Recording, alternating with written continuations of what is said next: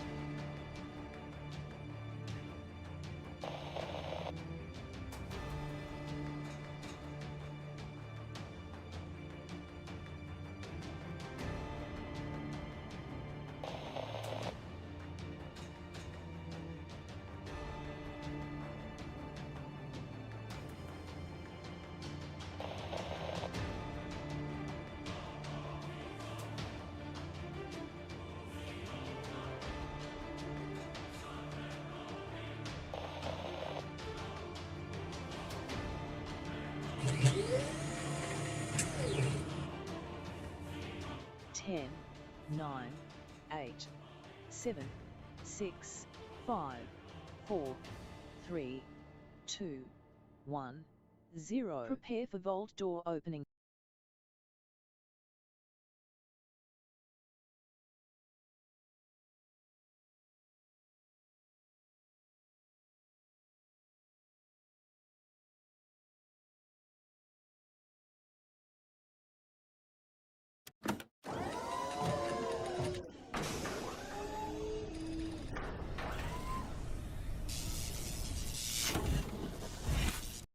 We ain't missing no streams, everybody. We're here. We're going to get to it. Put a 1 in the chat if you can see and hear me. I did not hear any of my alarms, everybody. I've been really pushing myself to bring all this content to you guys. I have so much stuff in the works, everybody. We got a ton of stuff for the end of October, all the way into November, in December, January, and February, everybody. Holy moly.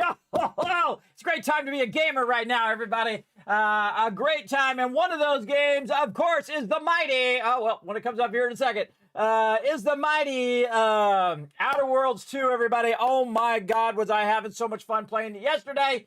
We are stream overriding for today, which was really yesterday, Wednesday into Thursday, Thursday into Friday, and potentially Friday as well. I think another home run for Obsidian, everybody. Another home run. They have so many, everybody. They have so many.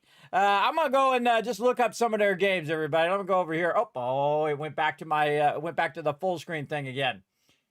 I gotta fix that.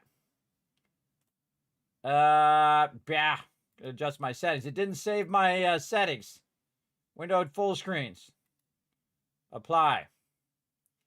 Keep. All right, there we go. I wanted to stay in that screen, but all right. Well, let's go. Let's Obsidian games list. There we go. Let's see. Let's just let's just rock some serious. In case you never seen the list of Obsidian home runs, everybody, let's just go ahead and pull them over here. I'm going to pull them up there, but I'm going to tell you what they are. Of course, Fallout New Vegas. It goes without saying. Of course, they're also the original members of Interplay, some of them.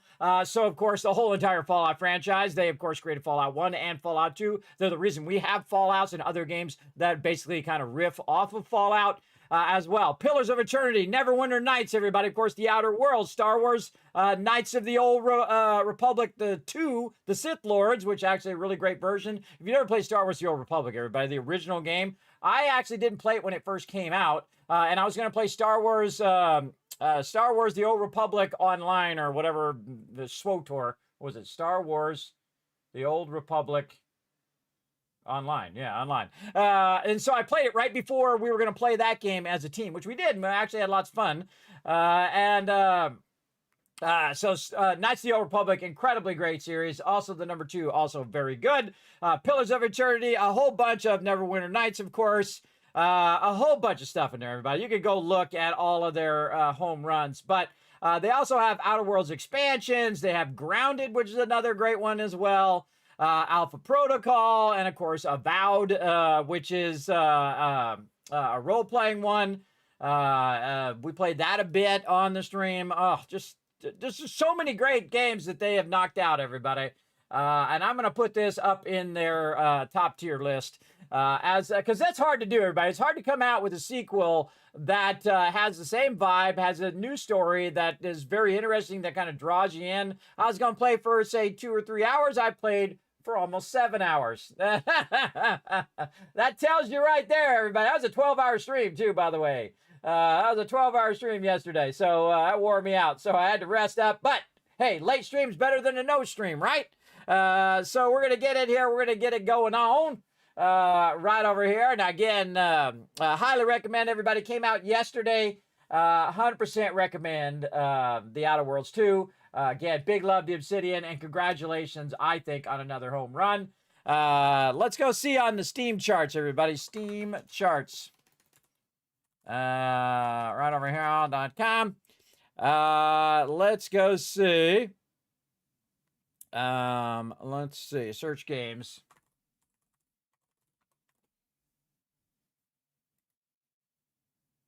I think I got to separate. The Outer Worlds 2.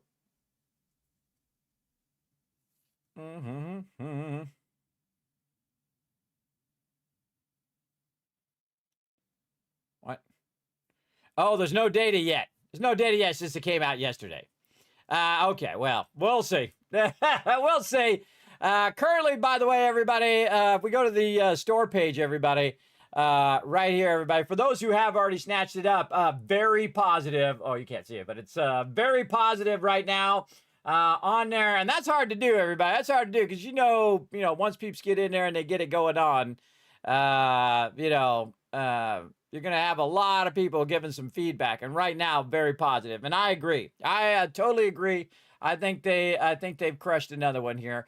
So the great thing about the Obsidian is they know story, right? They know story like Fallout New Vegas. Again, if you remaster that, Change nothing. The story is great. It's everything about it is perfect. It's why it's a legend among the Fallouts, one of the greatest Fallouts of all time. Do not change anything. Leave it exactly as it is, and do an homage to the original like the Oblivion does.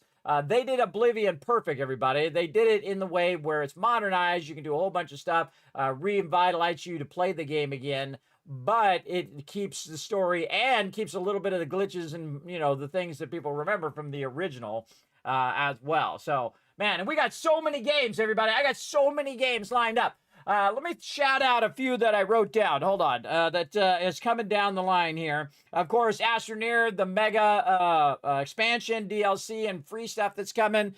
That's an easy one right there. The Mega Tech. I went in to buy it today. And again, they've sponsored my channel many times. I can go over there and just have, hey, say, can you send me a code? I'm not going to. I'm going to buy it with my money. That's how much I appreciate them doing an incredibly great job on Astroneer. And then, of course, they have their new one coming out next year, Starseeker. So there's a shout out there. And I wrote down another one, bunch of them for you guys to look at. Of course, I'm going to try to bring as many to the stream as I can. Right here. Boom. The other one, by the way, is the Surviving Mars relaunch, which comes out on November 10th. They've redone all the graphics. They did an incredibly great job. I love that game. It's one of my favorite games. I have actually played it to the nth degree off stream. You know, if I'm playing off stream, even though I play, you know, 6, sometimes 7 days a week here on stream, if I'm playing also off stream, you know it's a great game. Easy, easy. Let me go see how many hours I have in Surviving Mars. Let's see. Surviving Mars, I have almost 200 hours. And you got to think that most of those hours are off stream, on top of the thousands of hours that I'm streaming here on Twitch. So that's saying something, everybody. That's really saying something as well. Yeah, around 200 hours and very, very fun game. And I just try to, you know, fit it in between all the other massive amount of stuff I'm doing. But I definitely want to play the relaunched. So that one's coming up as well. And of course, we also talked about Becastled, which we played the other day on stream, as well as PAX Day, Outer Worlds 2, which we're doing. We played The Farthest Frontier and Linsward. You definitely want to check those out. If you missed any of that stuff, better remember all that stuff's on my VODs as well, and especially on YouTube.com/KismetBP. Remember the B and the P part. There's all one word. The BP stands for my guild, everybody, the Kismet Blood Pledge. Way back in the day, I started that YouTube channel, and I tried to get Kismet, but they won't give me my name, everybody. They give Ninja his name, but they won't give Kismet his name. They say, it's too generic. I said, the hell it's generic. That's me. That's my name. Everyone else who's using it is copying me. I'm the original. I am the Kismet. Everybody else is Kismet. I am the Kismet, the one, the original, the main one. I'm the main character when it comes to that name, everybody. That's me. And if I was rich enough, I'd just change my name to that name. Be really eccentric. See, when you're rich, everybody, and you do stuff like that, you change your name to just a single name, well, you're eccentric. But when you're poor, you're crazy. That's the difference, right? That's the difference in chat. If you agree, put a 1 in the chat if that's the difference between that. What other games do we have? Oh, my God, so many, everybody, so many. That tells you a bit of the ones. I don't want to spoil too many of the cool ones I have coming up.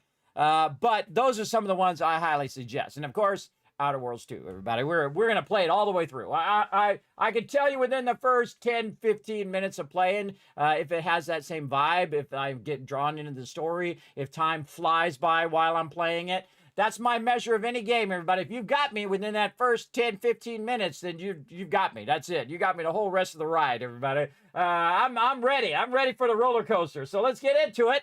But first, let's say hello to all of you in the chat. Appreciate you guys being here again, even on the late start. But we'll just go for a while and have a good time. That's what we'll do. Hey, Dragon Wolf, thanks for coming in, hanging out. Appreciate you, as always. We got Tab coming in, bringing that hype. I like to see it. Look at that. Look at all these little emotes. I like it. I like it. There we go. 100%. Falls into chat, extremely exhausted from walking 3 hours at the gym today. Holy mackerel, 3 hours, bro. I could do about an hour, and then I gotta, not only do I gotta sit down, I gotta lay down, bro. I gotta, when I did that 6 miles, I was coming home and my legs were shaking. I was trying to see my maximum distance I could walk now, but it used to be like, I'd crawl to the bathroom, everybody. I'm not kidding. I would crawl, and that's how I survived for the first year of having this bad dizziness. because I was afraid I was going to fall all the time. And man, you have really bad anxiety from that constant worry of falling and hurting yourself and being dizzy and trying to manage yourself all the time. It requires a massive amount of energy, everybody. If you ever wonder why I'm tired all the time, I have sleep problems. People go, Kismet, you look tired. Well, duh. I have sleep apnea and I have really bad insomnia, as well as I have a constant dizziness, which, of course, the two things, mess up each other and make it difficult. It makes it difficult to sleep when you're dizzy. It makes it difficult to be not dizzy when you're tired. Such is life, everybody. Such is life. And you can sit around and you can complain and whine and say, oh, woe is me, or you can get up and you can do something about it. And I'm living proof that you can, everybody, that you can go out there and you put a lot of effort into it over a long period of time, like I have, lost 55 pounds. I can walk 6 miles, everybody, and I can drive 2 hours now, where I could only drive 15, 30 minutes before. So, yeah. So that's a big improvement. And all the simple things, everybody, that you take for granted, like folding towels and doing your own clothes and making your own food and all of that other stuff, that stuff I enjoy doing again. And the reason why is because I wasn't able to do them for a while. I mean, I was able to just get from the bed to the bathroom, the bathroom to the bed. I'm glad I was able to even do that. Because, it could be much worse, everybody, just so you know. It's funny how all that other BS in life that you cared about, what people think, fancy things like cars and houses and things, all that stuff becomes irrelevant. See, even if you're a billionaire, everybody, if your health goes out, bam, you dead. You dead, right? It doesn't matter how much money you have. Eventually, you're going to die. Life is a zero-sum game, right? So you start with nothing, you end with nothing. That's what you're going out with, nothing, except for some moments and pictures and, in your mind and hopefully a lot of love in your heart. That's what you get to take with you. But everything else, you don't. No money, no things, no stuff. All that stuff is irrelevant. So how did you treat people? Hopefully well. How did you treat yourself? Did you treat yourself well? Hopefully you did. Because you know what? You deserve it. You deserve it. You're working hard out there, everybody. You're working hard out there. You're getting things done. And I appreciate you coming in here because you can get lots of love and positivity here in my stream. So I appreciate you. I just bought a copy, just done making my character, but no time to play it until tomorrow. Oh, no, Bubs. Oh, no. At the character screen, you have to log out. Oh, that's rough, bro. I feel for you. Let's show some love in the chat for Bubs, who launched the game, who got to the character creator, who got his character created, but then had to dip to take care of that IRL. Good control, though, Bubs. Good control, though, because, us gamers, we get all wrapped up, and before you know it, you're playing it at 5 o'clock at night, and all of a sudden, it's 7 o'clock in the morning, you got to go to work in an hour. You didn't go to sleep at all that night long. Bubs has got it under control. I give you huge credit for that. I've done both. I've actually said, oh, nope, I don't have time to play. I got to go to work.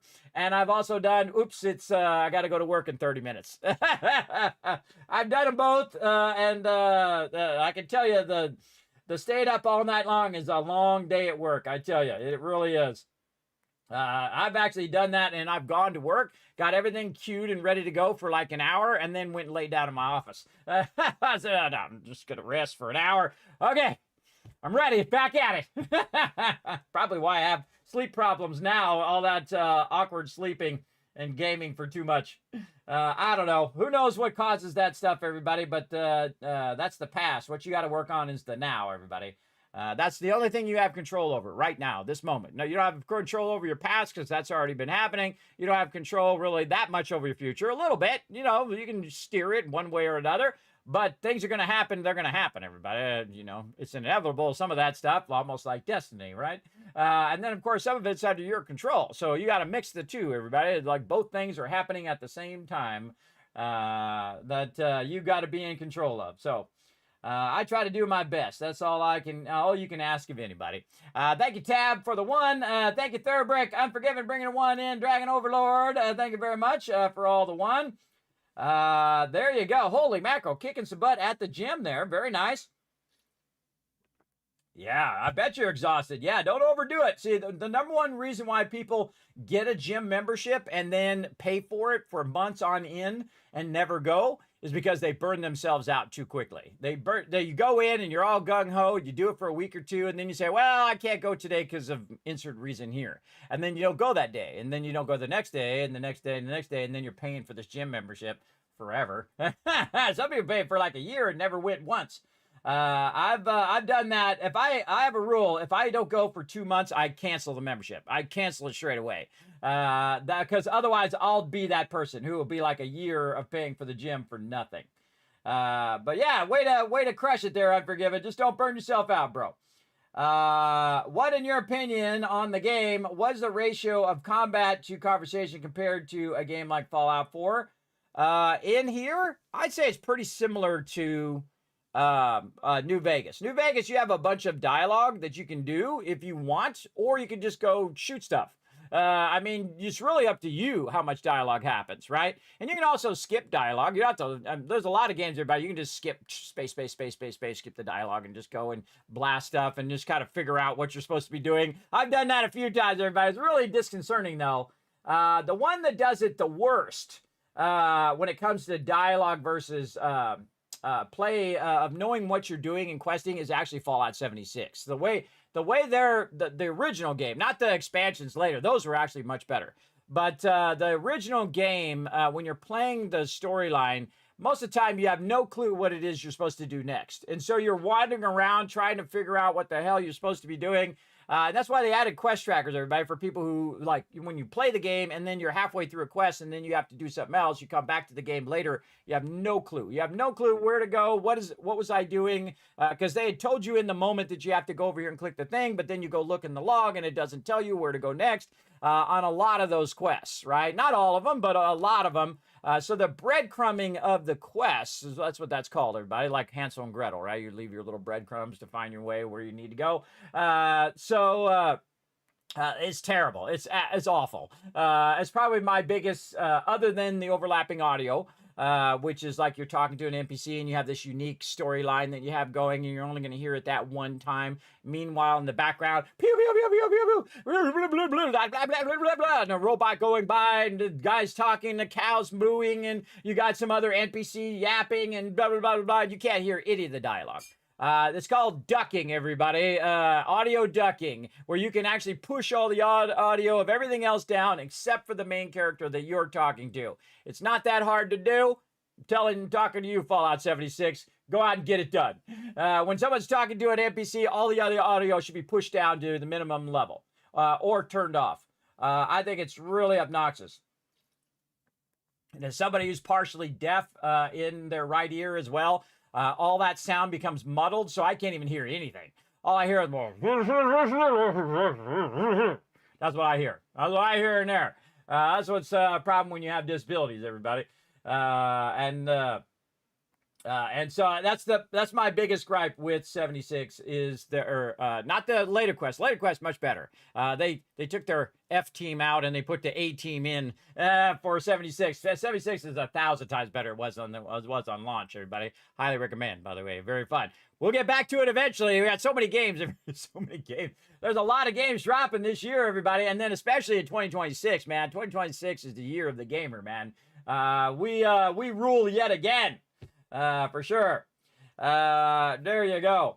Rotisserie G coming in, showing the love. What's up? Bubs Tubbs, thank you for the one as well. Let me know everything is working. Really love your gameplay, but I noticed if you give your scavenger screwdrivers and wrenches, do they collect more resources? If you do, give your scavenger, do they collect more resources? I have no idea. I know that they collect resources now. I have no idea how to do it or anything, and I love that moment. I love not knowing. Not knowing means you get that moment of discovery. That's why no backseat gaming, everybody. Don't tell me anything along the way. Tell me nothing. I'll give you the first one for free if you do it by accident or whatever, but remember, no backseat gaming because I want to have those moments where I go, okay, now I understand. Okay, that's great. Those are my favorite moments in gaming, other than playing with my team, which I enjoy more than anything. That's my favorite thing. That's coming up on Saturday at 10 p.m. Eastern Standard Time. Definitely be around for that one, everybody. We're moving from our giant base that we build, our mega base, to another giant mega base in the winter biome. And that's going to be nuts, everybody. That winter biome is going to be crazy.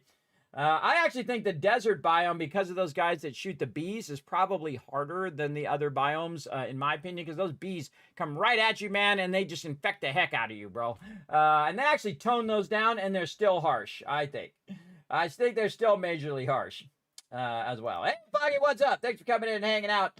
And thanks for that kind words there, Lyndon. I appreciate it. Hello, hello. While you're Jim Day, you listen to Eye of the Tiger. Oh man, see now, boom! Instantly, that song just popped in my head. Dun dun dun. Right in my head, it went. I love that song. I know it seems outdated now, but it is still one of the greatest songs of all time. I love Rocky. That's one of my favorite movies as well. You got to think that, Sylvester Stallone at that time, everybody, he was not famous. He was not rich. He didn't have anything. He barely could make that movie. They didn't want him to be the main character in that movie, by the way. They wanted to hire somebody else, and he had to fight to be the main character and show that he could, embody that character. Of course, it's synonymous with that character, and of course, Rambo and a bunch of other awesome characters as well.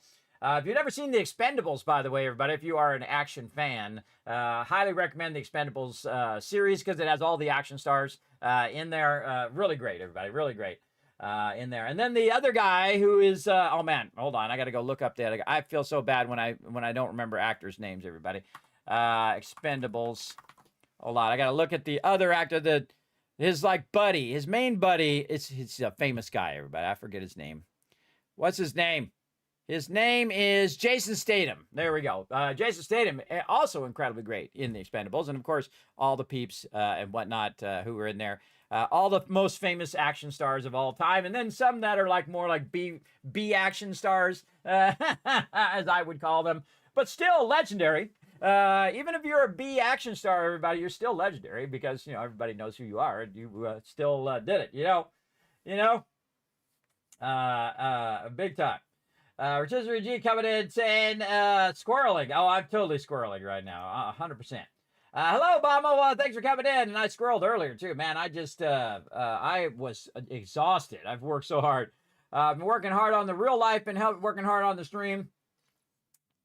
There we go.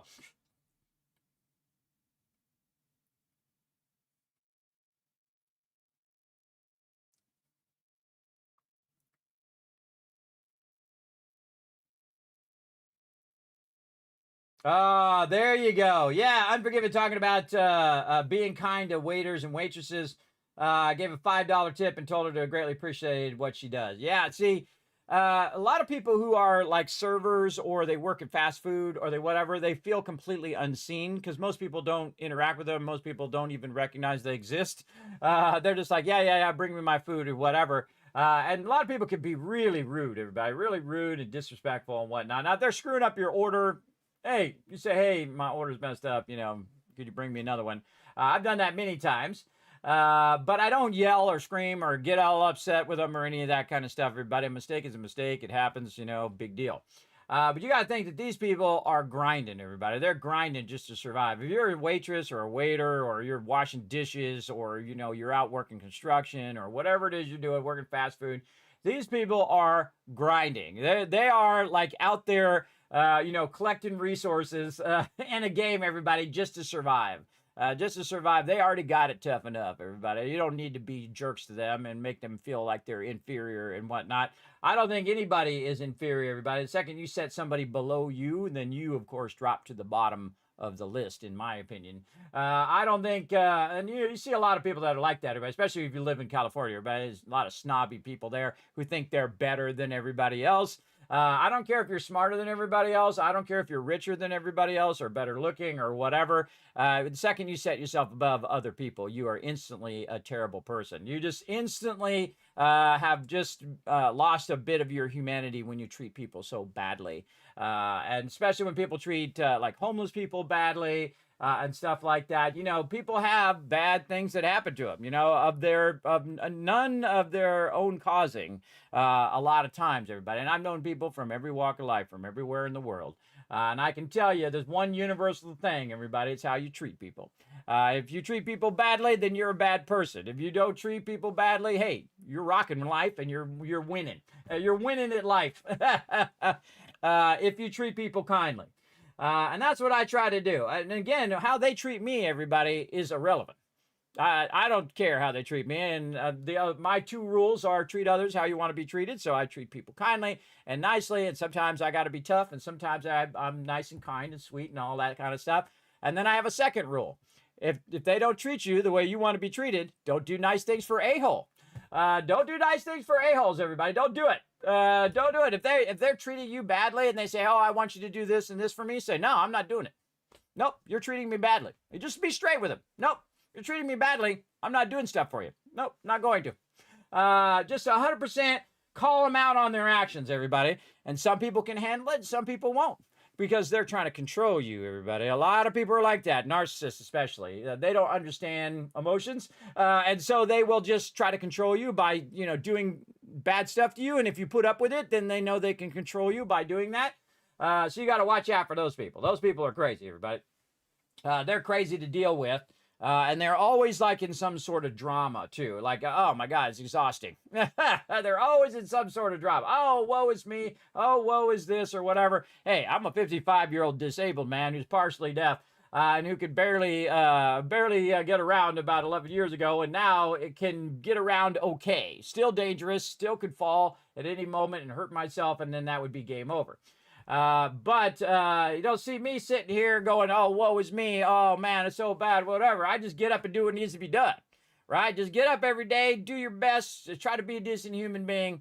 That's what it's all about. And try to bring, a little positivity and love into the world. That's what I try to do anyway, because there's enough of all that other stuff, everybody, all the hatred and people being mean to each other and, alienating each other and whatnot based on where they come from or what they look like or yada, yada, yada. I mean, you have no choice over any of that stuff, everybody. You have no choice over what you look like. You have no choice. I mean, you can change it later. But, when you're born, you have no choice over what you look like, where you came from, who your parents are. You don't even get to choose your own name, everybody. That's just, every time I think of that, it shocks me.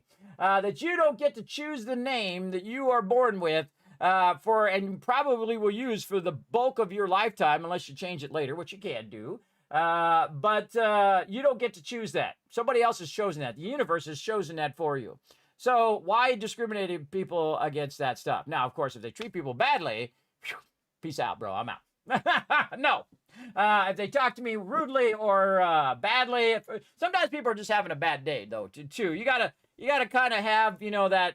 Not 100%, oh, this guy's a jerk, I'm out of here. And you got to say, oh, is this guy having a bad day or is this girl having a bad day? You got to kind of weigh it a little bit. And then that's when you empathize with somebody, everybody. You say, are you doing okay? Because you seem like you're having trouble, right? If you say that to somebody, everybody, they're going to be one of two things that are going to happen. One, they're going to get even more pissed. So you risk it, right? But number two, you'll see that they'll soften. They'll go, oh, man, I just, at work today, my boss is a jerk. Man, I just all up on my business. And, I'm trying to do the thing and I'm doing his job and I'm doing my job. I'm doing everybody's job. We're just sitting around doing nothing while I'm doing all the work, right? And you can see that it had nothing to do with you, everybody. It had something to do with something else that's going on in their life. So you got to have, you got to have that sense. You got to have that empathy with people. Otherwise, you just want be around anybody because everybody has a bad day. I have my bad days too, everybody, especially when my kids are being disrespectful to my wife. That's when I'm all up in their business. I say, you don't talk to your mother that way. No, you don't do that. That's not how she should be treated. She does nothing but do hundreds of things for you per day. Driving you all over the place, making your lunches still at 17, everybody. I tell her, stop making them. Let them fail at some of the stuff. Let them be late for school. Let them fail and not have their breakfast. Let them not get up in time. Let them learn the hard way since they're not listening and they don't want to do what you're telling them to do. You got to let them fail, everybody. That's the thing about kids. That's how I learned a lot of the stuff. Actually, 99% of the stuff I did, I learned by failing at doing it. Being late for work, being late for class, being late for this. I locked my keys in the car. Just an endless list of dumb things I did when I was young that I learned my mistakes and then took action from that. Another great one, I drove the wrong way on the freeway about an hour in the wrong direction and then got there. I had no map, no money. I had no gas. And I was stopped in this gas station at nighttime that was closed. And it looked like it was in the downtown area of LA, which it wasn't. It was way out in Riverside, but I didn't know where I was. Because in those days, you didn't have a phone. You didn't have GPS. The only way you knew is you had a Thomas Brothers, which was a map, right? The maps that you would open up and you'd look on H5 and you say, okay, I'm right here. And then you would plan based, okay, now I got to go, okay, now I'm here. That's the way we used to get around back in the day, everybody. But they did have payphones. So I pulled in there because there was a payphone, called my parents up, say, I screwed up. My bad. I'm way out here in the middle of nowhere. I don't know where I'm in. Next day, bank account, credit card, Thomas Brothers. Right? That's how I learned that lesson. I learned it the hard way. And sometimes, if your kids won't listen, you're trying to give them the free, non-painful answer to the problem that they're going to have in their life. And if they don't want to listen, let them learn it the hard way. Learn that stuff the hard way. They're going to learn about love the hard way. They're going to learn about, taking care of themselves and managing their stuff and cleaning their room and doing all that stuff and treating others kindly. Because if you don't treat others kindly, they will stop supporting you. They will stop wanting to be around you, everybody. The only one who's going to put up with your crap for as long as they do is typically your parents. Your parents will put up with your stuff for a certain amount of time. And then, and some parents are not like that, everybody. Some parents are harsh. They are, oh, okay, you want to be disrespectful to me? Well, move out. You could be 15, everybody, or 13, and they'll tell you to move out of their house. Some parents are harsh, man. They're hardcore. But you've got to be strong, everybody. You got to be strong in you, right? Sometimes you want to fight that fight, and sometimes you're just like, I'm too tired. I'm too tired to fight that fight every single time. But I try to fight it when it's appropriate, when I feel like it's going to have the most impact with them, because they're teenagers, everybody. They're teenagers now. They already know everything, and they're super smart too. So that's the thing. They're super smart, but they're not wise. Right? There's a difference. There's a difference between being smart and being wise. A friend of mine, brilliant, everybody, probably Mensa smart, if you know what Mensa is, some of the smartest people in the world. So incredibly smart. But if I wasn't there with him, he would walk out into the road and get run over. I'm telling you, he's not paying attention. I'm like, dude, there's a bus coming. Get out of the road. What the hell? That kind of not paying attention, not very smart about the, common sense, the common things in life, everybody. They're so lofty up here with all their, brilliant computations that they don't know the basic life skills, if you know what I mean. Because the rest of us have learned it the hard way, right? We learned those basic life skills the hard way. And there's a thing that happens too, because, in high school, you're still at that stage where you're starting to think you know everything. And then you get out in the world and then you realize that, wait a minute, it's now all on me. I've got to go and make money so I can eat, so I have water and food, and that I have shelter. And then you're going to start to realize that, oh, wait, I need to know all these things. I need to know about insurance and about buying cars, and I need to know about buying houses and how mortgages work and how interest works and how retirement funds work and how does my medical insurance work if you got it. And of course, what are my benefits I should be getting when I'm at work, right? Should I be getting a 401k or should I be getting a Roth IRA, right? Or how should I invest my money, right? You should invest your money in compounding interest, everybody, where it compounds every 7 years, like IRAs. So you put your money away in there, and then every 7 years, it's going to double. So if you put $1,000 in there, it'll become $2,000. Then another 7 years, it'll be 4, and then 8, then 16, then 32. Yeah, 64, and then 128. Yeah, by the time you're my age, if you do it when you're 20, right? So that money just keeps compounding and compounding and compounding. And of course, you keep putting money in there, and you'll be a millionaire. You'll be a millionaire if you started at 20 until your retirement age, 60, 65. You'll be a millionaire by then if you do it right. And if you can keep a job that long, and in today's technology, in today's world of just discarding, thousands, tens of thousands of people like they're nothing, some of these companies are doing, despicable, everybody, despicable. Because here's the thing, everybody. When you're playing a game, this is a great analogy. When you're playing a game and you're collecting stone and wood, right? If anybody's ever done that, put a 1 in the chat if you've ever done that. Have you ever gone into a game and you've collected the stone and you've collected the wood? Put that in the chat. I'll give you some time to catch up because the stream takes 10, 20 seconds for some of you to see what I'm saying. So I'll wait for it to catch up first. Put a 1 in the chat if you ever collected stone or wood in any game ever, everybody. There's got to be a bunch of you, everybody. There's got to be a bunch of you. I know I've done it a bazillion times. Let's see. Let's see how many peeps in the chat. Yeah, there we go. Yeah, there we go. Raz, Gaming Den, and Tab, Rotisserie G knows what I'm talking about. All right. Now, here's the scary thing, everybody. The people who work in corporate, and I've worked with a lot of big companies, and I've worked for big companies, everybody. they think of you the same way you think of that stone and wood. Do you care about how that stone and wood feels? You don't. You don't think about it. You don't ever think about how that stone and wood feels. Well, congratulations. You now are a corporate executive. That's how they think about you as a person. They think of you as a resource. They hire you. You do your job, and then they just discard you like you're nothing. That's how they treat human beings. And of course, that karma always comes back to get you. Always comes back to get you, you corporate bastards.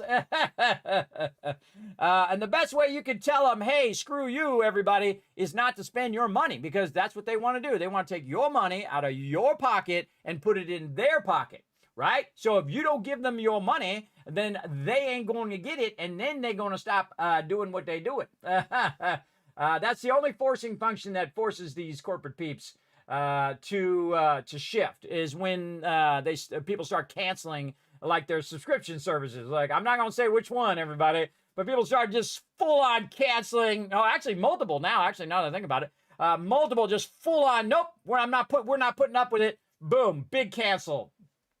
So you just started canceling to the tunes of millions of people, everybody, to crashing their service. So many people were canceling at the same time.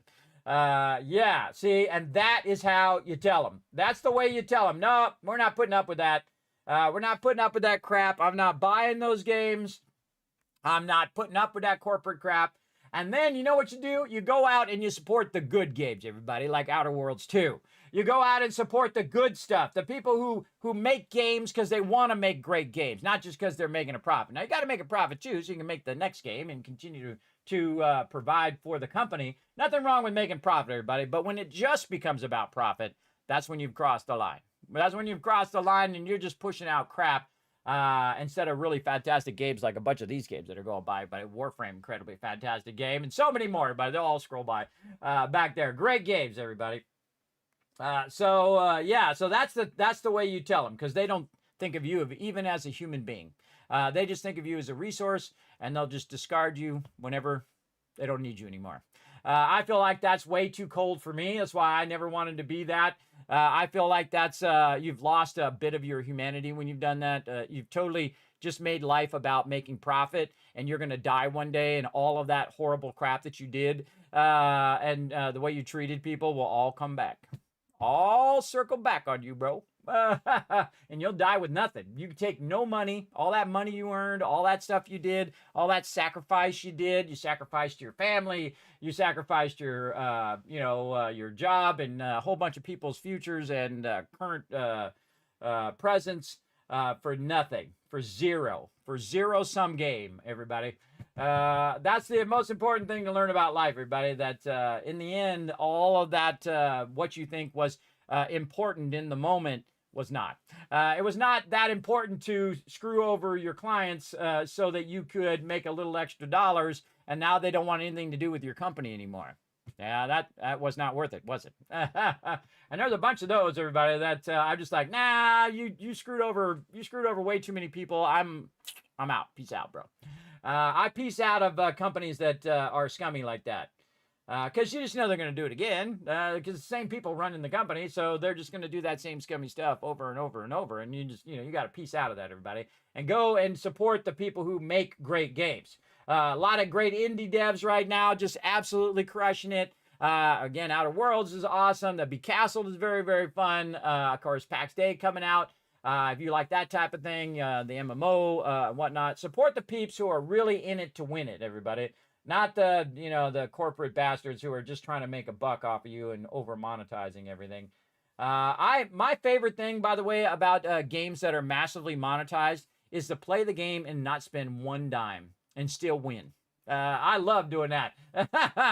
I love doing that. It is so great. To go in and play the game and play it completely for free when it's massively over monetized.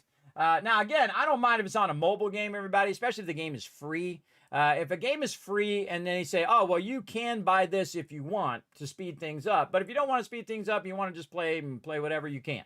And that I don't mind at all. Especially if it's a solo player game, everybody, I don't mind monetization on any solo player game. It's when it's pay to win. And pay to win, in my opinion, and you guys can let me know if you agree in the chat, is anything that gives you an advantage over someone who doesn't have the money.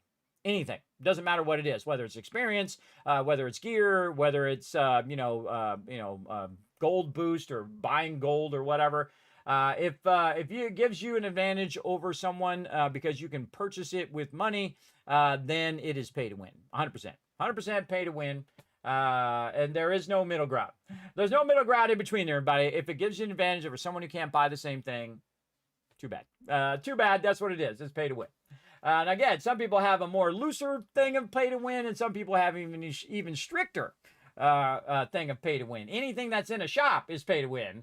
But if it's like cosmetic stuff, everybody, I don't mind cosmetic stuff in any game. I don't mind it if it's optional. If it's optional and you say, hey, I want to have this cool red, cloak, flowing behind me when I'm flying around as a superhero or whatever. I'm not picking any specific game, everybody. There's nothing wrong with that because it supports the development of the game and supports the development of new content, right? So if you have the ability to buy it and you really want to have your character be unique, awesome. But if you don't, it doesn't give you an advantage over anybody else. You can still play the game and it's still an equal advantage to other people. So I always like it to be equal and I like it to be a challenge. That's why I don't cheat or glitch or shortcut or do any of that stuff, everybody. I don't like doing any of that. Don't tell me about glitches or things. Hey, kid, me, this is how you can make unlimited cash in such and such game. I don't want to know. I don't want to know because it just sucks the challenge out of the game. Why would you do that, everybody? Why would you sabotage your own fun? That's the thing. When people cheat, they cheat on games like, Counter-Strike and all of that. You're sabotaging your own enjoyment of the game.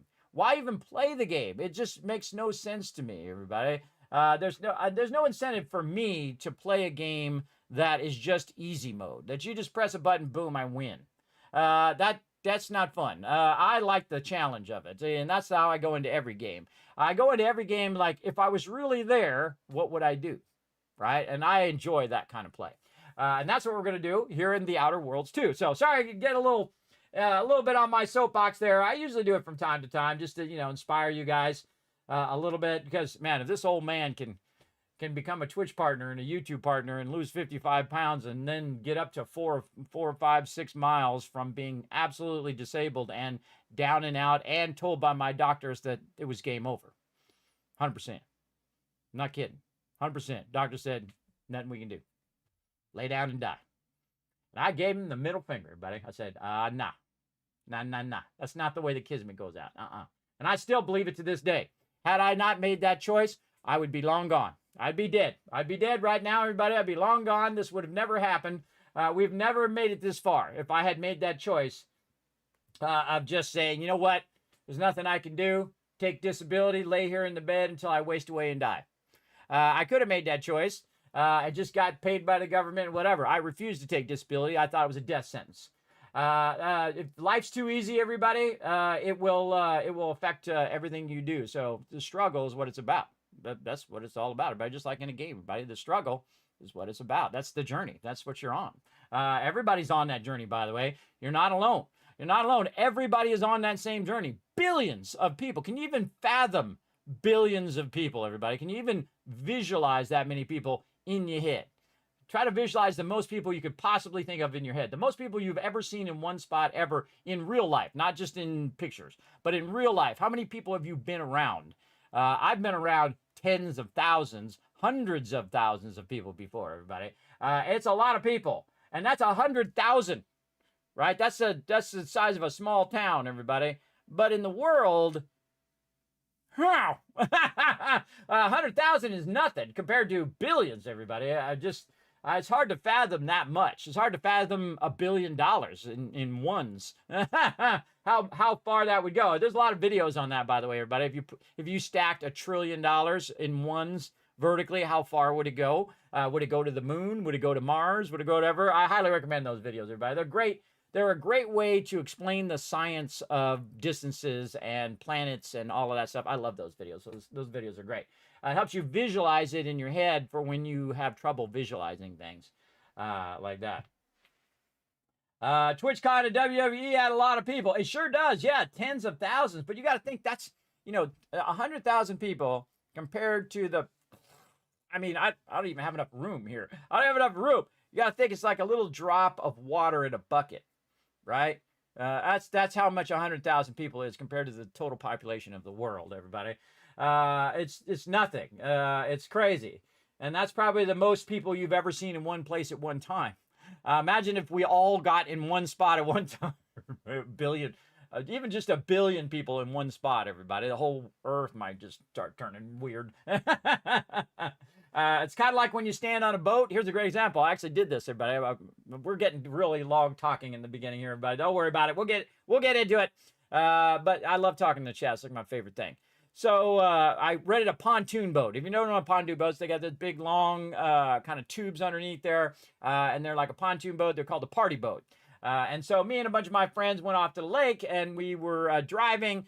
And one of my friends got way in the front. And so it started to dip forward. And the water started coming up, and it started causing the boat to go up like we were going to flip over. And I'm like, hey, some people get in the back. So instead of just some people going in the back, everybody went to the back. So now the boat is vertical. Almost make it flip back the other way. I'm like, you idiots. It's hard to be the smartest person in the room all the time, everybody. Not one of them thought, hey, we should not all run to the back or all run to the front at the same time. Not one of them. Not one of them thought it. I thought of it.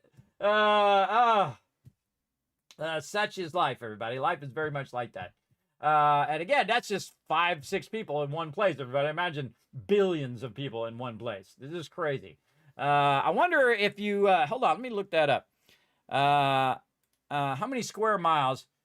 How many square miles, let's ask AI, would a billion people be all lined up?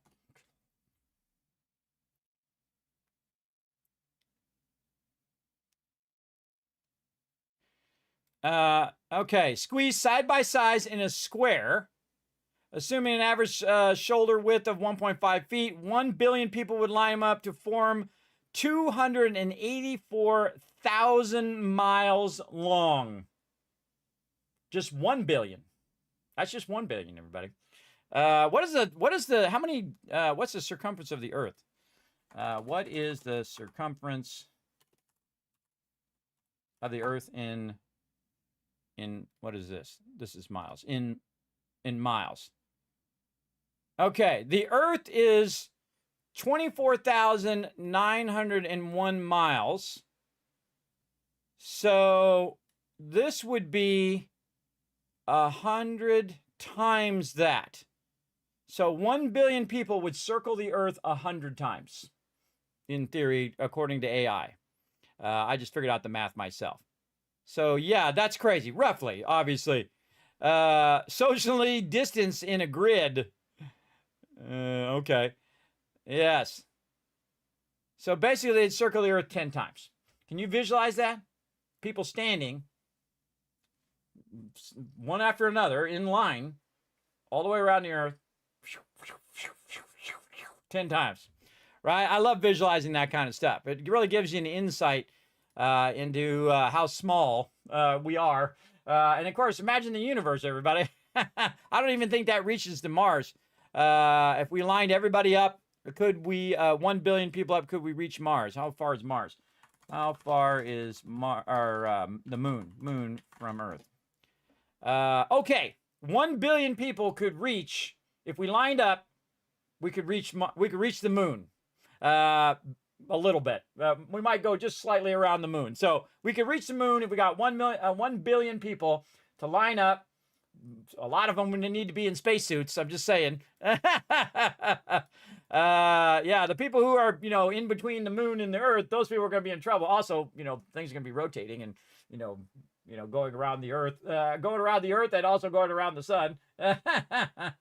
See, I love that kind of science stuff, everybody. Again, it gives you an insight into the world. Not a lot of people think about that stuff. I think about the big stuff like that, everybody. Like understanding the scale of things of that level. So I find it fun. All right, let's play some games, everybody. Here we go. The Outer Worlds 2 continues, episode 2. Let's go.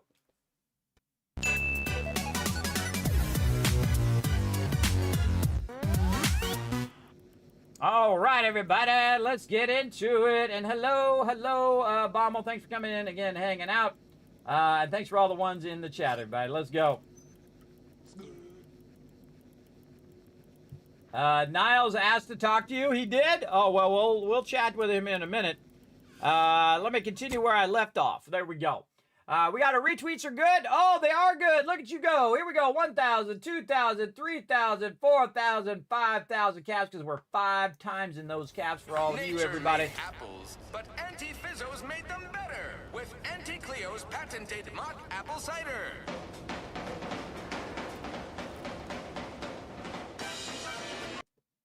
Okay. There we go. I don't know why they put music in a game and they don't let you turn it off. Because I have the music off, but it's playing over the effects, and you should never do that. Especially if you're a streamer, because I try to turn that music off so that I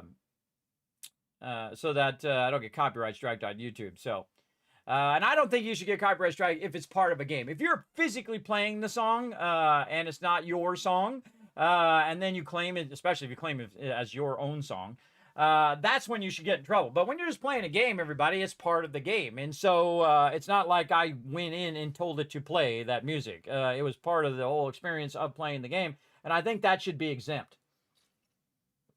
I think that should be exempt, that, you know, when you're playing a game and it's part of the game, they've already paid for the licensing of that music, and that music should extend that license to the people who are streaming it, I think.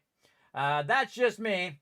All the in-game music is an ad jingle for in-game products. It is true. That is true. So most of it I should be fine with. But again, I just turn it off just in case. Because YouTube, they're a-holes about it, everybody. They really are. They just, you can only think of the billions of dollars that have been lost to content creators because of 2 seconds. 2 seconds of a video that they've taken the entire amount and gave it to whoever, and then they fight it and say, oh wait, no, this is not it, or whatever, and they say, okay, no, you can go ahead and use the video now, but all the revenue's gone. They already took the revenue. Or if they did get the revenue back, now it's got less revenue because, of course, it was blocked or whatever it was by YouTube. So really, I just imagine if all those content creators rose up and sued YouTube, everybody. It would be in the billions of dollars, easy, because a lot of people abuse that system. I've had many times where people have claimed my videos, and I go in and I say, no, that's not it. They have nothing. There's nothing in there that is theirs. There's nothing in there that that is copyrighted or anything like that, and then it gets taken off. But in the time in which that they claimed it, their whole claim system is terrible. And they don't eliminate bad actors. They have a bunch of AI ads that are going right now that are terrible. A lot of scam ads and like that. And they're like asleep at the wheel over there, everybody. But you got to think YouTube's scale is massive. It is insane. It's an insane level scale. If you change any small thing in YouTube, it affects literally billions of people. So, you know, look out. So they got a tough job. I give them that. I give them credit for having a tough job. But they're asleep at the wheel over there. They got to get their stuff together. They got to get it together big time. Make it rain. All right, here we go. Boom, another 1,000 kids caps for you, making it rain.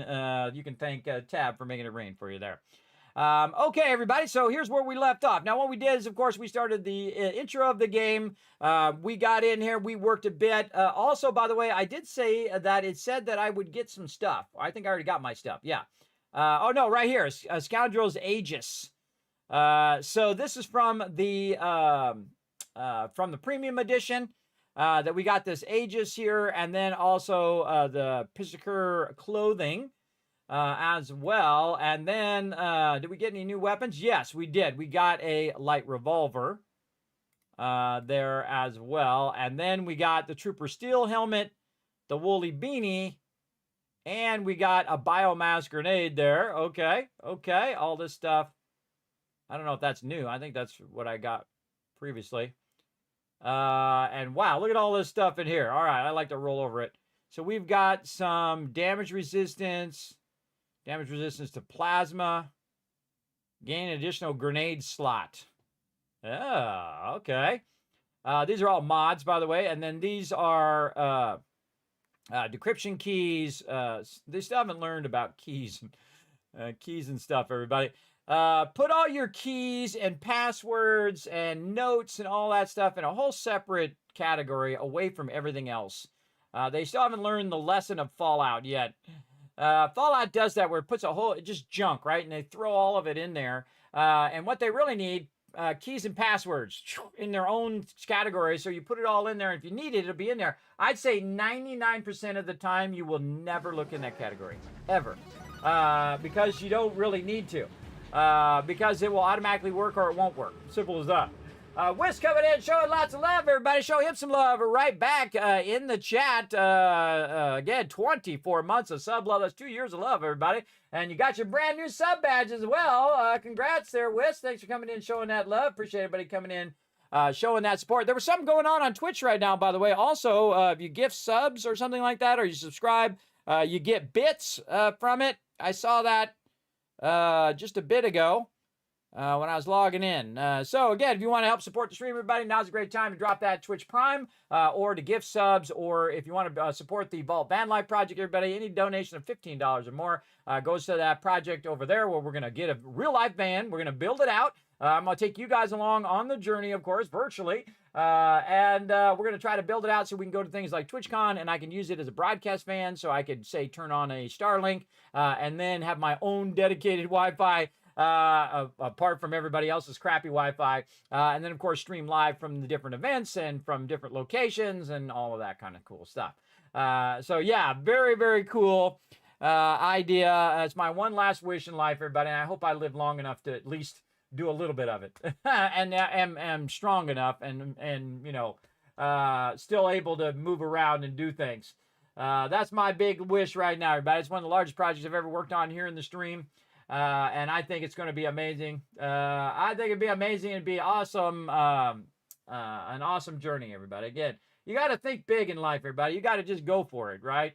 And I'm not saying I'm going to get like, you know, $100,000 van, everybody. I'm going to get like the cheap one. You know, you got to start somewhere, everybody. You start with the $10,000 van. And then, you know, you got to build it out with, you know, bed and electricity and all that kind of stuff to make it like a little mobile streaming studio. So I can, you know, drive for a couple hours and then maybe take a break, stream for a bit, to talk to you guys. Hey, everybody, I'm on the road. We're doing the thing. See, all these dreams are in there, everybody. You gotta have dreams in life. You gotta have something that gets you up out of the bed every day, not just solving problems every day, which is, you know, what most people are doing, whether it's just a simple problem of food and water or shelter or paying your rent or your electric bill this month. But you got to have something else that gets you out of the bed. Okay, I really want to do this in my life. I want to do this, or I want to play this game, or I want to, you know, learn this instrument, or I want to, you know, make stuff and sell it and whatnot. Whatever it is, your thing. You got to have something. That's real. Life is the meaning of life is what you make it. It's meaning to you individually, what you want it to be. For me, I love doing this, which is sitting here talking and chatting with you guys and playing games. And I also like hanging out with my family. I like going out and doing stuff and going on adventures, everybody. Not only just in game, but in real life as well. Because in my day, everybody, you didn't sit around and play games on your thing. I had a PSP, though. PSP, the Game Boy and that kind of stuff. But you went out and you did stuff. You went outside. You went outside. You played with your friends. You didn't have any phones, cell phones. You didn't have any, you know, distraction. Mostly as kids, we didn't watch that much TV. Maybe some cartoons on Saturdays. But other than that, we went outside. We played. We had adventures. We climbed the highest trees. We ran across the rooftops. We went swimming. We went on hikes. We rode our bikes. We did all those things. We spent most of our time, most of our day, every day would be outside in one way or another, right? Like you'd be going to the park, you'd be going to the arcade, you would be going playing miniature golf and then going to the arcade, or going to the arcade and then play miniature golf, whatever it was. You were always outside doing something. As opposed to staying inside too much. And with my medical conditions, it forces me to be more of an inside person than I used to be. And so I'm getting back out of that. Now that I'm feeling better and then I'm making some strides forward, getting back out there in the world, everybody. That's my big thing. So that's what that project's all about, getting back out there and taking a journey. Taking a journey and bringing you guys with me. virtually. I'm not going to pile you all inside there and drive you around because this is probably dangerous. Dangerous, though it would be crazy. I would probably do that for my mods, though. I'd probably go pick up all my mods and take them to TwitchCon because that would be fun. That would be a crazy journey, everybody. That would be a nuts journey. I would come by and pick all you guys up, say, hey, we're going to TwitchCon road trip. Let's go.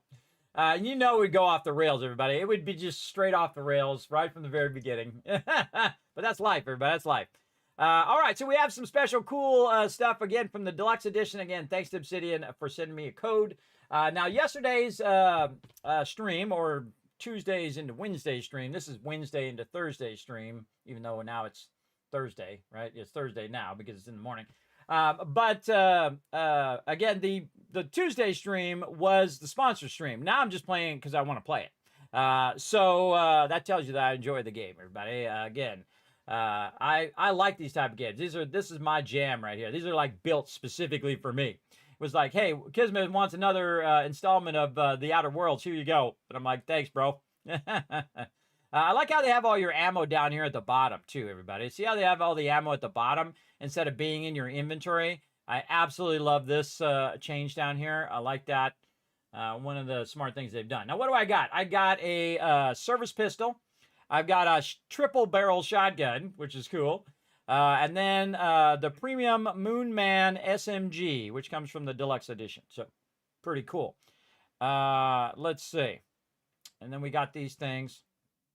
Last Stand. After using a companion ability, gain 150 temporary health, increasing to 650 temporary health with your leadership skill. Oh, cool. Oh, man, you can, in case you're just about to die, you can boost that Last Stand thing going on. Though I do like my premium armor. That's medium armor. This is light armor. Yeah, in case you want to switch out for light armor. I see. I see. All right, let's go in this town and see what's going on. Whoa there, go-getter. Welcome to Fairfield, now under the new and improved management of Auntie's Choice. I'd usually ask if you were affiliated with the previous regime, but you lack the bewildered gaze of a yay-saying protectorate subject. Even so, going to have to ask you to identify yourself. Still a war on and all. I'm a Sprat Exterminator. Got an order from your supervisor. See, I can use my speech. Oh, let me move over. See, I can't. See, the problem with that audio is that you can't separate the music audio from the voice audio, and I can't push that audio down. I really don't like that. I really don't like that in games, everybody. Keep the music audio in a separate channel, and it can be just a radio option where you can turn the radio down. You got to keep that music in a separate one. Otherwise, it overpowers the dialogue, and you spend so much time and money and effort building this awesome story and dialogue, and you're drowning it out with that music. So yeah, right here, everybody, that'd be my big feedback on any game, not just this game, but any game, is to keep it where you have control over any type of music that you play in game. Even so, going to have to ask you to identify yourself. I am an agent of Earth Directorate. You've heard of us. I take it. I'm a Sprat Exterminator. Got an order from your supervisor. I just a soldier, same as you. Another steadfast comrade in arms. I prefer to keep my background shrouded in mystery. Yeah, I'm going to go with I'm a Sprat Exterminator and see what she says. Huh. Really? Everyone knows we're cultivating our Sprat population for a new deep-fried snack line. So I refuse to fall for such a ham-handed attempt at dissemblance. Look, we're Auntie's Choice. Lying's fine. We downright admire it even, if you pull it off. Next time, try a little harder. End of the day, we let most anybody in. Bottom line's all we care about is our bottom line. That'll be all. Unless you got any questions before you're on your way.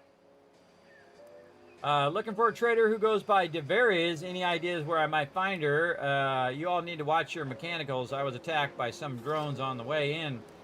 Mind giving me the pitch on what Anti-Choice is? This town offer goods and services. Yeah, let's go with What's Anti's Choice? What? You been in hibernation or something? We're here to bring the free market's liberation to the people of Arcadia. And Arcadia's bounty to the rest of the galaxy, of course. Okay. You seem kind of consternated. What are these big words they're using in this game? Consternated. Meaning. Oh, filled with anxiety. Filled with anxiety. You seem consternated. Something on your mind. Yes. Got a convoy overdue back from the landing pad. Admit I'm a bit worried. I encounter hostile drones by the remains of a destroyed convoy. Something tells me you ran into the reason they ain't been back. See any sign of them? Yes, unfortunately, yes. Found this on their bodies. A commemorative toss ball. Yeah, give toss ball. Damnation. I know that toss ball. Belonged to a friend on that detail. Keepsake, I guess. Thanks. That'll mean a lot to his family. They can use it to pay his gravesite fees. Fool never bothered keeping up on the payments. Them Protectorate drones been a serious menace of late. Heard Trooper Faulkner shot a few. You find a way to put a stop to them, there's a bounty for it. How might someone accept said bounty? Bounty terminal's out next to the jail, across from the bar. Just down the lane here a spell. You get to Town Hall, you passed it. Okay. Bounty terminal. Auntie's choice.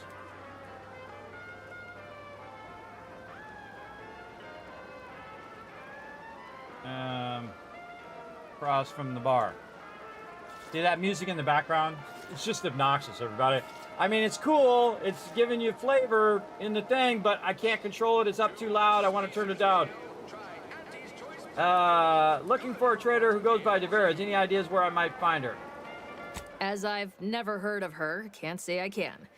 Seems like Minister Milverstreet knows everybody, though. Probably ask him. Anything else?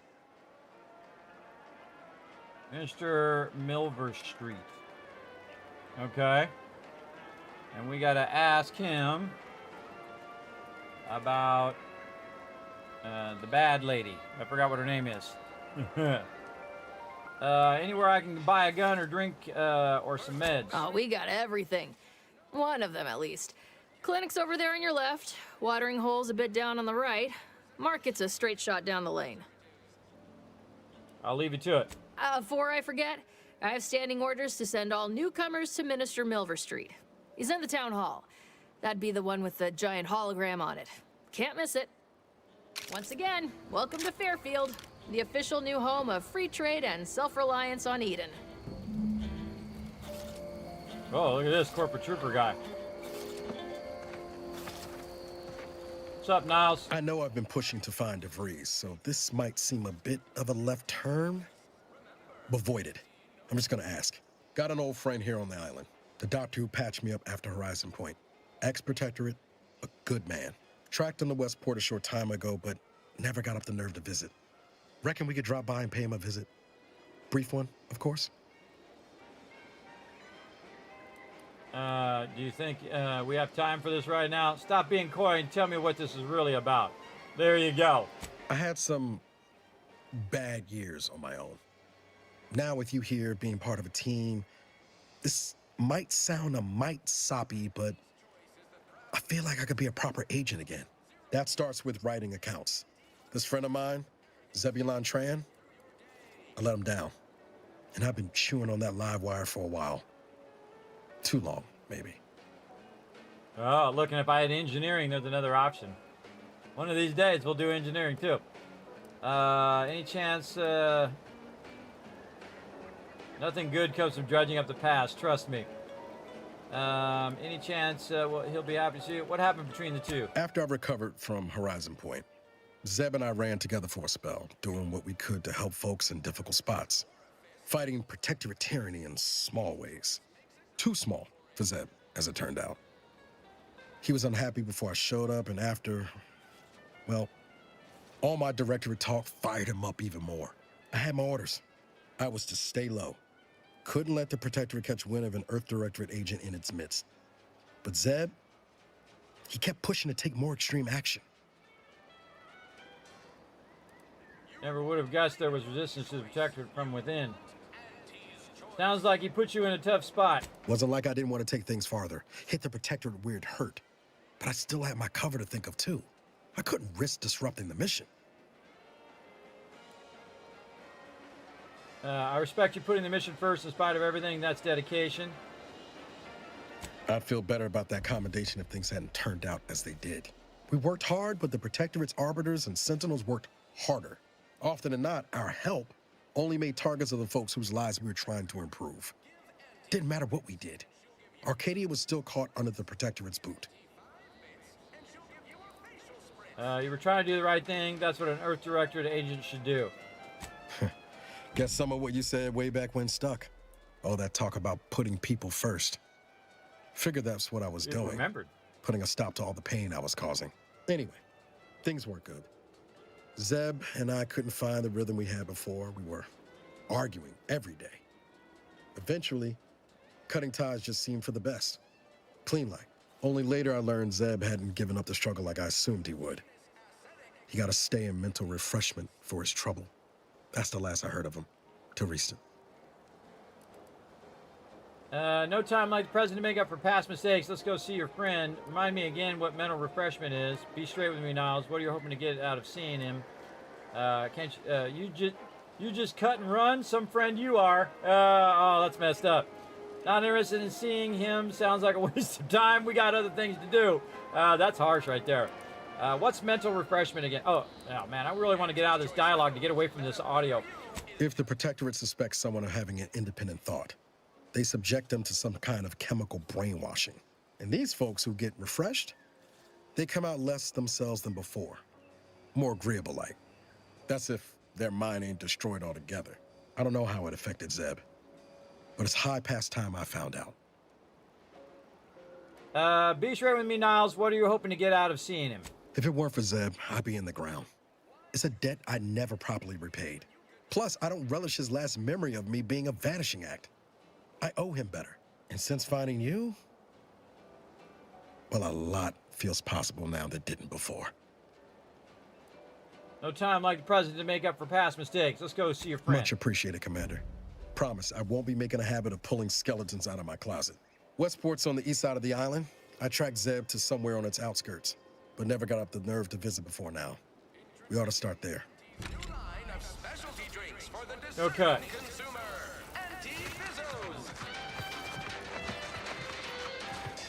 Audio, everybody. Audio. I want to turn that audio off. I'm going to prove to you right now, everybody. Watch this. If I turn the effects off. See? That music is in the effects. You should not put music in the effects channel. Do not do it.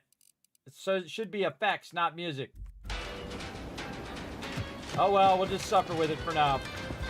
Let's go here first. Holler when you're ready for me, Doc. I'll be over here. Definitely not in excruciating pain. Oh, look at that, just bleeding all over. What up, receptionist? Oh, please, take a seat. And the doctor will be with you in a legally acceptable amount of time. Okay. Still extra primer port.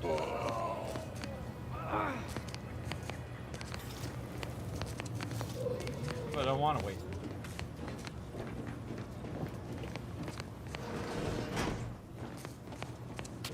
I must ask you to hold still.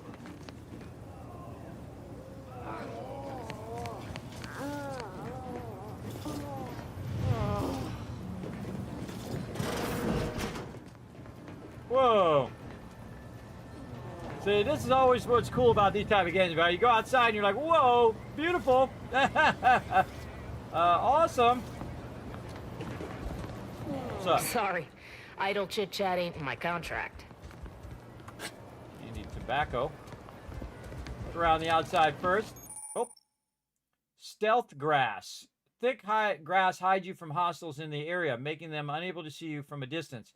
Use it to sneak by safely or get the drop on them. Ah, we're being sneaky in the stealth grass. Kind of hard to be sneaky with two other people behind you, though. The stealth grass.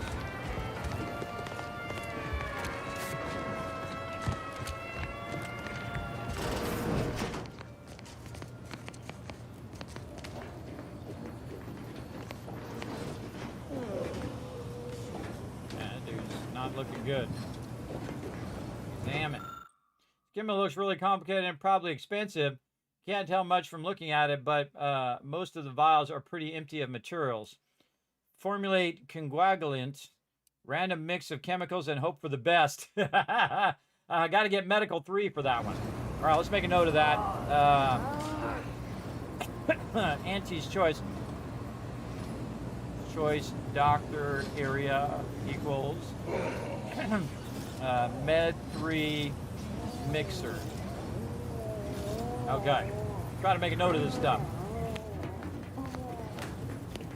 Have a profitable day. What's up, Doc?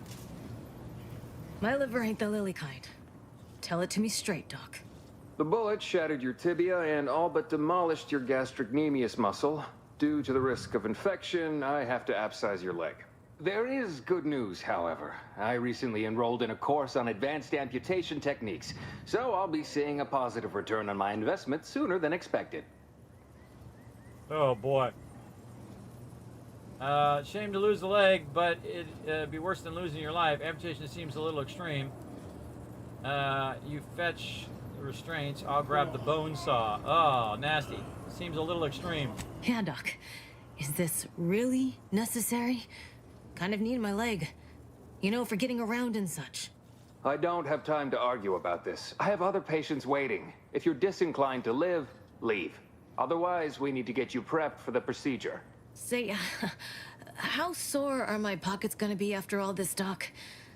Don't suppose there's a discount for only taking a portion of the leg? I'm not running a charity. If you desire full treatment, you'll pay full cost. If that's a problem, seek compensation from your commanding officer. I could help with some of the costs. What if the trooper can't afford the cost and isn't recompensated? Oh, sure, just petition your sheriff for bits. Everyone loves a panhandler. What if the trooper can't afford the cost of treatment and isn't recompensated? Well then, she should have thought about that before getting shot. This is a mighty big decision, Doc. Can I have a moment to noodle on it? I don't encourage delays, but very well. It'll take a few minutes for me to warm up the saw anyway.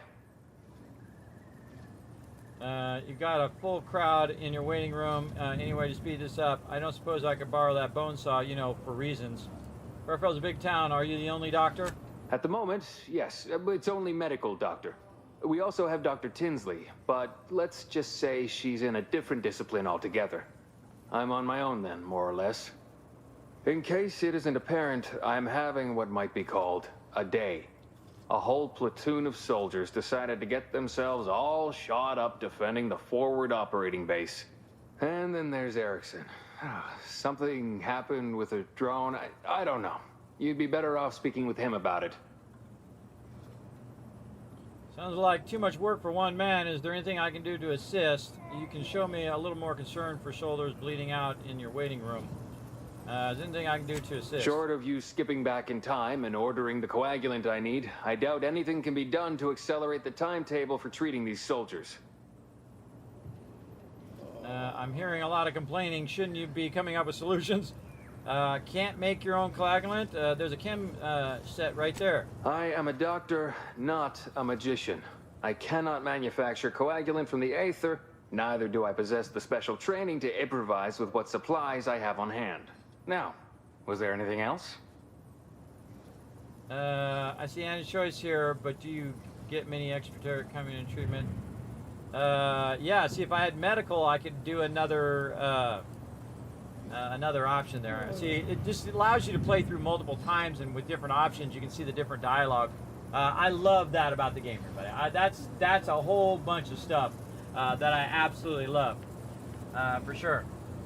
Did you retire Tone and Chiverty?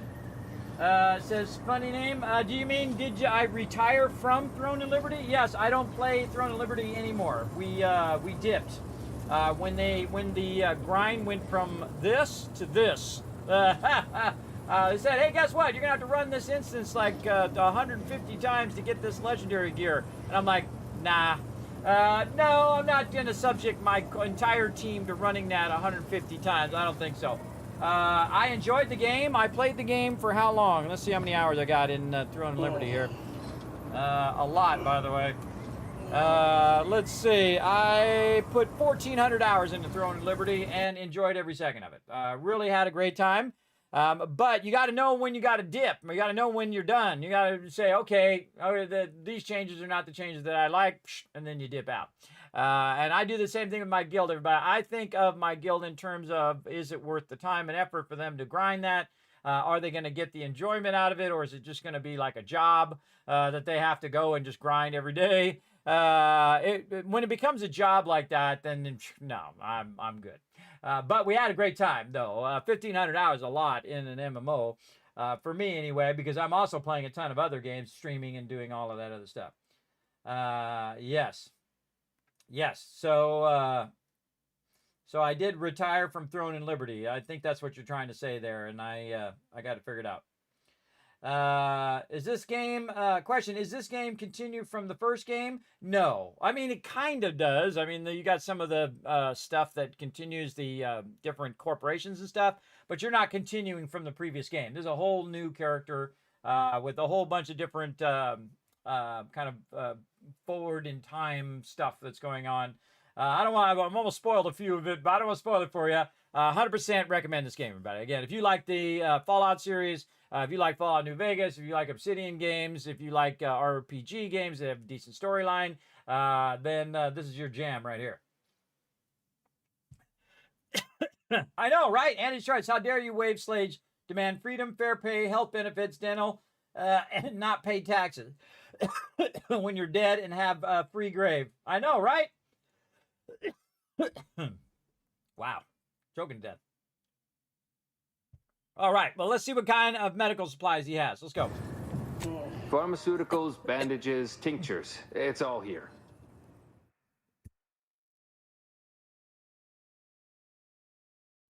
Man, what the heck? That came on like crazy. Came on like I couldn't breathe. Coughing. Sorry, coughing. I try to mute the microphone whenever I'm sneezing or coughing. Unless it's happened so fast I can't stop it. All right. This is what he's got. He's got mushrooms. He's got extra primer port. Gains additional medical inhaler slot. And he chose adrenaline. Trauma kits. See, this is all new stuff here. So I got to relearn the crafting system in here. At some point, I will buy the entire vendors out. But I just start buying them all out. That's kind of the way I am when I'm playing games. We had a whole bunch of stuff we could sell, too. We got 1,300 cash already. Holy mackerel. Okay. Move along. Oh, okay. So the dialogue's already over. Take this admonishment with all the professional affection a physician can legally administer. In future, you might consider moving away from bullets instead of into them. But without my leg, how am I going to climb the ranks? Literally, probably not very dexterously. Metaphorically, well, that depends on your own initiative, doesn't it?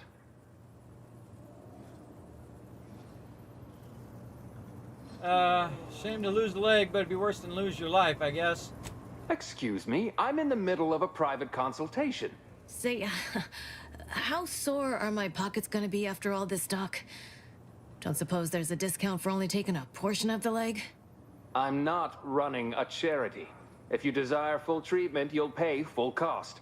If that's a problem, seek compensation from your commanding officer.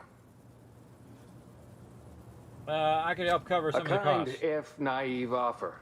Unless you have thousands of bits to burn, any amount you could provide would be a drop in the tank at best. My services do not come cheaply. This is a mighty big decision, Doc. Can I have a moment to noodle on it? I don't encourage delays, but very well. It'll take a few minutes for me to warm up the saw anyway. All right, I'm out. I'm out. You guys figure it out. I'm not gonna say I'm gonna grab the bone saw. That's messed up. Okay, so we found a doctor, and we found out where we can get meds. Okay, next building.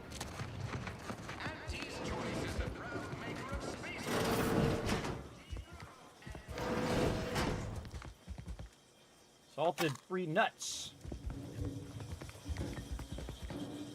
Cigarette lighter.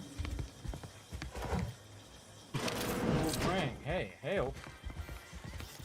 Always got to be careful that you're not stealing stuff. If it doesn't say stealing, then it's free. Annie wants to help you come into wondrous new freedom. Confused by too many choices? Here's a handy list of strategies to help make sense of it all. Thoughtfully curated with you in mind. Only buy Andy's products. Bits spent on our goods are returned to your pocket as your salary. It's the free market in action. Empower yourself with the latest AEC products. Use new ones generously and throw away the old ones. You deserve only the best. You don't have to work for Auntie to enjoy her products, but it helps. Sell your stock to anyone with bits to pay, and be sure to remind them how good you have it with Auntie's Choice. Support mankind's future prosperity. Persuade others to join your cause. Strangers are just customers you haven't met. Be a dynamic individual, skipping break time to enhance your profits. Preserve through any illness or hardship. You're worth it. Or persevere through any illness or hardship. You're worth it. Be efficient. Use your newfound freedoms to ensure your destiny is filled with all the goodness bits can buy. Remember, anytime you are not shopping is time you could be shopping. Reach your full potential today with Auntie's Choice. Yes.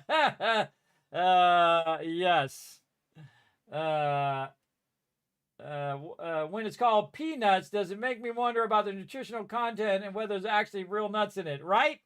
You're not wrong. You're not wrong.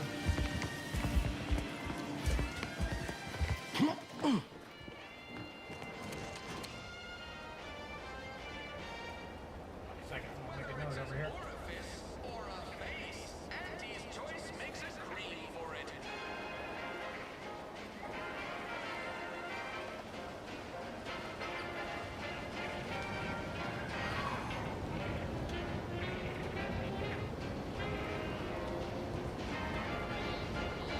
Write that down. Give that feedback to move that music to the music channel. You want freedom of choice. Scuttlebutt has it the Sovereign is missing in action. I see a huge opportunity for us in Fairfield. There's zero competition and plenty to drive people to drink. Story here. We see Auntie all over Okay. the day, cutting deals, driving profits. And the Protectorate's Oh, you must be one of my copious direct reports. Rest assured, I'm making adequate progress in my manual labors. Sanitizer Magnus. Okay. Keep working on it, Sanitizer Magnus. the console is really running the show. Who knows? We have all the Baseball kinks card, and Alex pieces, Wilson. but no puzzle. When we do suss out the real +1 story, critical you will be the chance. first to Nice. know. Those are like magazines. Ah, I just got it. There we go. Again, see, I have the radios turned off. The radios in game do not do the thing. I thought it said something about turning the radios off. The Outer Worlds to turn radios off.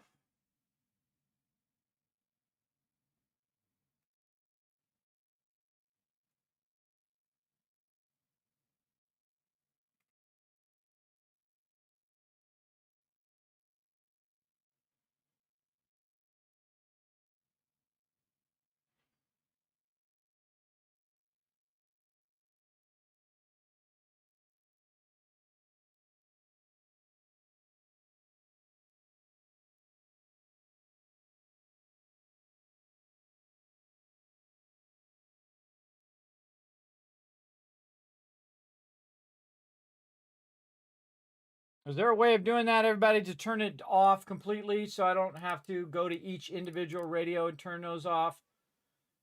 Let me know. See, you'd think the music would take it off.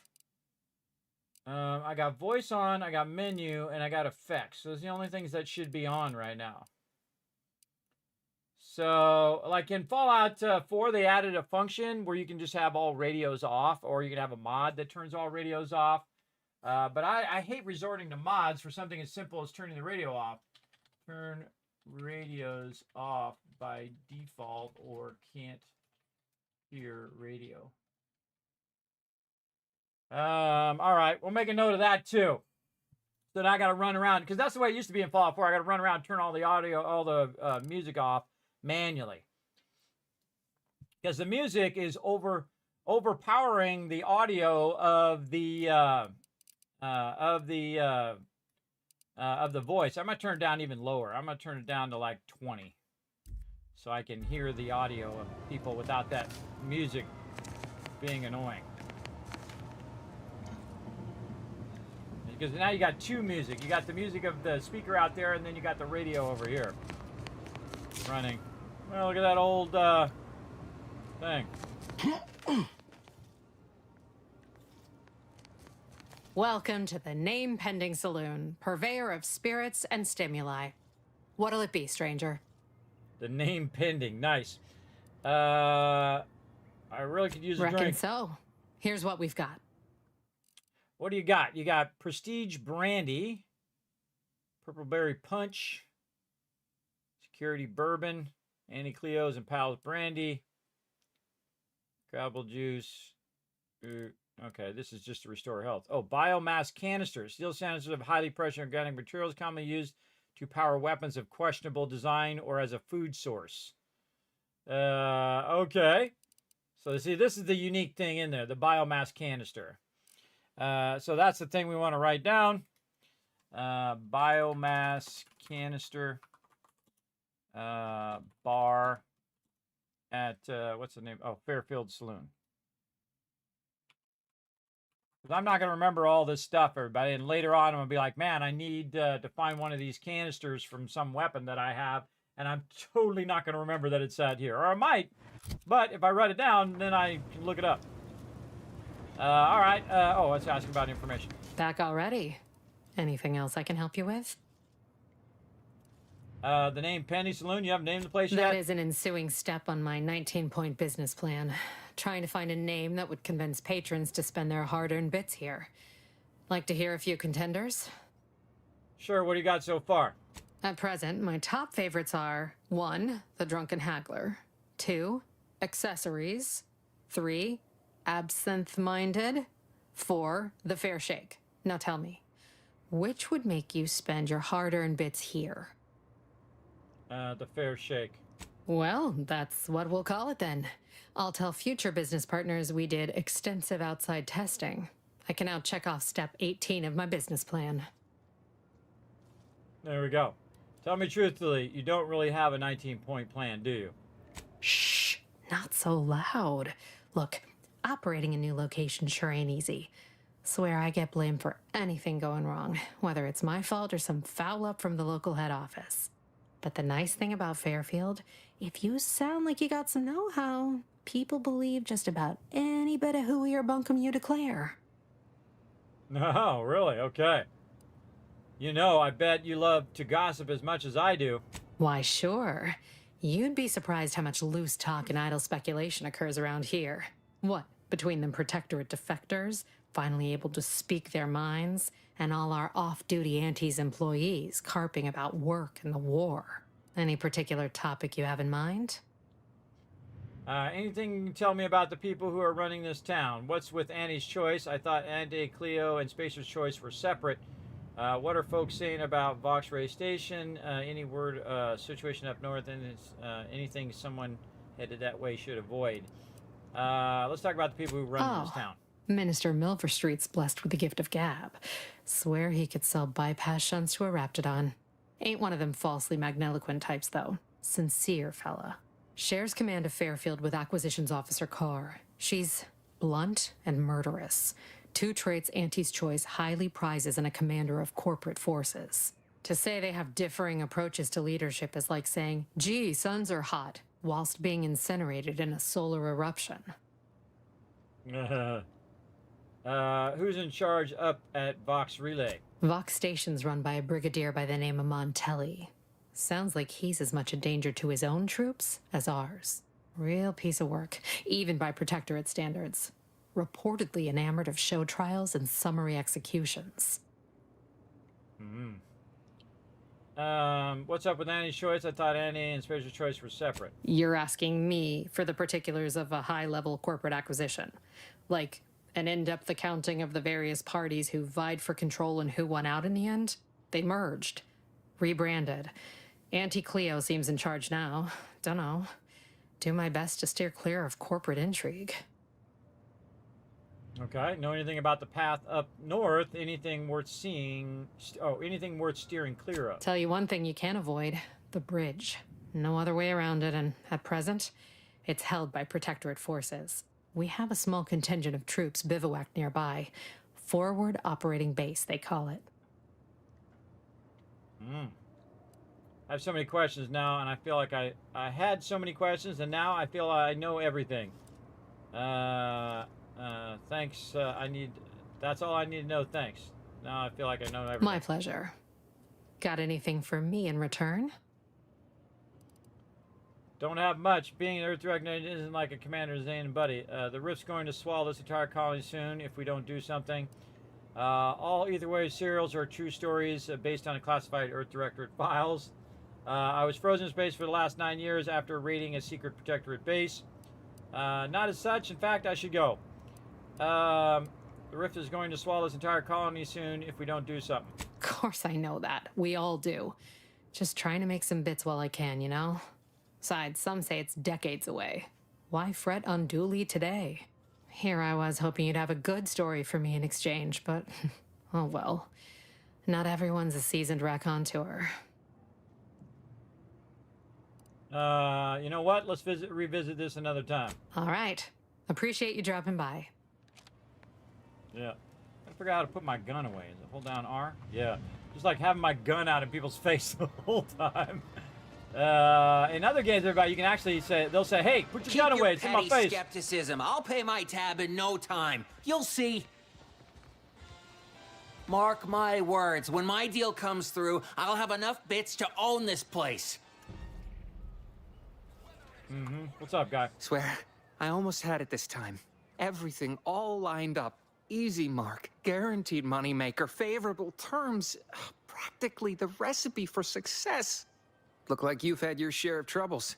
Ever had the perfect opportunity just slip through your fingers? My last mission left me in a rift in space and cast me floating adrift in the void for a decade. Yeah. So you can understand my situation then. I had just the thing to get me a fast-track promotion to lower middle management. Now you seem like someone who knows a good deal and wouldn't be adverse to helping me out. And just what is it I'm helping you out with? It's like this. I agreed to meet with a business associate to finalize a deal, but the location got set for Spire Grove. Problem is, you been outside of Fairfield? The funicular to Spire Grove broke recently, so I got no way to get up there. I'd break my neck scaling that cliff for sure. There's a long way around, but it's not for me. Why, the path there might be lousy with raptidons for all I know. It wasn't before, but mayhap they were just lulling me into a false sense of complacency so they can strike. Yeah, you're not wrong. You were saying something about Spire Grove. What's there? I actually do a pretty convincing impression of a Raptide mating call. Want to hear? Fears like that can be debilitating. Sometimes it's best to face them. Yeah, I'm gonna do the mating call one. Not particularly. Already have plenty of nightmares about them critters. Just thinking about them scrambles my gray matter.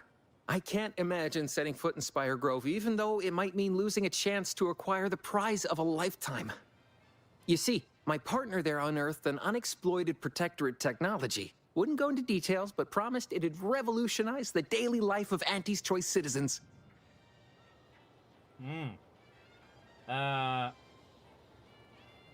What would you do with it? Sell it?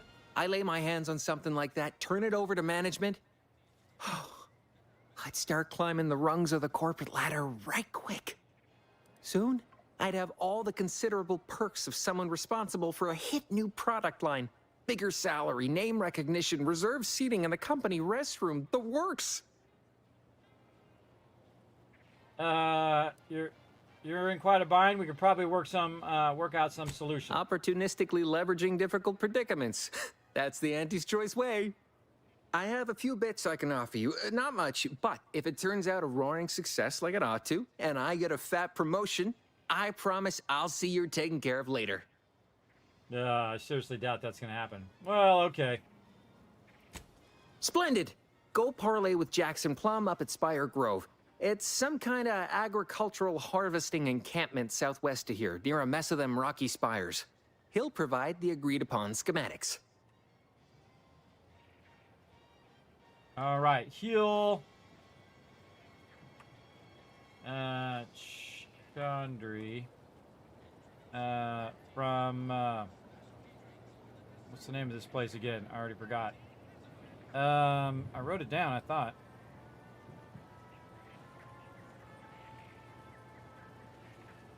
Write it down.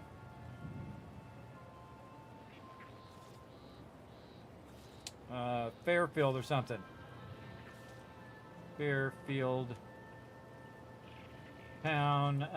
Go to Spire Grove. Talk to Guy. You've been a little light on the details. What are these schematics are for? Truth is, haven't the slightest. You know the Protectorate have all the most advanced technology, though. Probably something straight out of an Aetherwave serial. Edible spacesuits, N-ray specs, matter translocation. It could be anything. If Jackson's all fired up about it, it'll be beyond comprehension, I'm sure. Where's Spires Grove exactly? Well, the broke-down funicular is due west of here. Dexterous-looking so-and-so like yourself could probably scarp her up it in a jiffy. From there, it's just up the hill a smidge. So close, but so far away. At least for me, anyhow. Consider it done. I'll be on my way. All right, then. Don't let me keep you. All right, I'll help you out, Guy. We'll see what happens. Let's go look around the outside. What's this? Welcome, Lawbringer. Please make a selection. Look up your own bounty. Oh, yeah, I was supposed to look up a bounty. I wrote that down. Bounty terminal, Annie's Choice across from the bar. Look up my own bounty. No outstanding bounty for Kismet right now. Okay. Look up local bounties. Wanted drone storm. Doctor has dispatched a swarm of anti-corporate drones against Fairfield. A drone cannot be reasonable.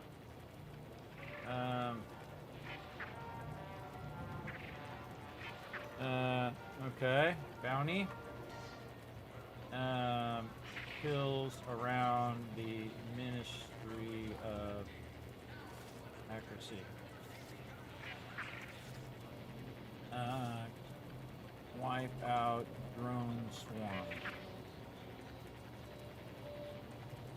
Okay. Return to route. Anything else? Look up local bounties. No bounties found. All right, so we got that thing. Oh, what? A bit transfer. Requires bit transfer. Bit transfer perk. Oh, I wonder what that's about. Let's look it up. Character perks. Bit transfer. Right here. Bounty terminals now have an option to immediately cash out bits by hacking into the bank accounts. Once an account is drained, you'll need to earn 7,200 experience points to access the account again. Oh, you can cash out all the bits. Okay. So yeah, I gotta have hack 2 and then restricted access. Restricted access. You can access the restricted inventory of vending machines, and then you do bit transfer. So you get the restricted inventory, and then you do the bit transfer. I'm gonna totally do all of that. But that's later. I don't have any points for that right now. Let's keep going. So I always go around a place first to see if there's anything around, you know. Boy, loot take and this whatnot. terminal and trash it. That's it. I need a smoke. If you're about to blast me about fixing that void-forsaken terminal, it'll have to wait. I'm entitled to a break like anyone else. It's in my contract. I triple-checked. What do you do around here when you're not on a break? Someone seems a little tense. Hello, that's a totally normal and not all defensive response to a stranger's hello. What do you do when you're not on break? I'm a technician. I've been getting pressure from folks up top to deploy these Protectorate drones to the military camp on behalf of Auntie's Choice. The drones are ready to launch. All that needs doing is fixing their targeting priorities so they mark us as friendlies. But I can't breach the terminal's security protocols. I was attacked by drones near Fairfield. Are you sure you even want to redeploy these? Seems like it'd be easy to find a workaround for. Is there anyone with more experience who could help you? I noticed a baton locked in one of those cases, just so you know. If I help, I'm taking it. What happens if you can't... Well, yeah, this one here. I noticed I'm taking it. What? Oh, yeah. I must have gotten jammed in there prior to the liberation. Truth be told, I'd forgotten about it. What with all the trouble this terminal's been giving me. If I can get these drones launched, you're welcome to help yourself to it. Is there anyone with more experience who could help you? Guessing that means you're flat out of ideas? Figures. Not that I need the help of some Protectorate townie, understand, but... I might have heard my predecessor was odd-jobbing it around town these days. Magnus, I think his name was. Bet a fellow drone operator like him would have some insight into all this... perplexity.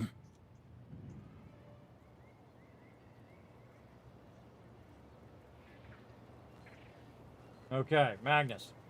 Bet a fellow dropper would have some insight on the perplexity. Was attacked by drones near Fairfield. Are you sure you want to employ this? Say no more. I'll go see him if I can find him. And then also there's a hack there too. Hack 2. Alright. Well, I'll go look for him. Eventually. That guard wasn't being ironical about the giant hologram over Town Hall. Well, guess we ought to go acquaint ourselves with that minister like she said. Whoa. People got shot up against that wall. Never catch a break. Finally find a way to get ahead, and this happens. I very rarely run right through questing, everybody. Very rarely. No signs of corrosion. Exhaust manifold still warm. Come on, baby. I can't help you if you don't tell me what's wrong. You just stopping by to admire the mines, or is there something I can help you with? And then right here I can use my professor. You know, talking to an inanimate object is often an early sign of madness. Only becomes a problem if the objects start talking back. Make my job a whole lot easier if they would, though. Can you give me any specifics about the repair work you're doing? See this system here? It deploys extreme countermeasures against overhead attacks in the form of aerial explosives, oft referred to as sky mines by those who prefer brevity. However, the whole thing is currently non-operational. Some problem with the lifting mechanism. No lift means no sky mines. No sky mines means the enemy can blow in like a bad sail, and we'll all be passing in our bits before you can say, gee, nice weather we're having today. Oh, see, I need Science 2 or Engineering 2. Now, I could have chose those in the beginning, and then I'd be able to fix these things right away. Oh, man, we got lots of points to spend. Should I be worried? Look up. Should I be worried? Bit slow on the uptake, aren't you? Until I curry out the kinks in this system, we all should worry. How anyone around here gets any sleep is a damn mystery. Maybe if you slept, you'd do better work. Oh, throw down some shade as you go. Thanks for your time. Destroy the hover drones. All right, well, we'll get into that later. Run around the outside of town here before I go in this building.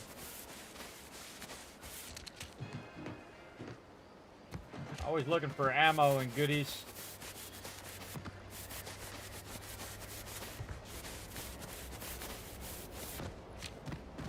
Oh yeah, These they're not incessant kidding. jingles over the loudspeakers. Do they ever cease? Nope. You'll probably hear them in your dreams if you haven't already.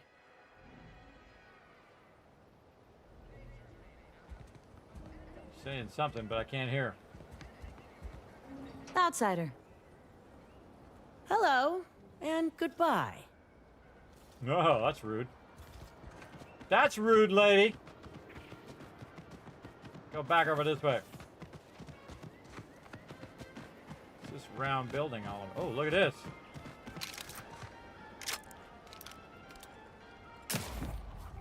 I am the Sprat Exterminator. What you got there? Sprat Chris and Numb Rum. Yeah, that's why most people drink rum.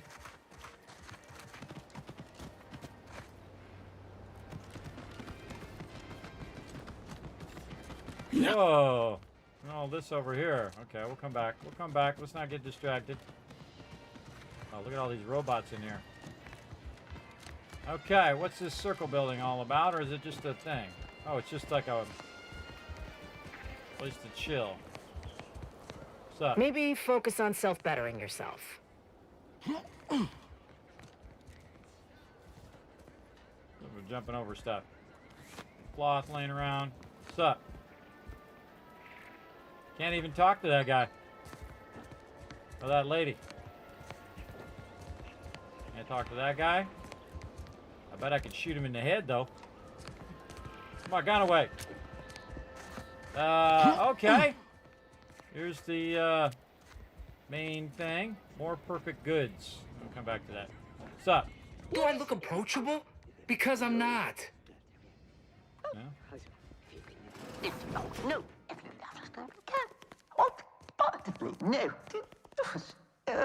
Yet you see fit to keep me in a constant state of consternation.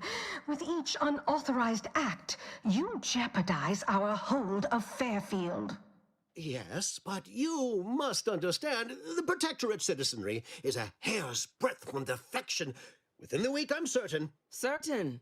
Like the week prior and the week before that. Impressive foresight you wield. Should apply to join the Order of the Ascendant. It would be difficult enough to convert the stubborn populace without your soldiers' constant, ill-advised forays. Enough! Your yipping reminds me of my 2 old canids. I loved those canids. You, on the other hand, are trying my patience. We don't want to try Auntie's patience, do we? No, Auntie. Yes, I thought not. Now, unless you care to see what life in the lower rungs looks like, you will both of you cease your foolish maneuvering immediately. Do I make myself clear? Yes, Auntie. Good. See that it is done. I will brook no more disappointments. And while you're at it, you might want to look into your security situation, Commander. I'm not accustomed to an audience when addressing my subordinates. Who in the void? Eavesdropping on Auntie's choice business is like to get a body shot for spying. Though you're not wanting for moxie. I'll give you that. Hold a moment, Carr. When opportunity comes visiting, perhaps it's better not to riddle it full of holes. Our new compatriot may be of assistance. A surprisingly good point, especially from you. She only forbade us using our own personnel. Be a whole other matter were a stranger to happen to aid one of us. But which? Well, you seem an observant sort, so I expect you'll tire of Milver Street's bluster soon enough. Come see me before agreeing to whatever absurdity he proposes. Unlike him, I have some work actually befitting your time. I'll be waiting. Alone at last. I never thought she'd leave. Now then, allow me to introduce myself. I am D.B. Milver Street, Minister of Marketing, Duke of Demographics, Commercial Condottiere, President of Promotional Material. Tell me, do you believe in signs? I'm not an idiot, so no. I believe everything happens for a reason. You're trying to sell me something. Leave me for a bit and I'll come up with an answer. I believe everything happens for a reason. Everything happens for a reason. Yes. Exactly. Yes, I can see that kind of line working with our Protectorate demographic. I do not believe in signs. I believe in opportunities. Right now, at this moment, you and I have an opportunity to save countless lives. But I'm hardly the type to beg and ask for nothing in return. Tell me, what do you desire of this island? Oh, I can whisper to Niles. Oh, what a cool idea. I'm trying to find someone here named Austin Virus. I need to get Virus. Whisper to Niles. I think we can trust this guy. With that hat? Absolutely not. Is this a bad time to mention I can read lips? I like it. That's called embellishment, everybody. They have like the side embellishment of the companions. Nice one, Obsidian. I like it. I'm trying to find someone here named Augustine de Veyers. I've some faint recollections of the fuzz beneath my hat. Perhaps I saw such a name amidst my perusal of the Protectorate domicile assignment records. The record room is in this building. You have my permission to peruse at your leisure. But surely a go-getter like yourself has more ambitious goals on our island. Share them with me, and we can brave them together. I need to get in the Vox relay. Ambitious, aren't we? Easily the best protected location on Paradise Island. Hardly a place for a stroll. But if you assist me, I promise to get you inside. Better yet, helping me shall result in our saving dozens, no, hundreds of lives. Your conscience shall be renewed. Well, with a premise like that, I figure at least I can do is listen. That's a bit vague, isn't it? Nice sales pitch.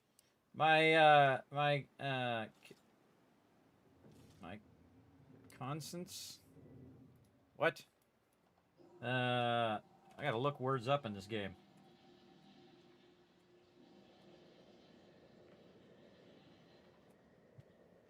An inner feeling of voice viewed as acting as a guide to the righteousness or wrongness of one's behavior. How do you say it?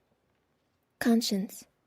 Conscience. Wow, man, my brain's not firing on all cylinders anymore, everybody. It's the word conscious. My conscience. Like my Jiminy Cricket is telling me my business is my own. The inner voice. Well, yeah, at least I can do is listen. Auntie may demand Carr and I do nothing, but for each moment I remain inactive, dozens fall in meaningless combat. I seek a persuasive method of alleviating this conflict. The Protectorate utilizes a procedure known as mental refreshment to ease the temperament of wayward subjects. The Ministry of Accuracy contains vital information about the process and where it is performed. This is the prize I seek. I previously sent a grafted soldier, Trooper Sealong, to retrieve said information, but I have not heard from her in some time. Consequently, I must presume the worst. So, go to this ministry, retrieve the info, anything else. What do you know about mental refreshment? Protectorate subjects willingly submit themselves to a kind of mental reset designed to bring them closer to the Protectorate ideal. But I have reason to believe that their system is less rigid than Protectorate leadership would claim. It's ripe for exploitation. Is there a more beautiful phrase? So, go to this ministry, retrieve the info, anything else. What's a grafted soldier? Grafted soldiers were the subjects of the Enhanced Soldier Program, so named as its intent was to utilize nature to enhance a soldier's natural talents. Unfortunately, the program resulted in many casualties, and what few successes we had were literally short-lived. You must not have faith in your troops if you're sending me after one. So go to the ministry, retrieve the info, anything else. Yeah, you must not have faith in your troops if you're sending me after one. I may be a motivator of persons, but I'm also something of a realist.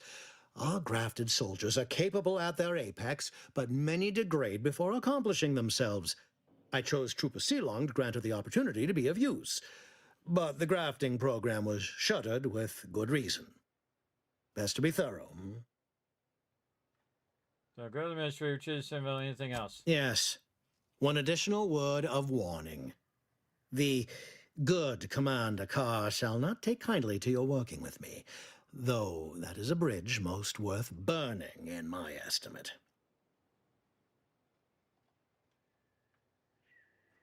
I prefer diplomacy and subterfuge to frontal assaults. I'd rather work with you. Good point. I'll be back. Let's talk to him later. But he did tell me about the town hall records, and that's what I need to know.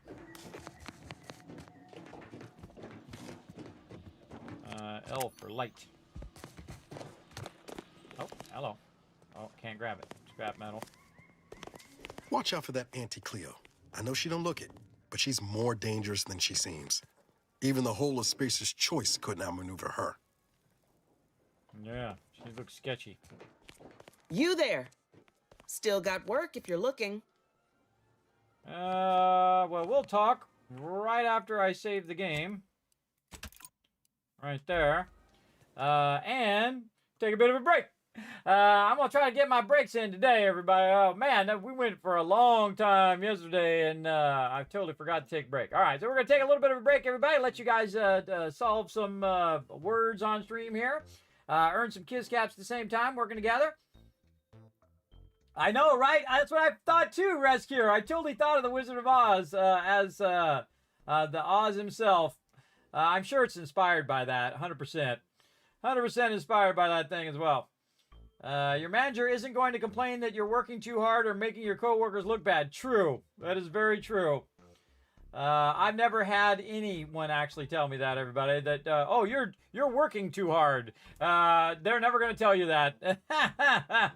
I used to work really hard, everybody. That's why I was always the manager and always why I made the big money.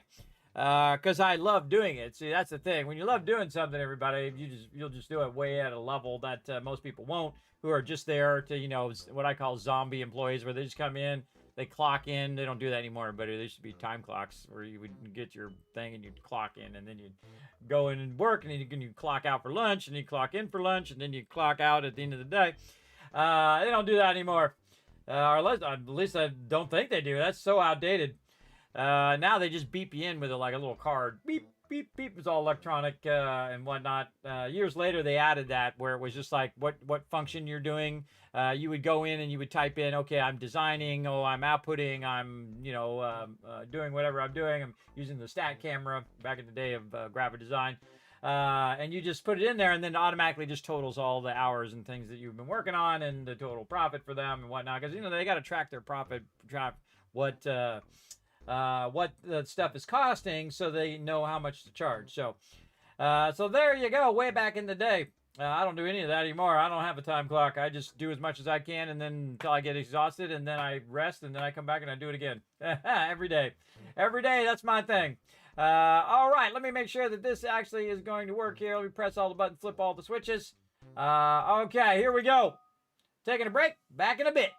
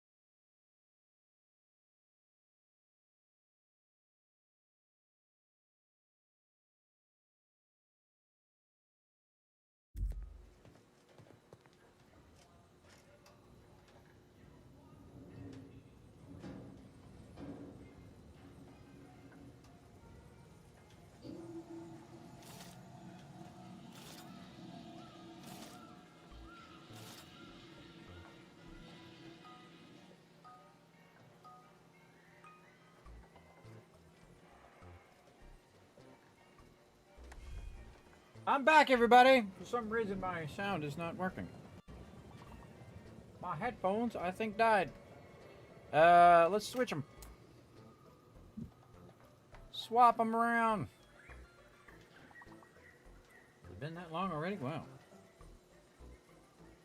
I think it might have been that long. Settings. All right. Switching my headphones. Not showing up. Not doing that spinning stuff.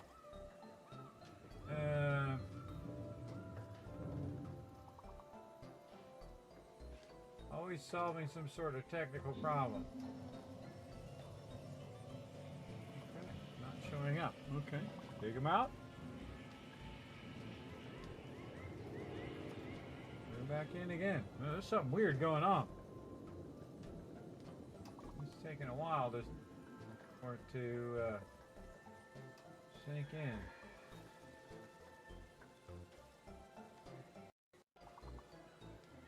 Ah, there we go. All right, everybody. I saw that Dragonwolf was doing all the work here. I don't think I'm going to get there in time, but I'm going to try to get something in there. Same. There we go. We got one word in, everybody. Let's see if we can get anything else. Dyrus the Wolf doing all the work, everybody. I see Sue in there giving it a go. Rez in there trying to help out. Let's go. Man, Ro, you are so smart, bro. Look at them big words. What? These. Yeah, hey, we gave it a shot. That's the important thing. And Ro with mess. Did we get it? Oh my gosh, one more, everybody. So close. One more person would have got a word there, we would have had it. But that's okay. You guys tried to work together, and I like to see it. Give you guys a bunch of kids caps right over there. And we're going to go ahead and get back to some The Outer Worlds, number 2. Very cool. All right, let's talk to this lady, see what she's up to. You're here early. I expected you'd be on the receiving end of Milver Street's bluster until close to the end of time. Happy that ain't the case, as I can make use of you. I'm Officer Babylon Carr, head of aggressive acquisitions and persons elimination on Paradise Island. Let no one say I can't be official when circumstances merit. Now, not to say I question the presence of a wayward sightseer in the midst of a war-torn waste, but it might be safer for us both if I knew your purpose. I need to get the Vox relayed. The embarrassment and destruction of my intellectual rivals and infiltrating the Vox. I prefer to keep my business private. I don't think I'm ready for that kind of honesty in a relationship. Attack. Looking for any choice bootlickers to kill. Hey, I'm talking to one. Oh, man, you can just straight up attack. Yeah, the embarrassment and destruction of my intellectual rivals. I like that one. Vox, eh? Bent on bloody self-destruction, I could just have my troops dispatch you, save you the effort. Although if you were keen on continuing to draw breath, perhaps you and I could broker a deal. There are protectorate vitals need bled. You could do the bleeding. Seemed to me that you care more about fishing than saving human lives. Have you seen any unusual protectorate subjects? I'm looking for someone named Varys. I only just got here. You have to fill me in. Yeah, I'm looking for DeVarys here. Unusual refers to every turncoat and is not a halfway strong enough phrase. Try gormless cretins who can not so much as wipe their running noses without begging permission. Don't know if there's a DeVries here. Not my department. Milver Street befriends the ex-subjects, keeps tabs on them. Ask him. Why are you looking for them? Who are they to you? Another director agent who stabbed a lot of us in the back. Ex-lover who jilted me. Icy cancers and bloody vengeance in no particular order. I prefer not to go into detail. Like I said, just an old friend. Sorry to be the one to say it, but if your friend is still amidst protectorate ranks, bet as good as any they may have met their end. All right, let's hear what you want from me. Isn't soliciting my help unauthorized? Seems like your boss be mad at you. It seems to me that you care more about vision than saving human lives. Let's take a step back. I'd like to know a bit about this place. Yeah, isn't soliciting help unauthorized? My employer would assuredly be filled with wrath if it were my forces I were committing. But enlisting a freelancer on my own dime is hardly committing any forces. If you fail, I'll be out nothing, and Auntie shall be none the wiser. And if you succeed, I can't be blamed if my plans came to fruition on their own. That is pretty smart. Suppose no shame in hearing you out. It seems like you don't care. Then I only just got here. You have to fill me in on where I am before we talk business. Yeah, that. This fine settlement is Fairfield. Once in the Protectorate's grasping claws, now Auntie's newest foothold on Paradise Island. When we arrived, it was thick with yaysayers, a hair's breadth away from sacrificing themselves to their old masters. Now they've seen the golden glow of the free market. Entertaining as it is to root out dozens of entrenched, suicidally murderous subjects, I'd take the efficiency of capitulation any day. Nothing seems suspicious about the sudden mass change of heart. Why did the Protectorate here defect? One victory, a million more battles to go. Yeah, nothing seems suspicious about sudden change of heart. Only thing not suspicious in this life is when a body points a gun at you. You can rest assured I don't expect these turncoats are as true as their word. We keep them away from heavy machinery and weapons, and we make them earn their keep. Through that, any who ain't truly converted will learn. Sooner or later. Yeah, all right, let's hear what you want from me. I want the Protectorate war effort exsanguinated. You want into the Vox Relay. You help me, I help you. There's a particular holding we shelled early in the war, name of Euphoria Coast Automech Repair Center. Deserves a raising for the length of its blasted name alone. My scouts report recent Protectorate attempts to bring it back to functioning. I need the place sabotaged, lest Automechs return to aid the Protectorate war effort in droves. Should note, the ministers like to take our working together as a personal affront. Aid me, and I suspect he'll rescind any offer he may have made to you. Military said the same thing about you. He wants information on mental refreshment. I'd rather work with you than military. I prefer a direct approach. Wouldn't it be simpler to kill everyone in the facility than to sabotage it? What's the plan for infiltrating the facility? I want to think about this before I make a decision. Military said the same thing about you. He wants information on mental refreshment. Do you suggest that our good minister has lost patience with playing fair and now seeks to delve into the oily recesses of brainwashing? Oh, for shame. He's devoted to his half measures. I'll give him that. But he wouldn't have to wheedle and connive if he knew directness. Milver Street's grinning manipulation won't earn nothing but more of our own dead. Work with me. Wouldn't it be simpler to kill everyone in this facility than to sabotage it? Yeah. Certainly could. I wouldn't shed a tear on behalf of those drones, but the Protectorate is used to losing its people, and there'll no doubt be a replacement crew in a week's time. The repair center itself needs to be permanently put out of commission. Anything else is temporary. What's the plan for infiltrating the facility? Could be direct. Feign that you're an assistant of some kind, though you'd have to have some know-how regarding engineering. But a simpler path would be paying a visit to the Ministry of Accuracy, liberating some credentials. Yaysayers ain't capable of suspecting a piece of paper. Yeah, I want to think about this before I make a decision. Think all you like. Speak to Milver Street if he ain't already stuck his hooks in you. I'm confident you got the spine for what must be done. Okay. I gotta make some choices there. Whoa, almost shot her. Put the gun away. Where are you going? What's going on in here? Examine. Dear Father, Mother, Guardian, I regret to inform you that your son, daughter, child, employee rank, first name was killed in the action at location at date.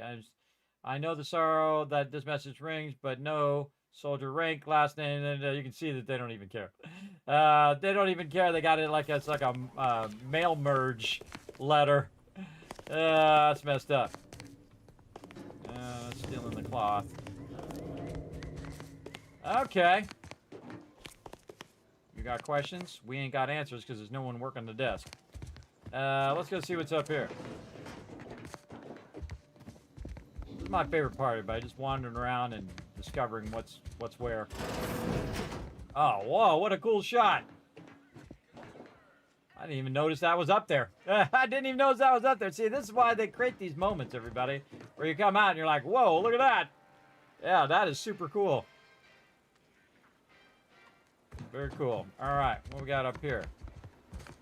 There she is. I didn't even know what she looked like, everybody. I never bothered to look. Oh, that definitely looks like a climbing thing if I've ever seen it. Scaffolding over here looks like climbing. Here first. And this one. Ah, yes. Okay, okay. In here. Yeah, see, they're rewarding you for exploring, everybody, and I love that about the game. Oh, yeah, definitely up here on top.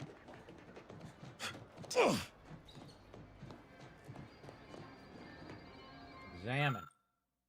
Advertising hollow emitter. Hollow emitters are commonly found in Annie's Choice advertisements, but doubtless they can be used for more pragmatic applications. Extract the hollow emitter. Okay. Just totally took their hollow emitter. Let's see how long it takes them to notice.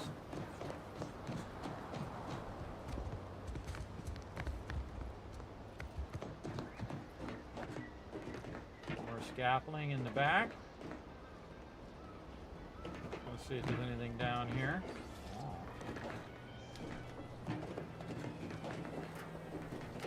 This more seems like a downward scaffolding. Or is that the same scaffolding I went up? That's a good question. Is that the one I went up? Ours.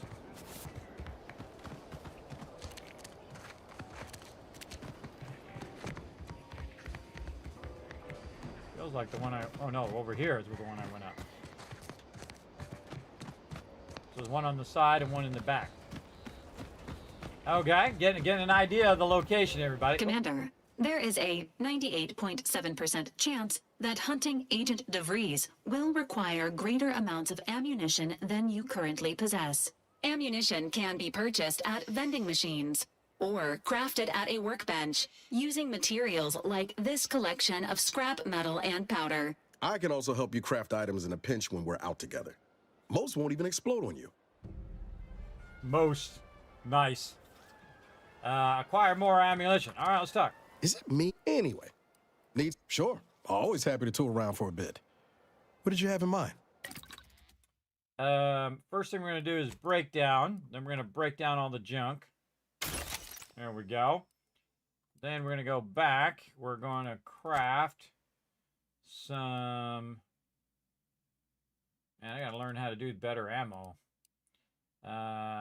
Compacted rounds. Hold the craft.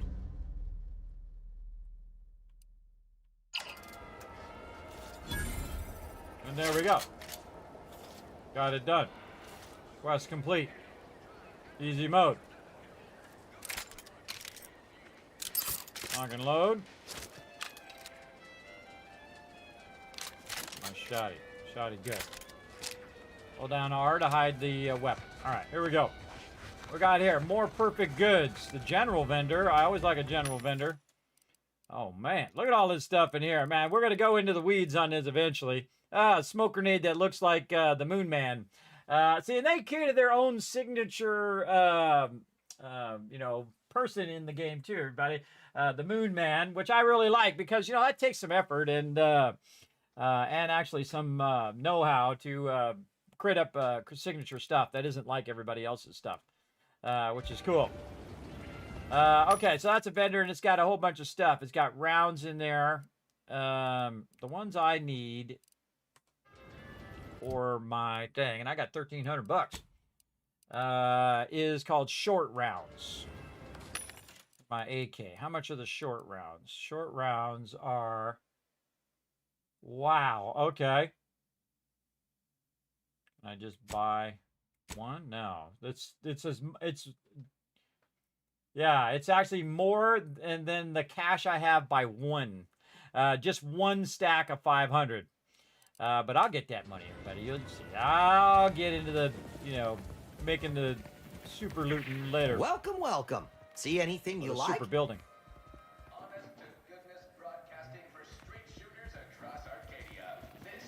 Okay.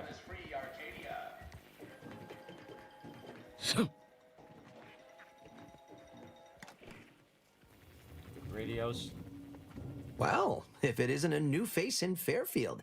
What I meant to say is that we now have the new improved Purple Berry Crunch. Now with 10% more flavor. Or was it crunch? Did you guys hear that weird noise? The put one in the chat if you did. I don't know if that was just my wireless headphones that are doing that. Did you guys hear that kind of distorted sound? If you did hear it, put a 1. If you didn't hear it, put a 2.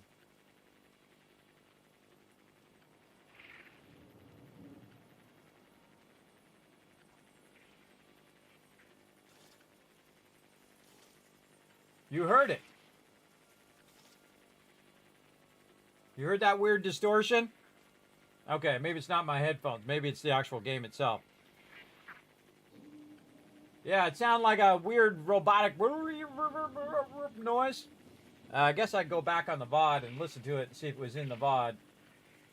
How much time are we in? 3 hours in. I'm gonna find out what that distortion was. 3 hours in, sound distortion.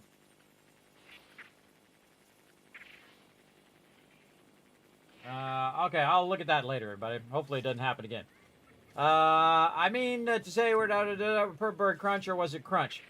I've noticed you've taken notes on your hand. New anti-choice by any chance? Observation too. Yeah, very nice. Oh, that's nothing. Just supply list. Oh, I suppose my advertorial deficiencies are obvious, huh? Knew I should have gone in on that extra training course. Anyway, let's try this again. Welcome to More Perfect Goods, a proud Auntie's Choice franchise. How can I improve your day? There you go. You have some stuff lying around. Thanks for noticing.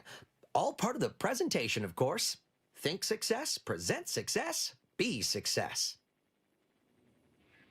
Did you hear gnawing coming from the back room? I bet it's Sprats. Oh, what the heck? You've been running this store long. I've been working the store going on a few weeks now. Got promoted shortly after Auntie's Choice liberated Fairfield. Still finding my stride with all the marketing suavities, as you witnessed. Advertising's been a right struggle to get a hold of, much to my chagrin.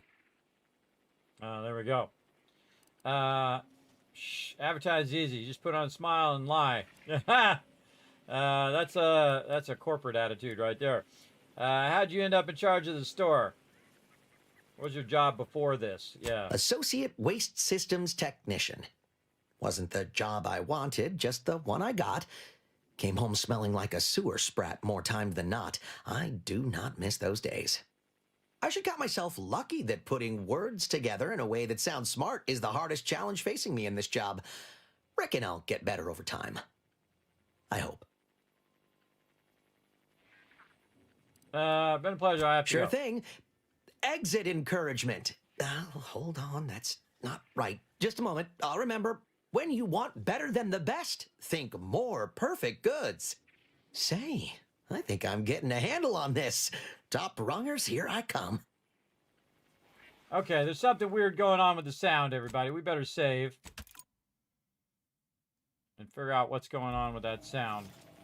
Okay. I'm going to turn the game sound off.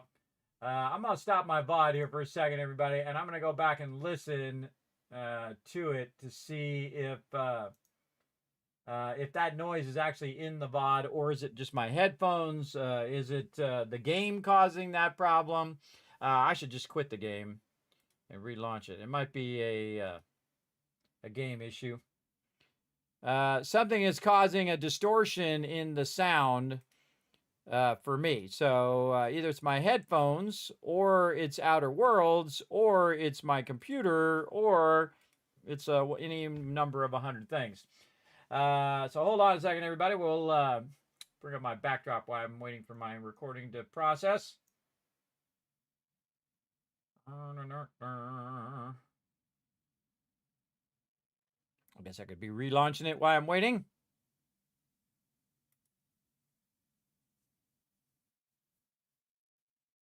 Because if it just does it the one time, I don't mind. I'll just, roll with it. But if it keeps doing it over and over, I don't know if it's just that particular NPC or what. Is it my graphics card? Is it, it could be any one of 100 things, right? Is it my capture card that's causing it to sound like that?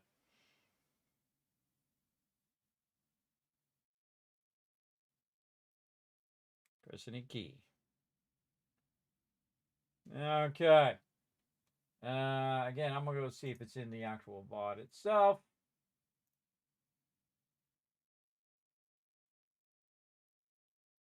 Still converting. There we go. All right.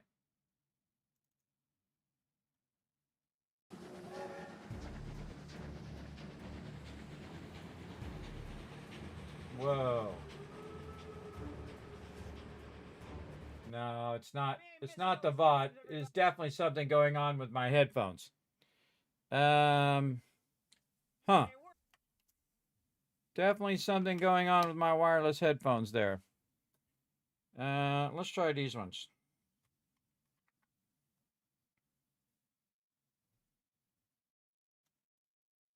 I think those ones are totally dead. Yep. Totally dead. Because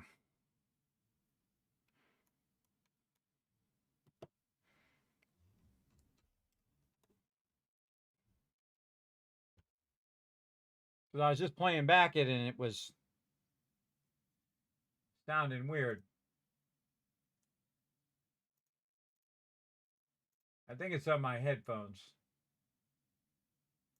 Because that wasn't even that part of the video.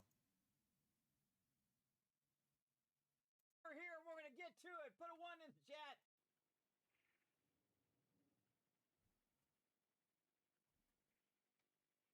Hold on, everybody. Technical problems. You heard it. Else's stuff. Which is unstack. See anything you like? Super building.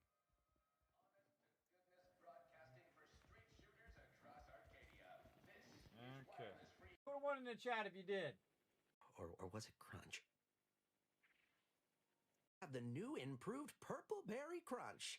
Now with 10% more flavor. Or was it Crunch? Did you guys hear that weird noise? Now with well, if it isn't a new face in Fairfield. What I meant to say is that we now have the new improved Purple Berry Crunch. Now with 10% more flavor. Or was it Crunch? No, it's not on the VOD. So you guys might have heard some noise, but it's not the noise that I heard. I heard that it's kind of like the Wi-Fi signal to my earphones were not working properly. All right, just want to make sure it's not on your guys' end. I mean, this way you can watch the VOD back without having going.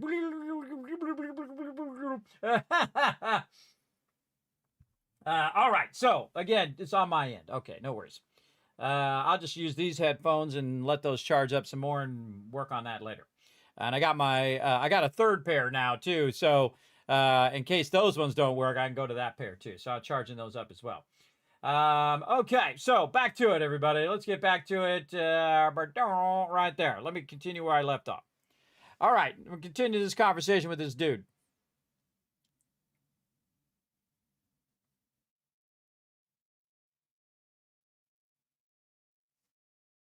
Hello. Hello, what's up, Wiz? Yep, nope, there it goes again. Huh. Oh, boy.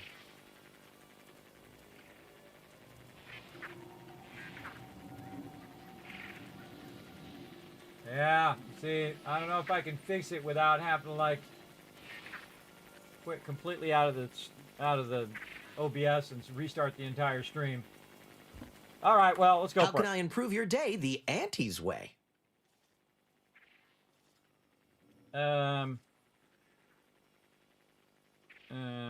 Yeah, let's see what he's got for sale. I'm sure you'll find something that'll fit your liking. Yeah, I didn't even hear that audio.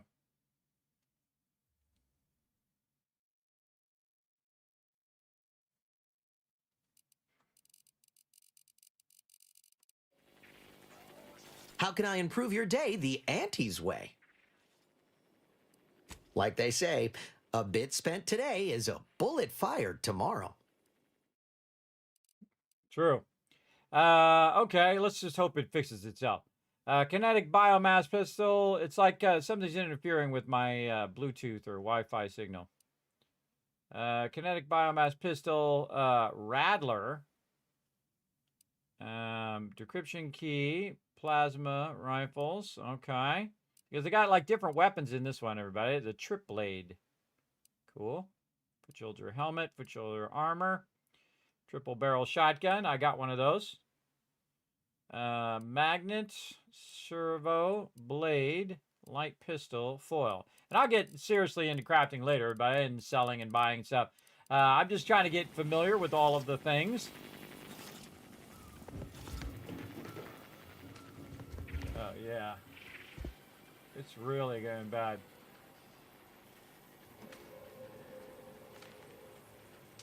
Yeah, there's something definitely up. Yeah, because it just keeps doing that weird noise like it can't transmit to my earphones.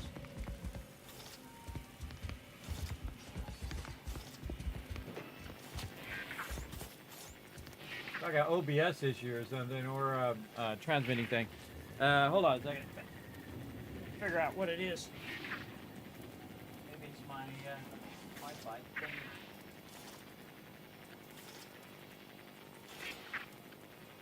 Put it on the side of my machine, see if that helps it. All right. Sorry, everybody. Technical problems. You can't just play a game. You can't just do the fun thing. You got to do all the technical crap. It's almost like there's interference with my my wireless headphones. I moved it. We'll see if it's better there. What am I doing? Going in the back. Steel mag, holster.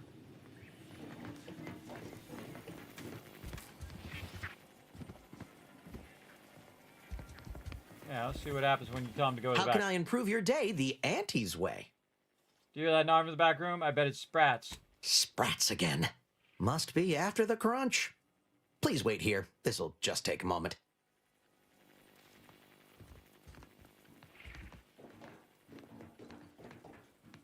No sign of them Sprats, thank law. I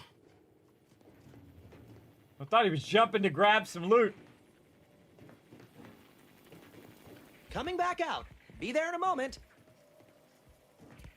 Yeah, I guess you could just start stealing stuff, and no one would be the wiser. All right. Man, tons of stuff still to see. We're just in the first place, everybody. We're just in the first stop. I like how you can climb up on stuff. Cool. Oh, bird's nest. Biomass grenade.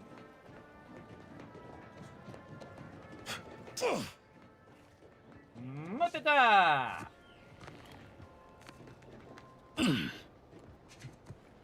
Oh, wow, you can climb up right there. Oh, yeah.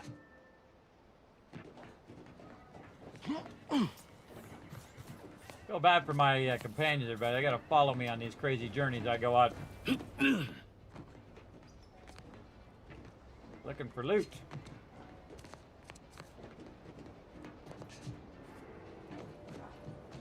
Just running across the rooftops. What's up, party people? Can't talk to them. All right, what's this place? Steal, examine. So you've been liberated. What now? Annie wants to help you claim the thing. Oh, we already read that before. Read that before. Snack cakes. Things to steal. Gotta watch out when you're with your companions, everybody. When you start stealing stuff, they'll not like that. Ectoplasm. Wait. Nope. Just taro excrement. Ugh. Brawny and engineering. Bet you I gotta get in from some other way.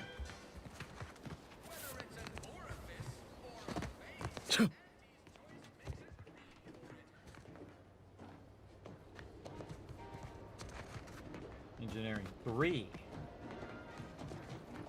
On top. Nope.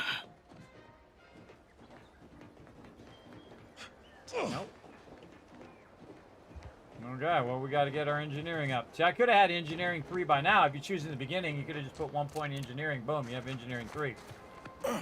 Okay, so can't get into that one. Look at this big building over here.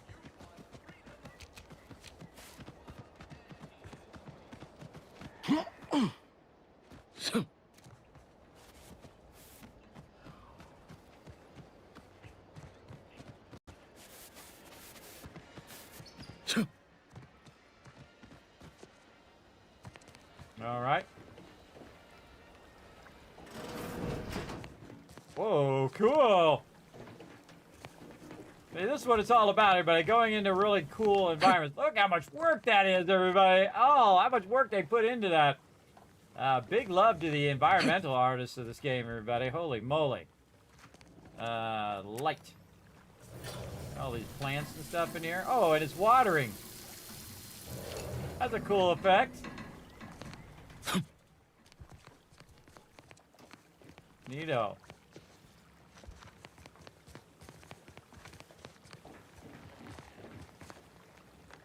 Pick up a mock apple. A mock apple. I'm simply not credulous enough to accept this is where I've ended up. Doing the work of at least 3 lackeys. Or a full half-dozen automechs, all by my lonesome. Aw, poor girl. I'd welcome you, would-be consumer, but we are not a retail operation. Please visit the various consumer locations around Fairfield for all your purchasing needs. I have far too many claims on my time to be able to cater to the curious at the moment. This looks like a lot of work. Is it just you here? I was meant to have help, but they lacked the barest amount of gray matter it takes to keep from getting locked up by excessive corporate malfeasance.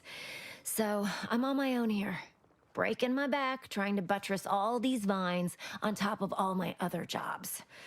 Oh, the bits I wouldn't pay for some of those mechs the Protectorate used to work this place. So, is there anything else, or can I get back to work? Oh, what I need. Observation 3. Not required info not found. Just curious about all this. Nothing, was just passing through. Oh, I can come back when I have observation 3. Well, apparently, I want to write that down. Over here. Observation 3. Go to E-Mine Galloway. Forgot the name of this place again. Fairfield Garden. Okay, I'm just curious, what's this all for? Quite the setup, ain't it? Before we took Fairfield, Auntie's Choice didn't have anything like this. Every kind of plant we've got was made to thrive in a chemical vat. But the Protectorate grows all their greens the old-fashioned way, with water and soil and actual fertilizer. I can't decide if it's adorably quaint or just plain daft. Then again, they all only have one job, so they have the time to indulge in all those sorts of archaic whimsies. Damn lucky Crabble copulators. Okay. Then what do you use it for? Research mostly. Some wholesale. And as the base for some small batch, highly exclusive, limited edition retail runs. Though I expect word any day that the big brains in R&D will have tweaked and twisted these plants so they're better than nature. Then we push the new product on the market. And my contract says I get 0.003427% of net after development, testing, packaging, advertising, and distribution costs. So, you know, this is a pretty big deal for me. Okay, well, I got to come back and get my observation up. Nothing, just passing through. Well, I've got a lot left to do and not much time left to do it in, so you can show yourself out. Okay. Or I go to my character and look and see if I have any skill points. Nope. I got speech at 4, though. Yeah, I want to get my observation up. I'm going to go very heavy in observation and speech, though I really do want to go into engineering and science and medical and all these other things. But I like the observation one where you can find hidden stuff as well. All right, girl, I'll be back, hopefully, if I remember. I wrote it down just in case, but who knows. See what else you got. All right, just try to help you out, lady, but I just can't do it. Oh, apples. 3 apples is awesome. Seeing other free stuff lying around. Man, they really did a cool job on this. Oh, look at this dome. Wow. That's pretty extravagant for a just a little shop here. Some stuff up there. And this is dead saying, go this way. This is telling me, go this way. Why am I getting up here?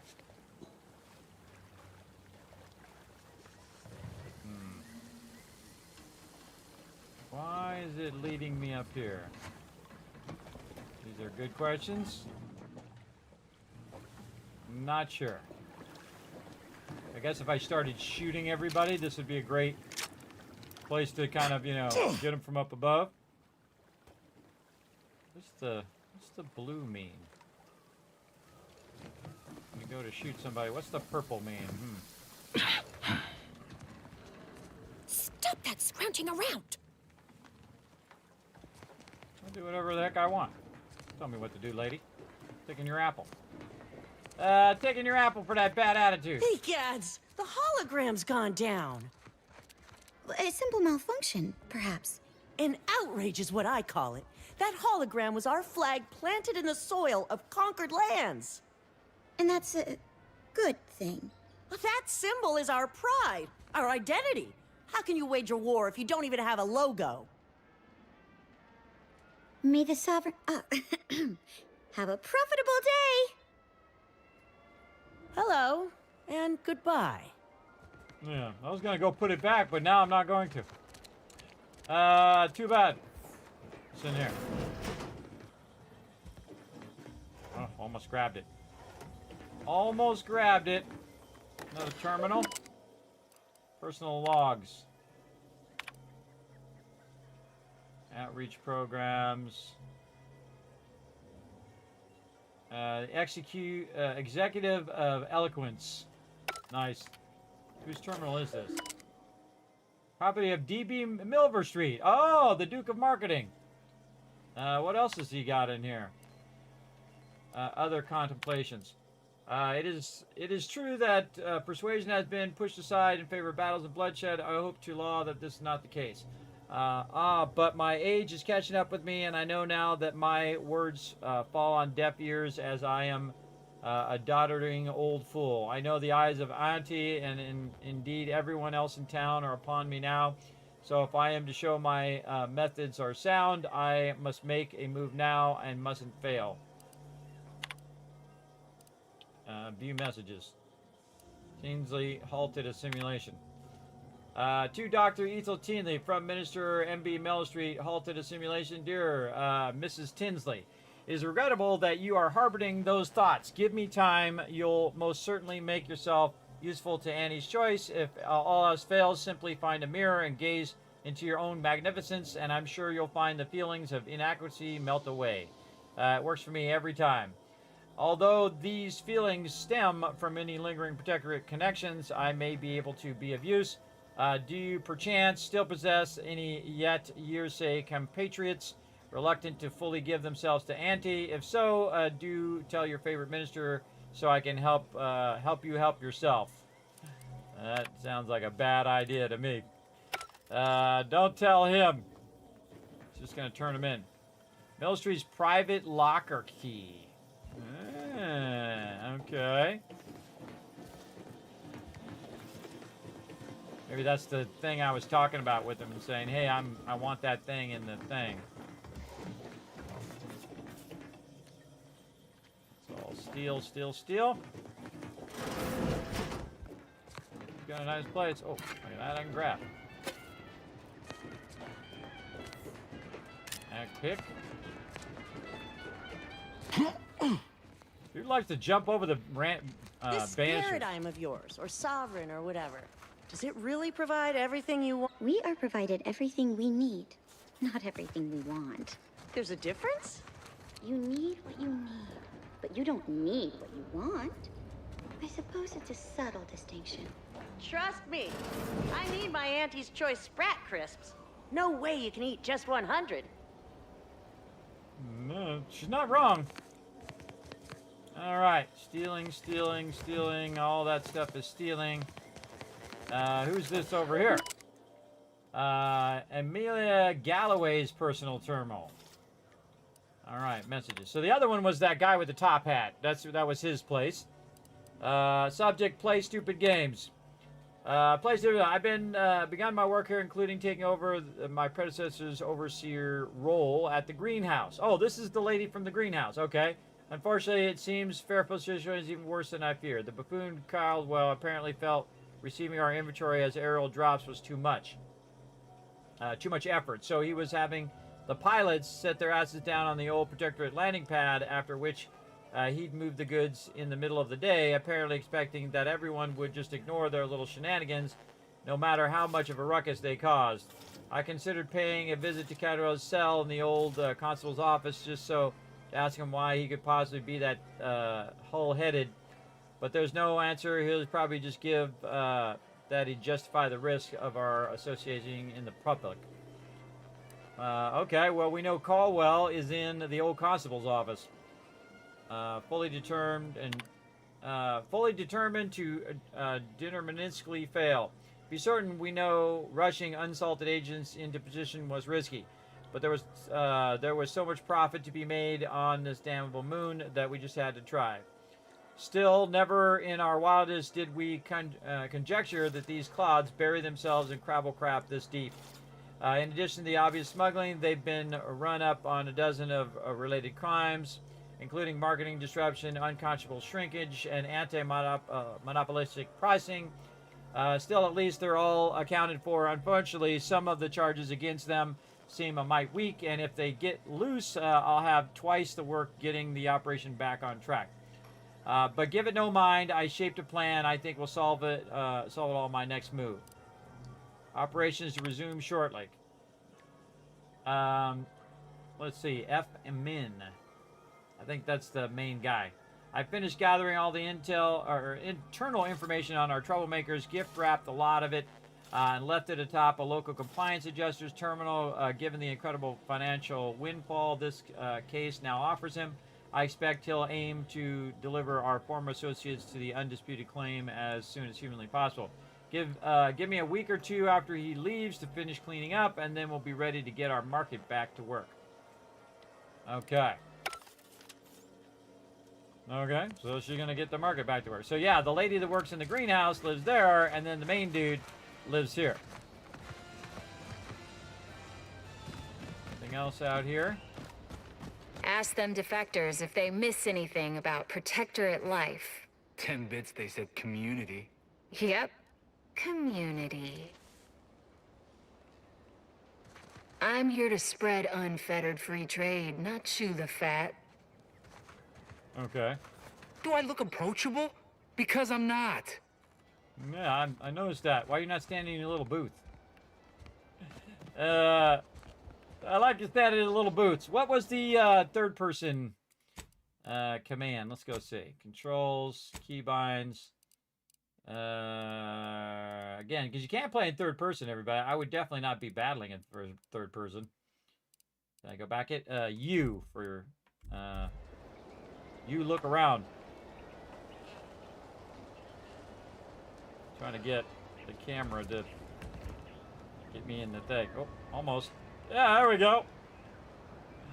There we go. Just running around, hanging out in my little booth, everybody. Nice. And then you have the really far away. All right, yeah, there we go. Oh, that's a screenshot I've ever seen it. All right, what's their take a screenshot stuff? Controls, edit key bindings. Do they have a photo mode is the question. Let's see. Compatible weapons. Quick save, perspective. Pause is escape. HUD recording. Let's stop recording. Am I recording it like to video or what? How do you start recording is the question. Is there really no like photo mode? Did I miss it?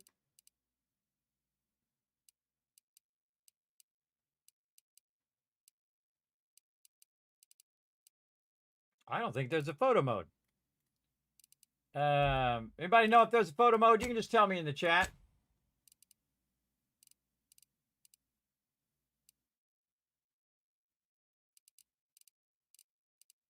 Huh, I'm gonna look it up. The Outer Worlds photo mode. How do you take photo quality thing in the Outer Worlds? Oh, no, I need Outer Worlds 2. Outer Worlds 2 photo mode.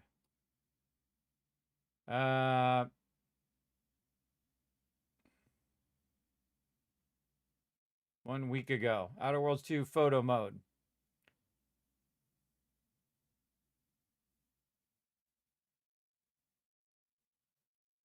I don't think there is one in the game at launching. I've seen nothing about it.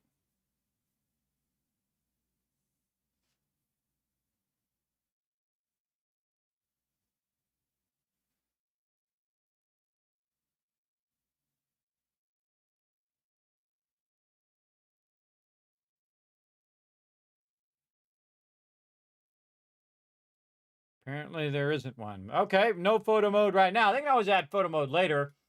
But I'd like to take a photo right now. Is there a way I can hide the UI? Let's do that. UI, probably controls, edit keybinds. Interact.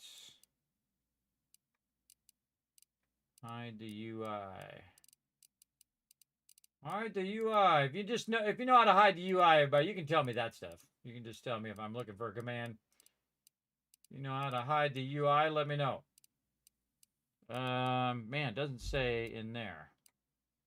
All right, this is the part where I just start pressing buttons. F3, F4, F5, F6. Oh, F5 is auto save. F9. What's that doing?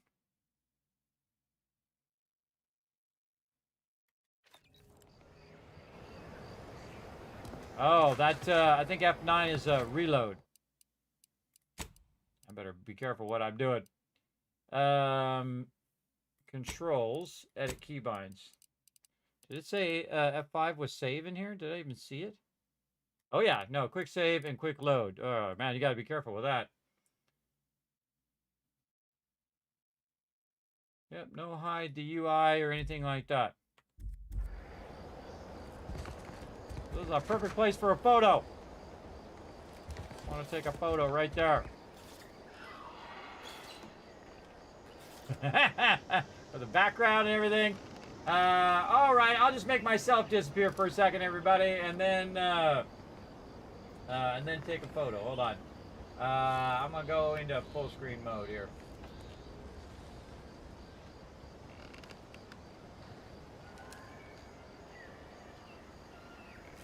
All right, there we go. Note to self, get that screenshot.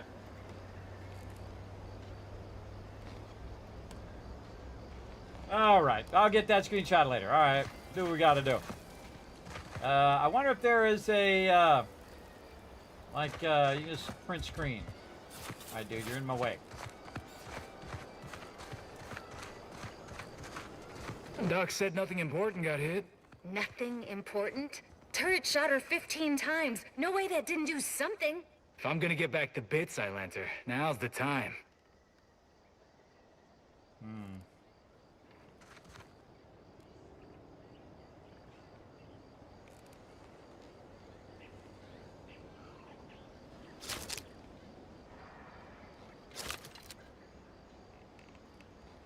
It's got corporate trooper there. All right, let's try that. All right, print screen.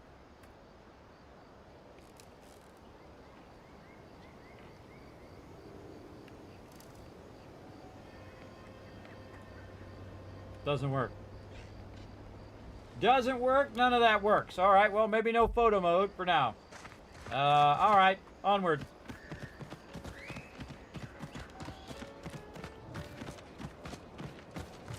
This Moon Man character of yours, is he some kind of off-world deity? No, just sort of a mascot. I see. So, is it Auntie that you give your undying and unquestioning loyalty to, then? Not exactly. I mean, Auntie is cunning and bold. I don't have a single bad thing to say about her. At least not out here in public. You know what I mean? What's really funny, For everybody... once, I know exactly what you mean. And then, just happens to be the Moon Man creeping behind her. That's what's funny, everybody. Just this Moon Man guy, and then all of a sudden there's a creepy Moon Man standing behind that other lady. All right, let's get back to looking over here. We went here. Let's check all these farms down here. If there's anything laying around, I might be inclined to snatch up.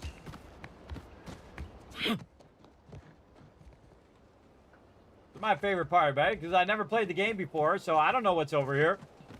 I don't know what this is all about. I don't know if I can go in and grab this stuff. Is there loot laying around? I love the jumping up onto stuff, though. Oh, man, look at all the scrap metal. I could use all that scrap metal. And then this one. Something sparking on the side there. Officer Warren L. Warren. Lost protection. Heavens, Auntie, you scared the living daylights out of me. Shouldn't sneak up on a man like that. Good way to earn a bullet betwixt the eyes. Requires guns. Oh, I don't have guns. While I was sneaking, was I sneaking or were you just situationally unaware? Yeah. Could be a little of both, I'll grant you. I've been so wrapped up in my business, I'd barely notice a ship dropping out of the sky if it didn't land on me. Guess I should apologize for all that hullabaloo before. Just mistook you for another unfleshly manifestation. Unfleshly manifestation? Is that supposed to be some sort of come on? Only thing manifesting for me is right now is boredom. See, I'm telling you, everybody, you play it however you want the first time, and then just come through and be a complete smart aleck. The whole entire time, see, I want to choose that option, but in this playthrough, I'm not going to. But in a future playthrough, I feel like I'm totally going to. Right there. Look, I know how it sounds, like I'm a few crabbles short of a hurt, but just hear me out. It all started the other night. Saw a personage leaving the greenhouse, late. Figured it for Emmeline, but when I asked her about it, she didn't know what I was talking about. Happened again the next night. Gave chase that time, but lost them hereabouts. I turned a corner and they'd up and vanished.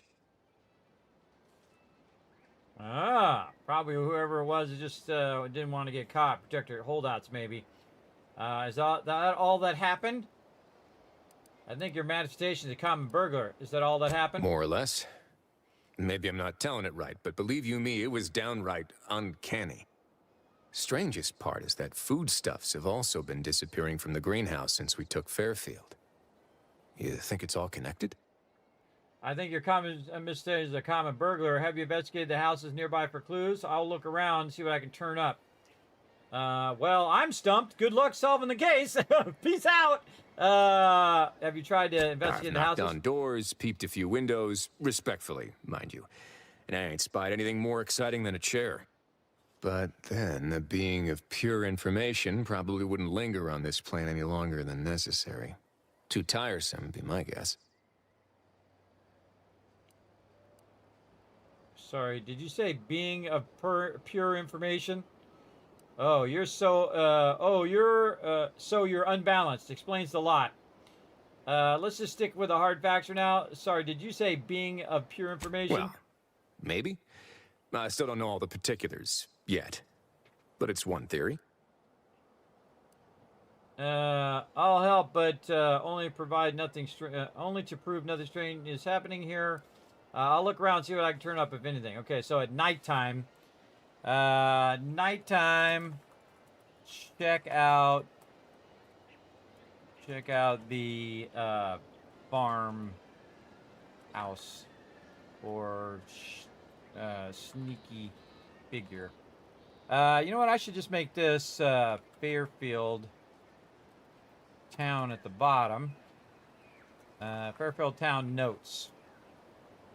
And then just put all the Fairfield town notes there. That would be way smarter. Okay, there we go.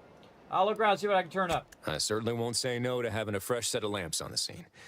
Just be careful. Hate to see you disappeared like that foodstuffs.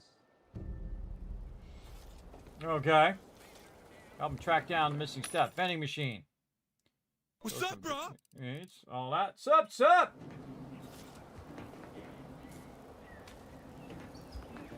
Let me catch up on chat here. Hey, Seafish, what's up? Sounds like a good old-fashioned OBS. Yeah, I know, right? Though I am uploading 36,000, so it could be that. Can you destroy building, or is everything static? Everything is static. You can't destroy the buildings. The fun detector seems to be in good working order. I know, right, Rescuer? Is it something in that room? I'm already past the room, I'm sure. What is this? The greenhouse from the first game? Wait, is this the greenhouse from the first game? No. F12, huh? Did sub go through? I was in an ad and went through. I've been looking for a while. How's it working? Yes, it went through like 32 minutes ago, Seafish. Let me go ahead and replay it again. Right there. 'Cause I got the power. Show Seafish some love in the chat, everybody. Coming through saying, let's go! With a 13 months of sub love. I hate that rotation thing that it does. Everybody makes me really dizzy. Really dizzy when it does that. Yes, it did. Looked it up. That F12 is the thing. You sure it's not the first one? All right, let's go try it. Let's go over here. Go like this. Go F12. Nope, F12 does not work.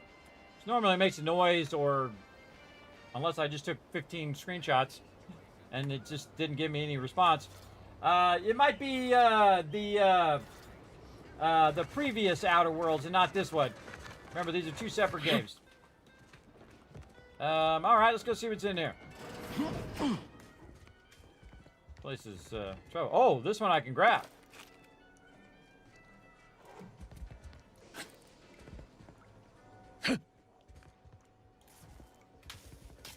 That is the problem. You might want to fix that.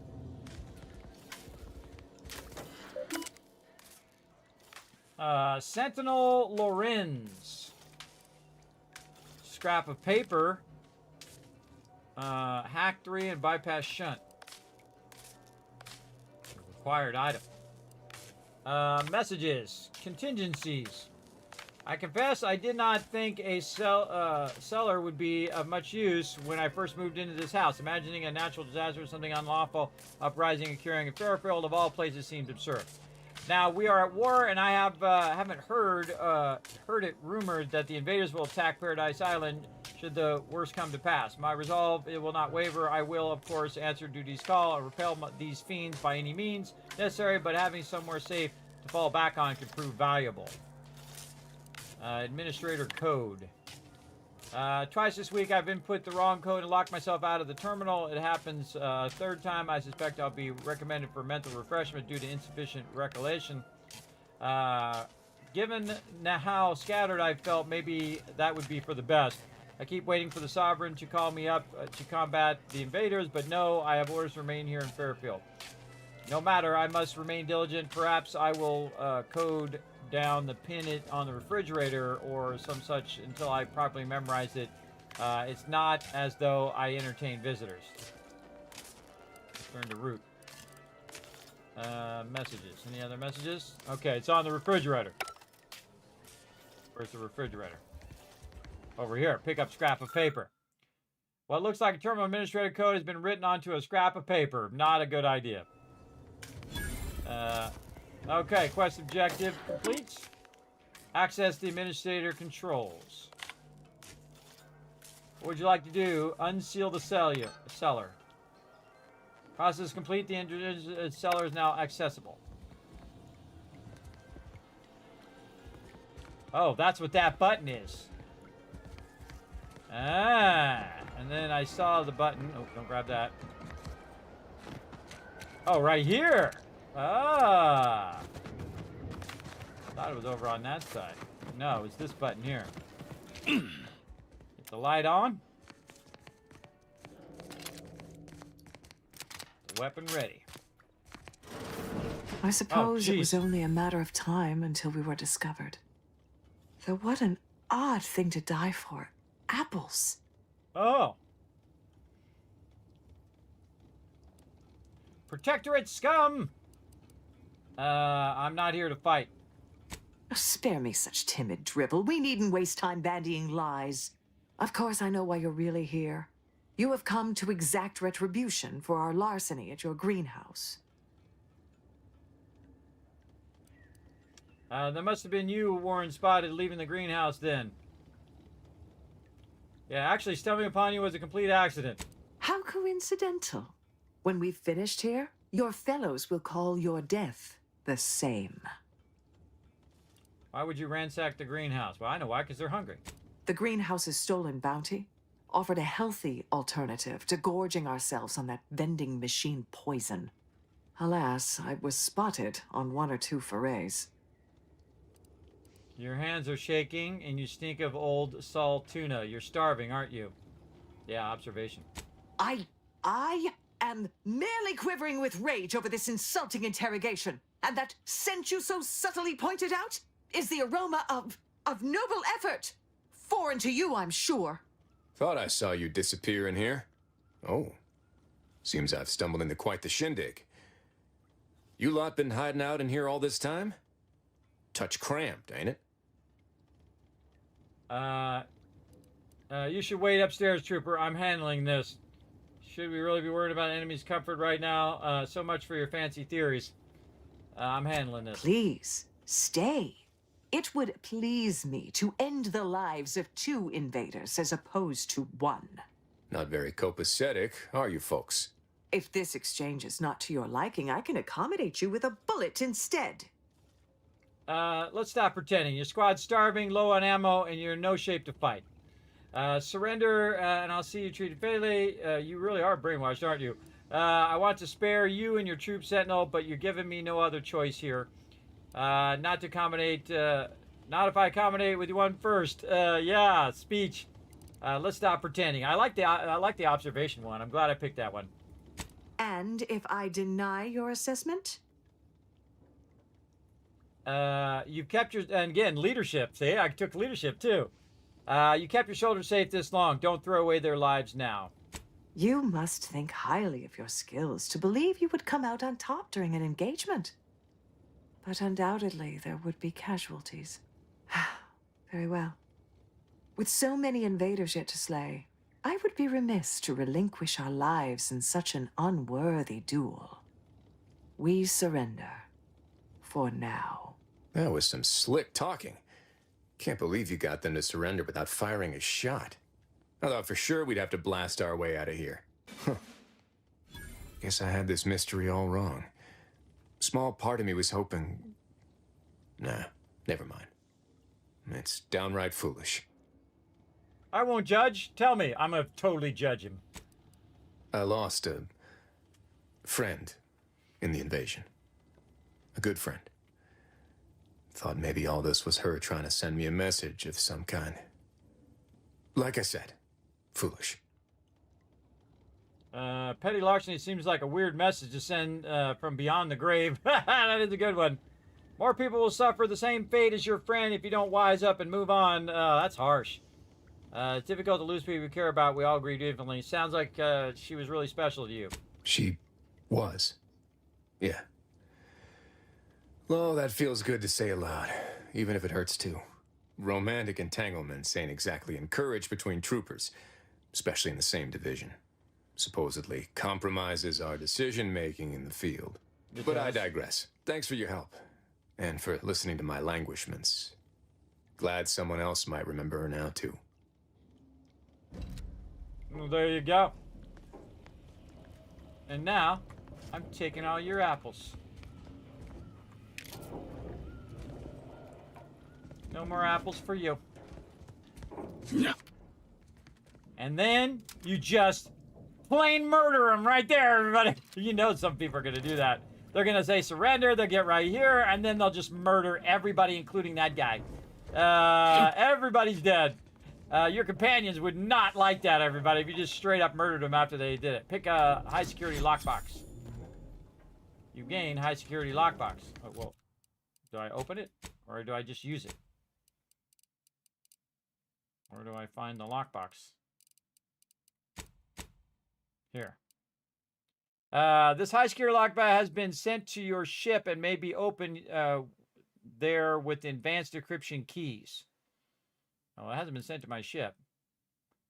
Oh, Valerie's mod kit. So there's a mod kit there, and then this is the lockbox. Using the high decryption key. So you got to go to the ship to do it. Okay. We'll check it out later.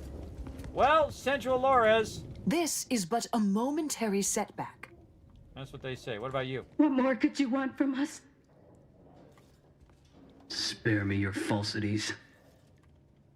I've nothing to say to you, interloper. I just saved your lives. Could have just watched them gun you down. All right. Saving people's my job. I talked them out of it. Again, that's why I have high speech, leadership, and observation. Makes you into a great leader because you can do that. Convince people to not go crazy like that. But if they died, you know, I don't know them, so it wouldn't be that big of a deal. If you're invested in characters, that's when it means makes a deal. Oh, who's this guy? Nothing. Okay. Out there jumping those banisters. Oh, there's something in the trash can. Still Lily Hawaiians goodbye. He's just constantly jumping the banisters of everything. Alright, so we did that one. Did we do this one? Sometimes I can't remember where I was. Oh! DeVries! Hold on, this is the person I'm looking for. Messages. From Supervisor First Class Camaro. Welcome. Subject DeVries. You are report your post in the information input retrieval of 6. I'm sure I don't need to tell you. Every member of the Protectorate is vital to the whole, no matter how seemingly small, insignificant their role may be. We expect you to conduct yourself in a harmonious part of the Protectorate. Glory to the Sovereign. Pinball incident. Pinchball incident. It's not unheard of for one to sustain injuries in the course of a spirited match of pinchball, even ones as serious as shattering your femur and internal hemorrhaging. In my experience, however, virtually all cases can be traced back to overdoses of Sovereign's Pride vodka. While it is an understandable misconception, such overdoses does not demonstrate the subject pride. Nonetheless, it's your duty to work through your injuries. That sucks. Warning, the recent irregular activity has been overlooked due to your company working long years prior to the invasion. However, I am not plagued by predecessor's lack of character, which has reported now been rectified by a course of mental refreshment. Thank the Sovereign. It is incumbent on me to follow up with a report that you were heard espousing opinions similar to the perceptions of the Traitor's Order. I'm certain this is but a miscommunication in these somewhat confusing times. Don't let it happen again. Busted. First Class Odea, Supervisor. Important announcements. Subject the scour of the scourge of unfettered capitalism has come to Arcadia and brought with it the seeds of their own destruction. These bitworshippers will soon taste defeat. Any subject caught with their products will be dealt with. Oh boy. Any communications from or to the involving order are now to be considered enemy correspondence and may be forwarded to the Ministry of Accuracy. Ooh, okay. Betrayal of the Order of Ascent. DeVries sure has some cheek putting the Earth Directorate symbol on her wall after everything she's done. Does she have it on her wall? Where's it at? that it right there? Wouldn't know if I think. Okay, that's stealing. Can't steal that. Steal. Use. Oh! Ah, a little secret room back here. There's a compass. What's this? Diver's submerged tracker. Diver's tracker appears to have been surgically removed and submerged in liquid inside this container. Obviously, in an ill attempt to disable it. Fortunately, it was still producing a weak signal. It was? I had no idea it was here. I found it totally by accident. That was highlighting a second ago. The universe equation is the one constant. The universal equation is the one constant, right. All right. Ooh, it looks like she was doing some repair. What's this? Bracelet. Looks like she emptied out the safe. Identity markers removed. To Savannah Lockhart from Iceland, farewell. Savannah, your last missive stung me to my core. I can't believe you accused me of such. Yes, I'm still in contact with Victor. The union between the Protectorate and the Order is of no consequence to us, but we are decidedly not whispering poison into each other's ear. And I can assure you, the dark path you accuse us of going down is one of necessity, not choice. I never burden you with the knowledge of the things I've done, what I've been forced to live with. But therein lies the rub. I find I can do so no longer. The time for action has come. Do you remember the cliffhanger ending in the Sentinels versus the Cult of Corporations 6th chapter? One way or the other, I feel we are hurling toward the same inevitable conclusion. This is the one thing I cannot allow, no matter the cost. Regardless, my time on Paradise Island is over. As we used to say, see you in the equation, my friend. Farewell. To Augustine from Savannah Lockwood. Farewell. How can you say you never burdened me with what you've done? You have never shared specifics with me, but that doesn't mean I don't feel your suffering, Augustine. The invasion of Paradise Island is driving us all to new levels of despair, and your last message has me fearing that has pushed you into a place of madness.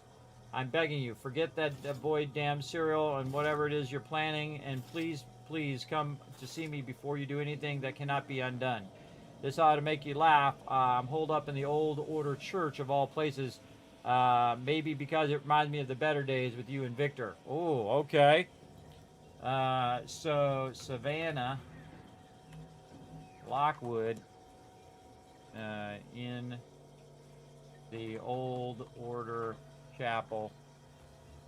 Okay, well that's where she is. I don't know where that is, but we'll go look. Mission logs.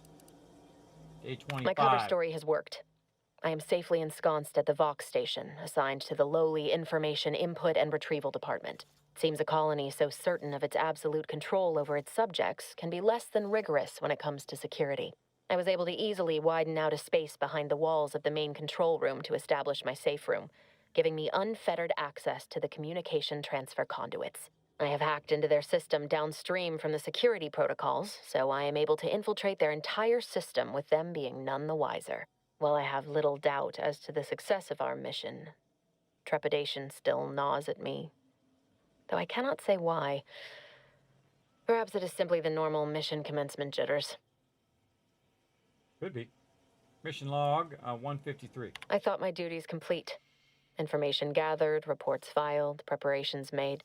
I'd even created a fictitious identity and work transfer to Horizon Point Station well ahead of schedule, in order to keep anyone from tracking my movements upon commencing the mission. All that was left was the waiting. Or so I thought. Then, troubling information came to light. I've seen the numbers. I've seen the equations. While I don't understand all of it, I understand enough to know it is the truth. And I am the only one in a position to act upon it, though it means the betrayal of my team and the duty I swore to uphold. But can I? 182. I did it. They are all dead. And I am still alive. I had not expected this. I had prepared no alibi, and so felt assured my ruse would be discovered and I'd not have to carry this burden. But the complete gullibility of the Protectorate subjects cannot be underestimated, it seems. My threadbare excuse of my grievous wounds as pitchball injuries was accepted without question. I can only keep telling myself it had to be done. Something which becomes harder by the day as the rift anomaly grows in the sky. But it was all part of the plan. Wasn't it? Good voice acting. Oh, so good. All right. I can't believe this. Void me if I understand any of this. DeVries sold us out for what? Because of a few equations? Some dots and lines on a graph? Good fucking law. I mean, she wasn't a damn scientician. She said it herself. She didn't understand all of it, the math. So what was she thinking? I understand you're upset, but let's keep our heads here. No idea. Oh, I got to use my professor thing again. I see many colleagues lose themselves to an obsession. True. Oh, yeah? And how many of those colleagues went and blew up a space station on account of it? Damn it! I never wanted to talk about this. I wanted to just leave it alone. Told myself, no point in judging up the past. Should have known it wouldn't rest. DeVries may have saved me on Triangulum, but I wasn't the only one looked up to her. Lots of the other recruits talked about her too, back at the academy. Oh, what do people say about her? We all thought she was the pinnacle of what an agent should be. Tough, smart, ain't a job she couldn't get done, and better and faster than everyone else. Inspired all of us. Must have been after my time. I remember hearing her name before Horizon Point. She clearly accomplished what she set her mind to, getting us killed. People shouldn't get praised for doing what's expected of them. Yeah, that's not wrong. Let's see. I don't remember hearing her name before Horizon Point. Reckon so. Somewhat embarrassing how much worship we all put on her name. You put a tool in my hand, I would have built monuments to her. Figure my own career could be just that. Doing for others what she done for me. Never imagined I'd actually get to work with her. Me, some nobody from Triangulum. And then she betrayed us. Tried telling myself it was an accident, but now we've got the cold, hard proof it wasn't. Law only knows why she trusted the Order's numbers. Always ascribe to malice even that which can be explained by incompetence, I say. Always ascribe to malice even that which can be explained by incompetence. There we go. The Order, the ones that had the schism with the Protectorate. What exactly is the Order? Why are you fixated on what her motives were? Yeah, what exactly is the Order? The Order of this sin is just another sect of the Order of Scientific Inquiry. The grand plan and all that used to be part of the Protectorate before their big falling out. Believe they can predict the future or some such, but nice plan-abiding folks don't kill for the betterment of their cause. I can't believe the Order plotted our murder. But 10 years ago, I would have said the same about DeVries. I mean, she always struck me as so pragmatic, real sensible-like. Never figured she'd go all in on predictions from a bunch of monks. Doesn't sound like you have a thing in the Order. It's not reasonable to believe in some greater power. I'm not surprised. Religion has been used to control and manipulate for eons. True. Done some good, too. Even I can admit that not everyone following the plan is a fanatic. But when those beliefs start to require hurting others, even killing them, that's worth questioning their virtue. He's not wrong. He's not wrong. Our hands aren't clean either, Niles. We've killed people, too. I couldn't agree more. I couldn't agree more. If only DeVries had shared in our good judgment, huh? Whatever her plans, she started putting them in place while stationed undercover at the Vox Relay. Our next point of order ought to be getting in there. Reckon there's got to be someone on the island who can help us with that. Let's keep asking around. Friendly like. Oh, I shouldn't just go around and start blasting everybody? Oh, and a level up! Oh, I like the level up noise. Cool. Tab to do some perks. We got 2 perks. Totally into observation. What was it I needed observation for? To talk to Emily at the Farfield thing. You know what? I'm just going to try to out-level some of these now. Yeah.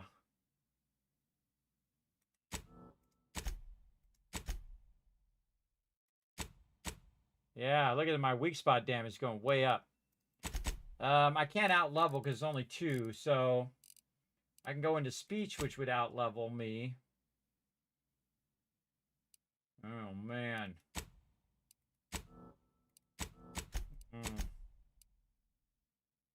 Yeah, I think I'm just going to keep going into speech and just let that one out-level my character, because then I'm getting that extra benefit, and then go into one of these other ones. I do want to get observation 3, though, so I can see what she has to say. Okay, I definitely want to go into engineering and all this other stuff. I got hacking and lockpicking now, at least the basics from the last one. And now perks. Okay, what do we got? 1 perk point.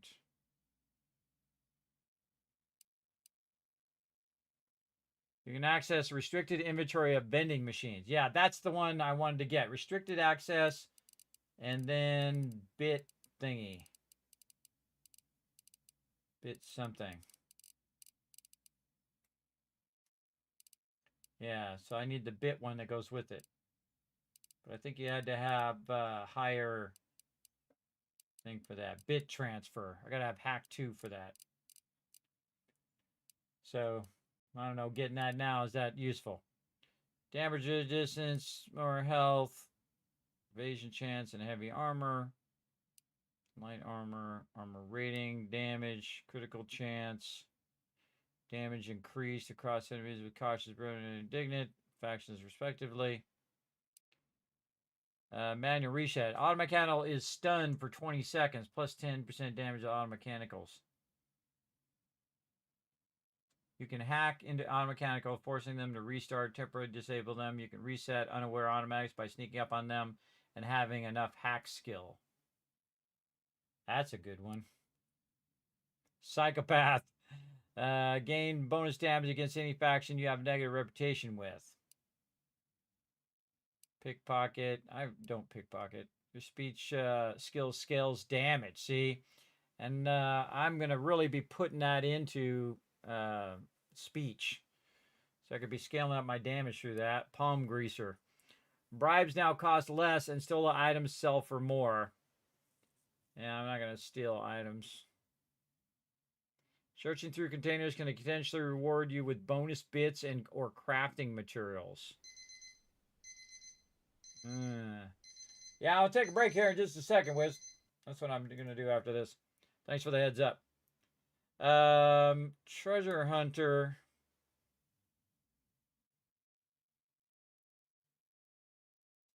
It's probably between these two. Get more bits and crafting materials. And see, once you do that, everybody, it's for the whole rest of your playthrough. So it actually will add up over a long period of time. But I kind of feel like I want this restricted access. So I can see what's in the restricted inventory of the vending machines, probably getting better gear. I'm going to go with that one. Yeah, let's go with that one and apply that one. Okay, and then in our journal, we've got more quests, I'm sure. Oh, codex. Logs. Terminal code reminder. What looks like a terminal administrator code has been written on the scrap of paper. Oh, yeah, we already saw that. All right. F5 to save. Oh, actually, I think it just did. Okay. Now we're getting somewhere. We found the lady's thing completely by accident. I guess there was some way of tracking her, and I didn't even bother. because I go into every single building, so eventually I'm going to find it. So here's what we're going to do, everybody. We'll take a little bit of a break, and then we're going to come back and we'll play some more. I think Niles keeps jumping over rails because he was impressed when he saw you do it in the opening. I know, right? That's cool that they let you have the Spacer's Choice Moonman helmet in this one. I remember that being something we all wanted in the first one. Yeah, Curtis. Yeah, actually, that's part of the deluxe edition. So if you just get the deluxe edition of the game, you automatically get that. And you get a bunch of cool weapons and gear along with it. Again, it's up to you how much you're into the Outer Worlds. I'm enjoying it. I'm having a great time. But the time has just flown by. And if I'm not careful, I'll just all of a sudden be 6 hours with no breaks. Or 12 hours. So I got to take breaks, everybody, again, for my health. But we're going to go ahead and let you guys play some words on stream, work together. And if I see you guys working together, come back, shower you with a bunch of kiss caps. when I come back in just a bit.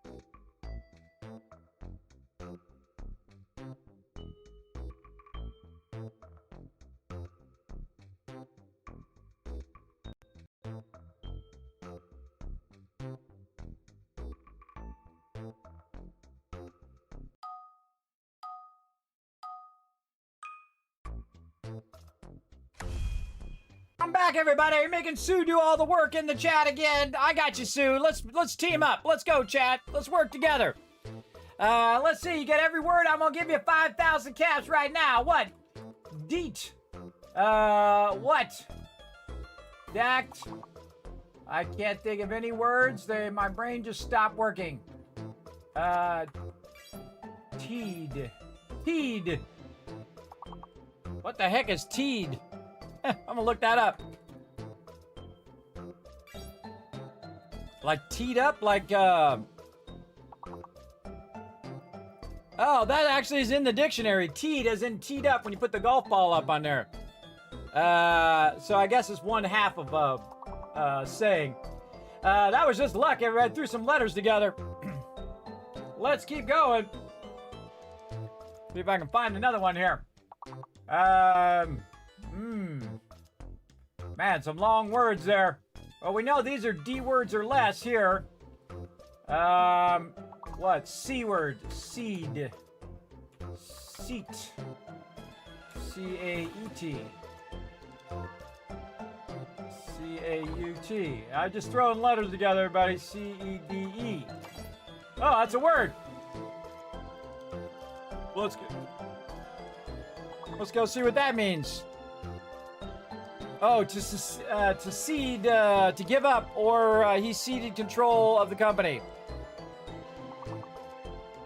Cede, yeah. Hey, I'm learning new words here too while we're at it, or relearning words that I probably knew at some point in my life before my brain got broken. A-U-E-D, A-U-C-T, A-E-E-T. I don't know. Man, that's a tough one, everybody. That's a tough one. That's a tough one for a level 1. Holy mackerel. That was a level 1 thing, but those big long words, everybody. They just assume that you're a word genius. It's certainly not me. I can barely function as a human being anymore. But thank you to Empty Story, Sea Fish, and everybody who was playing some words on stream while I was taking a bit of a break. But I am back now, and we're ready for some more Outer Worlds 2. Let's get back to it. Really enjoying it, everybody. Having a good time. So we found the secret lair of our supposed enemy who betrayed us and tried to kill us on the space station. But luckily, we were too fast. Look at this guy. I'm Mr. Fancy. So I found it randomly, though. I didn't bother tracking it. I just found the location randomly. Hi. Well, hello there. Here he comes, everybody. Coming in, saying hi to Sea Fish. In there. Let's see. Is it worth going back playing Outer Worlds 1, or should you start on 2? You don't have to play Outer Worlds 1 to play level 2, by the way. You can just play number 2, not level 2, but number 2, complete without knowing anything about the level number 1. Though, 1 is very good, so I highly recommend that one as well, because it'll give you a lot of the backstory of what is happening now, and you'll know what happened to in the previous game that will help you know a little extra in this game, but they're not required. You can totally just play 2 and be just fine. Though 1 is very good. I highly recommend it. Absolutely. 100%. I recommend this one too. I'm having lots of fun. See, again, I don't advertise stuff I don't like. I play it. If I like it, I continue to play it. If I don't like it, or if I just don't have enough time, that's also another factor as well. Then I don't play it. It's as simple as that. For any amount of money ever. I always like it to be an honest review, straightforward. Hey, I like it or I don't like it. And these are my thoughts on it, so on and so forth. That's the kind of channel I run, because I answer to nobody, but I'm a 55-year-old disabled man who struggles just to get out of the bed every day. I don't need any other complications in my life. I feel like I'm sinking down. I feel like my chair went down a little too much there. There we go. All right, I'm back. I was looking at myself. I was getting shorter and shorter by the minute. Over there. It looked like mechanical bulls or something. Oh, Copernicus. Oh, we want to go talk to that person. Almost forgot. We got to go back. Oh, turn the sounds on, too. Let's go back to the garden and see if we can use our observation. Over here. By the way, you can run around in third person if you want. Just hit U.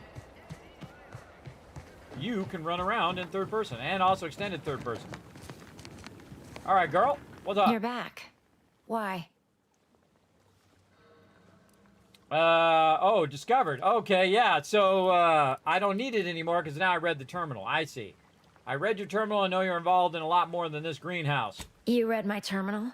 How embarrassing.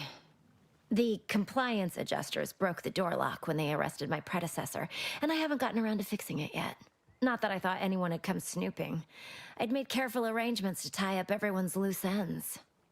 Everyone except you, it seems. So, why are you so interested in my other work? You're not part of compliance. I want to know why you turned on your own operation. Let's just say I'm naturally curious.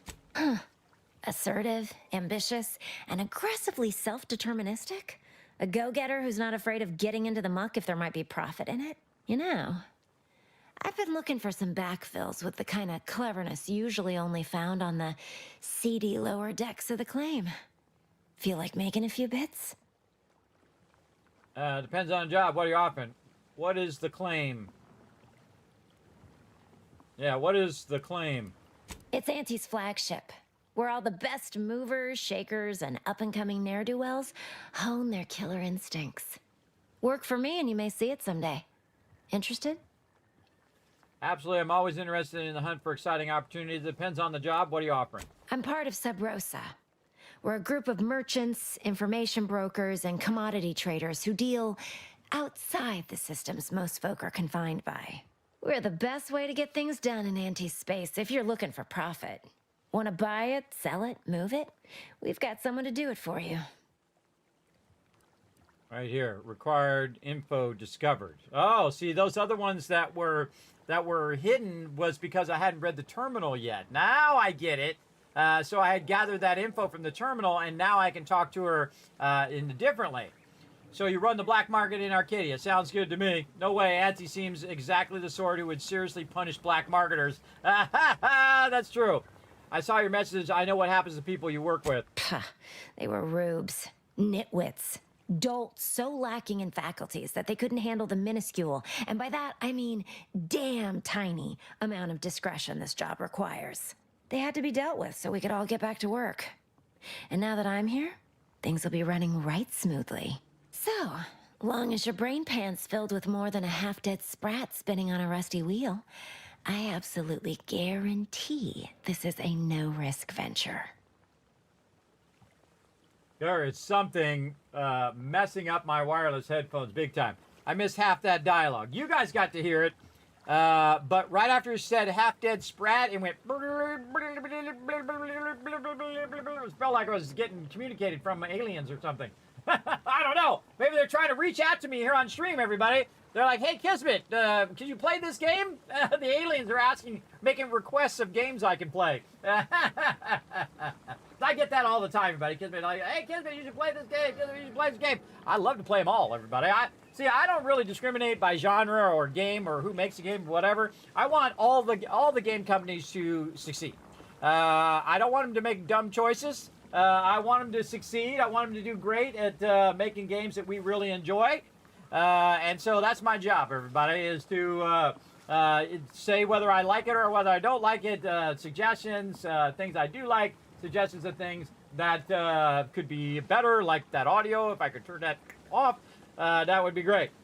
But that little thing, everybody, is nothing compared to the bigger, better part of the game, which, of course, the storyline's really good. The acting is really great. Again, they write a good story first, everybody. That's what I like about them. And then all the technical graphics and all that other stuff falls into place. But you got to have a great story. You got to have a good reason why the protagonist is there in the first place, which is you, running around doing your thing, right? That's the thing. Hey, Zero Fate coming in with some raid love. What up, Zero Fate? Thanks for coming in and showing that love. Let me give you a shout out over here. Let's see what you were playing right over here. Let's see. You were playing some Anixion. Hopefully I'm getting that right. Let's go check that game out. So speaking of games, Over here. I can just look at it on Steam. Over here. So yeah, I gotta figure out what's going on with my headphones, everybody. That's weird. It sounds like interference to me. Nixion. I've seen so many games now, everybody. I can't even remember all of them now. I can't even remember. Let's go to the store. There we go. We got ourselves a hero. Whoa. Oh, space game. The book of our life on Earth is over, and we. Ooh, I love me some space games.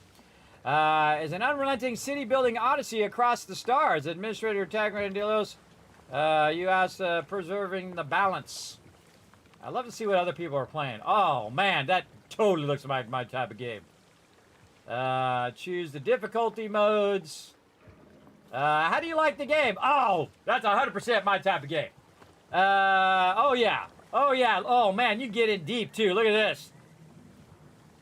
Oh, man. Uh-oh.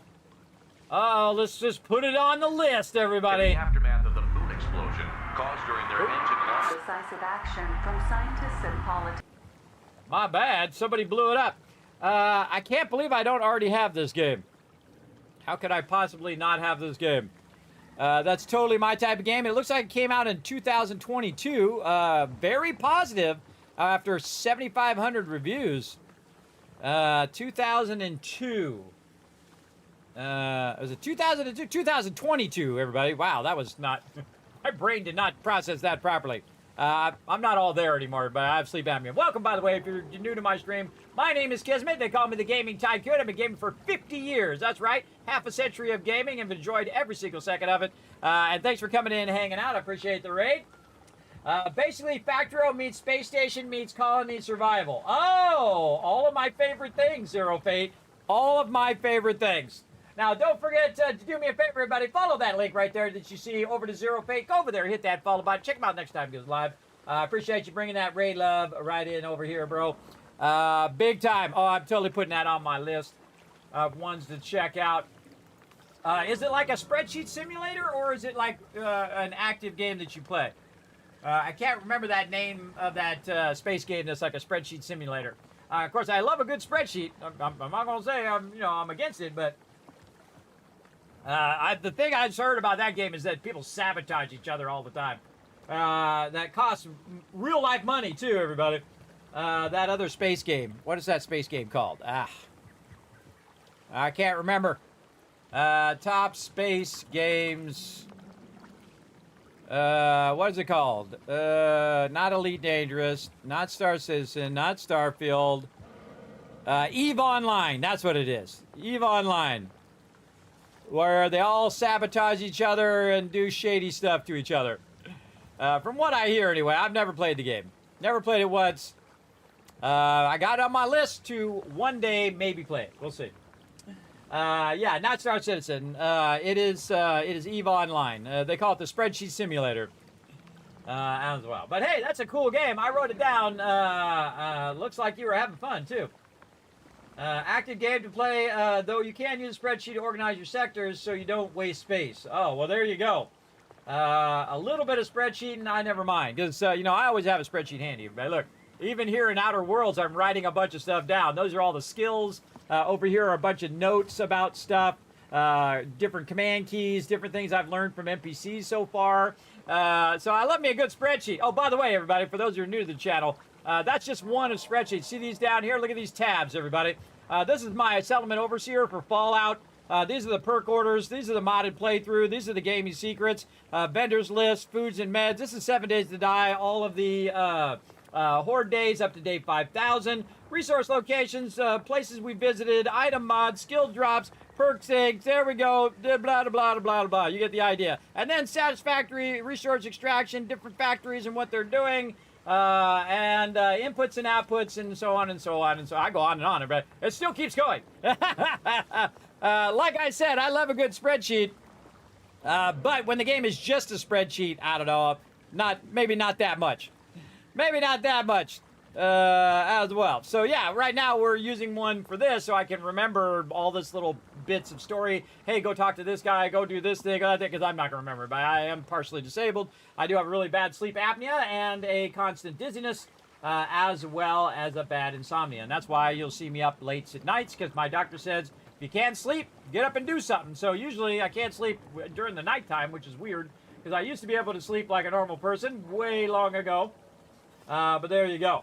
Best part of the Indian story is that you follow, that you're following while jumping around the galaxy. Oh, it has a story that you're following around the galaxy. You know the one that I really like? One of my favorite games of all time, everybody. Right over here. Hold on. Let me bring it up. Galaxy. Highly recommend as well. On Fire. Right here. There's this is number 2, but I played 1 and 2. Oh, I didn't get it. I didn't get it. The book of our life on Earth is over, and we stand now at its epilogue. All right. Right here, everybody. So this is version 2, but I played the original one as well, and it's basically you're going and you're trading in space. So you go to one space station, kind of like No Man's Sky, where you go to one trade station, you buy it for low, you sell it for high. And then, of course, there's all sorts of story and intrigue that goes along the way. And you can see it's already in my Steam library. And this one I played about 44 hours, which is pretty fun. But the original Galaxy on Fire, also really good. And you can play it on mobile, which is where I played it originally. And then I bought it for PC and then played it on PC again. And then played Galaxy on Fire 2. So very, very cool, everybody. And again, that's mostly positive on that one. And that came out in 2012, Galaxy on Fire. Highly recommend that one as well if you like space games as well. So yeah, so again, I'll put that on my list. I have a giant list of games, everybody. Can't get to them all, but I will get to as many as I possibly can before my time is done. I'm trying to get the achievement, played the most games in his lifetime. Not just by running through games really, really fast, but played a quality playthrough of every single game that he enjoyed along the way. See, that's the high score I'm going for. So there you go. So again, welcome everybody. Make sure to hit that follow button while you're hanging out here in the stream. Appreciate it big time. We're closing in on 30,000 followers, aren't we? We're getting there. What are we at right now? I haven't even looked in a long time. Yeah, we're about 101. Oh, 199? Man, my math is not good. 201. No, we're 201 follows away from 30,000. Yeah, we're getting there. We're getting close. Go back to my library over here. Yeah, there's something definitely interfering with my wireless headphones. Huh. I might need to get a backup plan if that keeps happening. It might be like OBS needs an update or Microsoft Update did something weird in the background or something. I'll figure it out later. I ain't figuring it out now. So long as bad pal, all right, make your pitch. Better poor than dead, or rotting away in Auntie Cleo's prison. All right, make your pitch. Oh, isn't that just wonderful? I had no suspicion when you walked through my door that you'd help resolve the last of the morass Paradise Island has become for us. And all we need you to do is access Quartermaster Cardos's terminal and scrub any Spectrum vodka from her ledgers. It's already been resold, so having it in her system could become problematic. Expunge it, and I get you some bits, and the friendship of Sub Rosa all over the system. You get me? So why should I care about Sub Rosa's friendship? Because we are the black market in Arcadia. Odds are, at some point, you're going to need something you just can't get legally. Then you'll be thrilled we're associated. Sub Rosa feeds that appetite to not just survive, but to thrive. And that's taking all of us places. We're more than simple opportunists. We are opportunistically driven. Trust me, for both short-term benefits and long-term prospects, you want to be our friend. Okay, well, I just learned something. All right, Sub Rosa, over here, Sub Rosa equals the black market. Okay, well, now we know. I don't typically like to work with the black market, but hey, sometimes they got cool stuff. I get that you're trying to put my butt on the line to do your dirty work. Not interested. I get you. I'll be back when it's done. And what if I get caught? It'll probably be nothing. She's just a sergeant, not someone who has any real pull. And I've already made arrangements with everyone who matters. So, if she catches you, about the worst she can do is a switch on the wrist. All right, I'm in. I'll be back when it's done. And I'll be waiting here with your bits. Okay. On to the next thing. And you'll be waiting a long time because I'm going to go off and do something else. Wait for a long time, lady. I'm going to go look around some more. I'm going to see what's in this other building I was going to look at. Up here, this big building.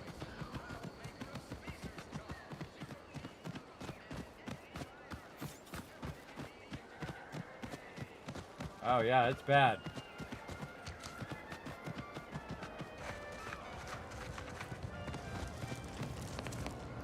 Okay. Just in case. Check all your weapons are locked and loaded. Okay, we're good. Ethel Tinsley. Would pulverizing them suffice? No, I could liquefy them. Apply heat and congeal them into kibble no beast could resist. Oh, Ethel, darling, you're a genius. Approach with less haste next time, won't you? Copernicus may be tame, but he still doesn't take kindly to being startled. Why don't we start with the introduction? I'm Kismet. I am Ethel Tinsley, chimeric scientist. I'm responsible for taming this delightful raptidon here. He will protect our fair town from his feral brethren in the wilds. Theoretically. Officer Carr has been in a state waiting for me to train the raptidons to, maul on command. It's rather pressing, and alas, one scientist-turned-tamer can only do so much. One might say I'm perhaps a bit on edge. Folk here have grown weary, shall we say, with the war effort, and with avoiding Carr and the minister's would-be fisticuffs. Sounds like a typical corporate management structure to me. It's not wrong. I'm well acquainted with Carr and Mrs. antics. Yeah, I'm well aware. If you too have spotted the chasm between them, I fear the Protectorate have already pinpointed the way with which to exploit it. I'm unused to the way things are done here, I suppose. The Protectorate leadership never behaved in such a manner. Oh, see, I haven't found that info on some terminal or heard it from somebody else yet, see? And then it brings you back to this NPC. All right. Ethel has some info I have not learned yet. Talk to her again later. All right, writing that down. Why can't they see eye to eye, and how would you know about that? With freedom of thought comes conflict and uncertainty. How would you know about that? Well, because I was Protectorate. Once. I defected to Andes the second I could. But that's not the point of this conversation. Not when our leaders cannot reach an accord. One wishes to woo Protectorate subjects to our ranks. The other wishes to secure a decisive victory with weaponry and technology. As for which approach is best, I wish I knew. I'm beginning to see why they both begged for my help. Have they? Goodness. Then it seems things are more precarious than I realized. If you do intend to lend your aid to the Minister or Officer Carr, I only ask that you consider the ramifications. That's why I didn't just choose one or the other. Let's talk about something else. Very well. I ought to focus more on my work than on social tensions anyhow.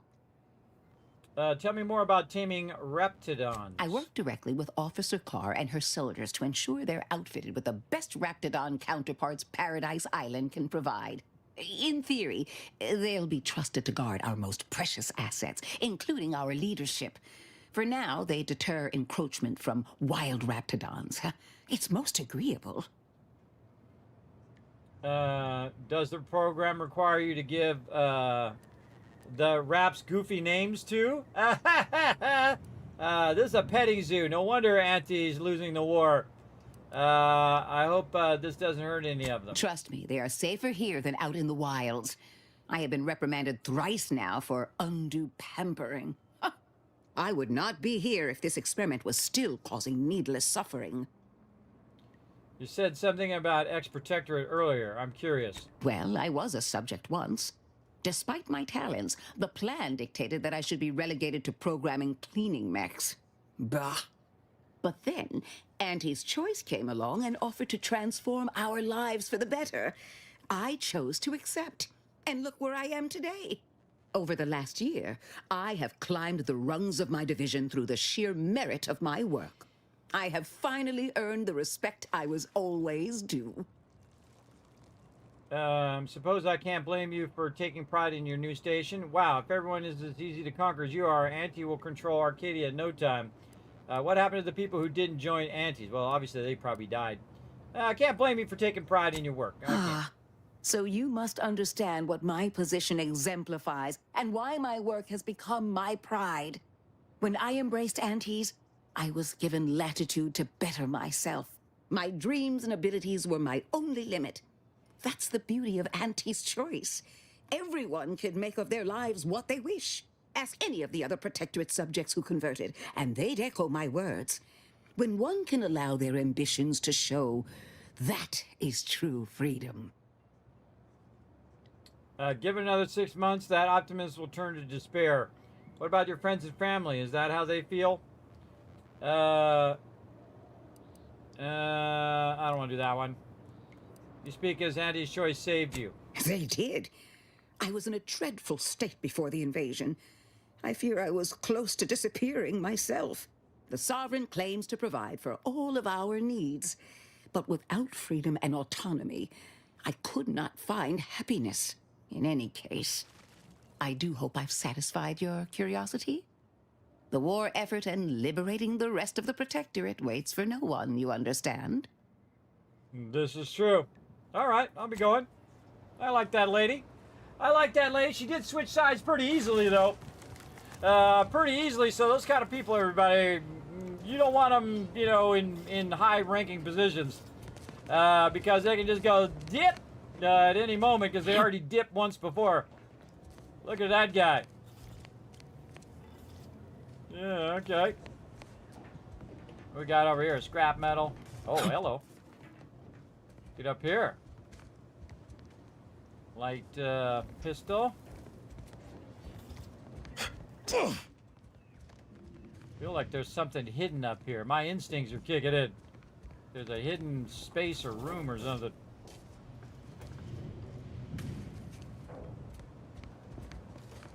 Why would they go up there? I guess just for that loot? Huh. Yeah, terminal. Private notes. Using on Rapidons. Well, I've officially gone from Chimeric Scientist to Rapidon Onboarding Specialist, but it's not so harsh as the change I feared. So for us to be more suits failure, has come calling for his subcutaneous injections again. Subcutaneous injection. I wrote more on my findings later. His injections. Messages. DB Mulver Street subject halted a simulation. First, I want to thank you for always being kind and such a great listener. You've been messages to me in the past years. I wrote you today because I admit I'm a bit of a crossroads. It's reasonable to be among the society for long, yet I feel so separated from it. Try as I might feel one with Auntie's Choice, it's as if I'm donning a costume. I wish I didn't feel so. Any advice you would have would be much appreciated. Your friend, Ethel. From Ethel. Yeah.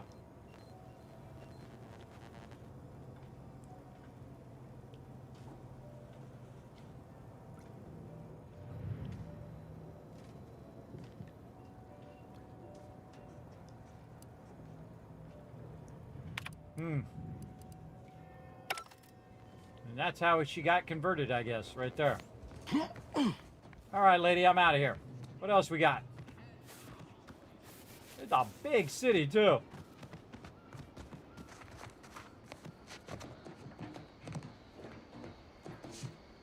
Nope. Nope.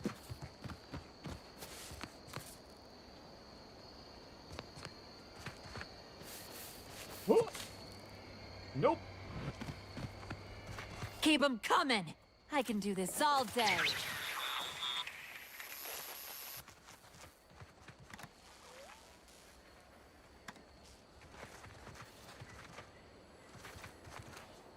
Yeah, keep shooting them drones. Gives me free loot.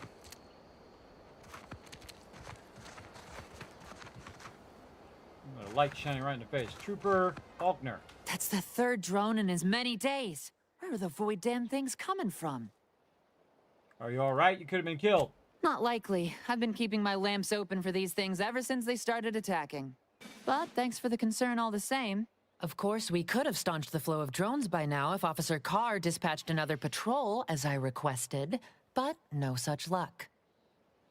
Why won't Carr send out a patrol? Look, requirement not found. Requirement Space Ranger. I wonder what Space Ranger does. Why won't Carr? Because again, see, once you unlock this stuff, everybody, you can circle back and then get new information in the same area in which you were in. This is a brilliant thing to do, everybody. Again, it allows you to go back to the starting areas or areas where you've been before and discover new stuff, which is really cool. Afraid I have no idea what you're talking about. What's the problem?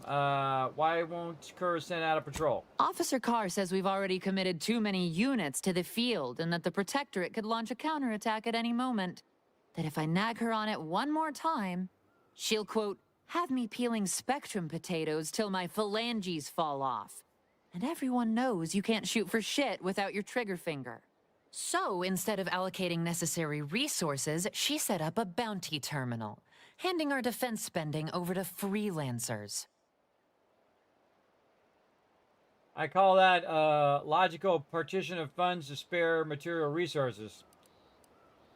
That's what happens when you have more bits than cents. I already know my way around a bounty terminal. Those drones are as good as dead. Logical partition of funds to spare material resources. Funny. Yep. Carr fed me the same excuse, though she used fewer words. If you're keen on lending a hand, bounty terminal's just left of the constabulary. Carr doesn't trust me with that kind of work anymore. Not after my last performance review. So I guess we're trusting in degenerate bounty hunters now. Hey, who you calling degenerate? Lady. I blasted people for less. How urgent can this be? Sending drones one at a time isn't a heavy assault. Sometimes they send 2 or 3, but you're right. It feels like the Protectorate is still testing our defenses. But I'm our last line of defense right now. Plus, Officer Carr ordered me not to step foot from this post. Really wish I could give those drones a piece of my mind. Unfortunately, I need to hang back and exercise my obedience to authority. Go out there and do what I can. Show that bounty terminal and those Protectorate drones why no one fucks with Fairfield. Sorry, I had to get rid of that one for YouTube. Not that I haven't heard bad words before, everybody. All right, we're on it. You ready, Niles? I really like Niles. I think Niles is a great character. What's this down here? It's like ships have landed down here. Gonna need a bigger storeroom for all these orders. Ah. Look at this. How you get in this thing?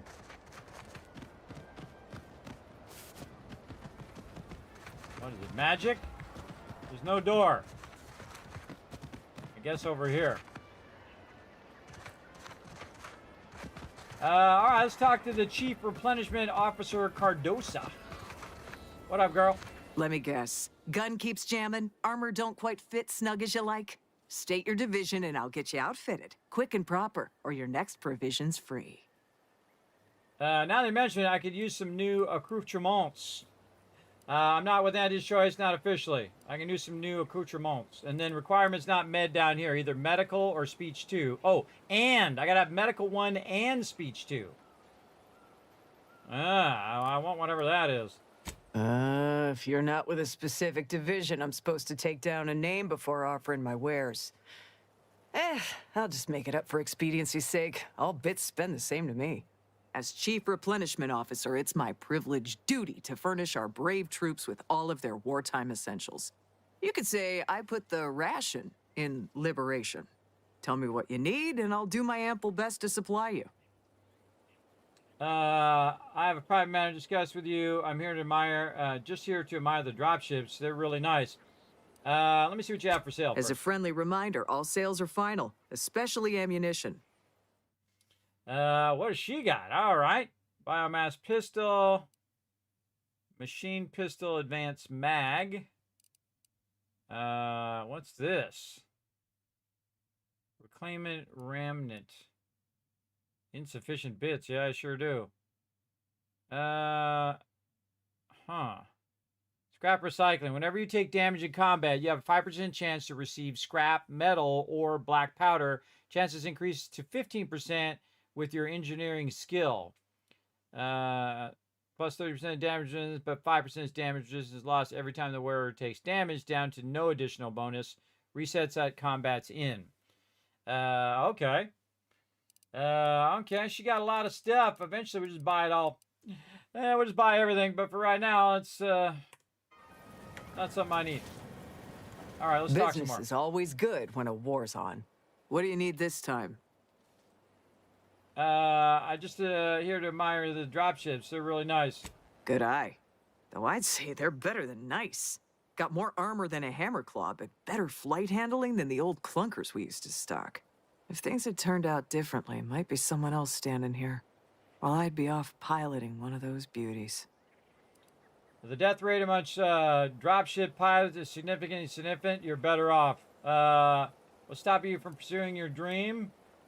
Actually, I'm gonna you keep doing my professor stuff. I think it's fun. You got your wires crossed. Dropship piloting's one of the safest jobs in Auntie's Choice, according to Auntie's survey on career safety. Ranks high in satisfaction, too. And anyway, I don't recall asking for your opinion, so maybe we best get back to it. Whoa! We got a bit of an attitude. Knew you'd be back. What do you need this time? I wondered if you could have a look at your term. I could have said, hey, go follow your dreams. Now there's an odd request. If you've got queries about my stock, I'm sure I could answer them for you. Wait one rapt gone moment. Did Miss Galloway put you up to this? Why do you ask? She asked me for terminal access not even a fortnight ago. I'd call it coincidence if it didn't feel so much like conspiracy. I can't for the life of me adduce a reason as to why a greenhouse manager would be interested in military inventory. What kind of plants are we growing in there? Terrible man-eating ones that'll put the fear of foliage into every protectorate farmer. I just do what I'm told. I don't ask questions. Emily has her reasons. You need to just trust her. Yeah, this one here. All the while, I thought they were growing healthy little comestibles. They were planting the seeds for psychological warfare. Literally. Shows what I know. All right. Ms. Galloway can have access, but only because I believe in not biting the hand that feeds, or in this case, grows. Key card to access the terminals, right here on the boxes beside me. Feel free to nab it. Okay. Are these boxes? She pointed this way. I think she meant this way. Right here. Pick up replenishment key card terminal. Where's the terminal at? In here. Display current inventory. Just inventory total, anti-fizzy spectrum vodka.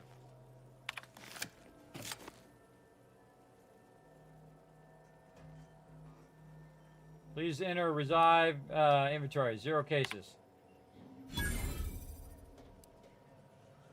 Return to route. That was easy. That was easy. All right, see you, lady. What'd she get for having an attitude? I was going to try to help her become a space pilot, but now she gave me attitude, so now I'm just going to set that thing to 0. All right, well, it just so happens I went the way of the quest, so I might as well do it. Now we're going to run back. Run, little spaceman!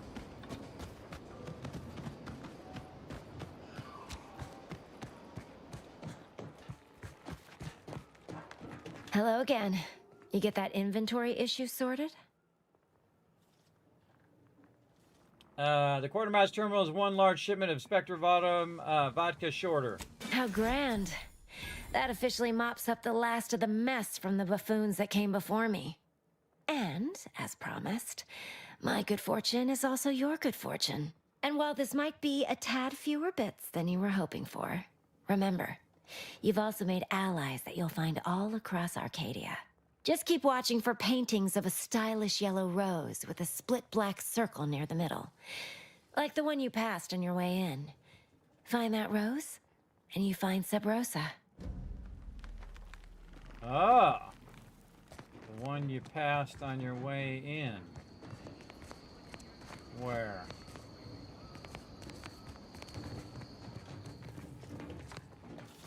Yellow rose.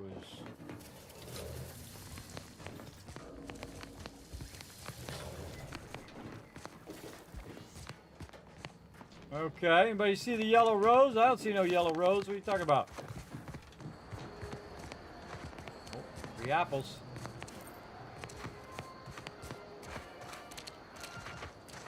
When might I begin laboring for Auntie? I so eagerly want to contribute to the corporate whole. Cool your thrusters, friend. A little gumption goes a long way in this town. Don't make us look bad. Am I just not seeing the chat? I did not intend to offend. Please report me to mental refreshment at once. Only refreshment around here has got anti-fizzo on the bottle. Really? There's a yellow. There's a yellow rose.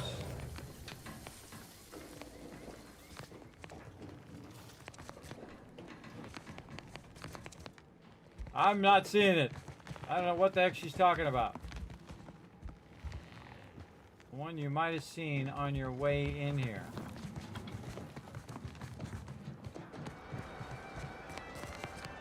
Huh. Is it small? Is it on the ground? Is it...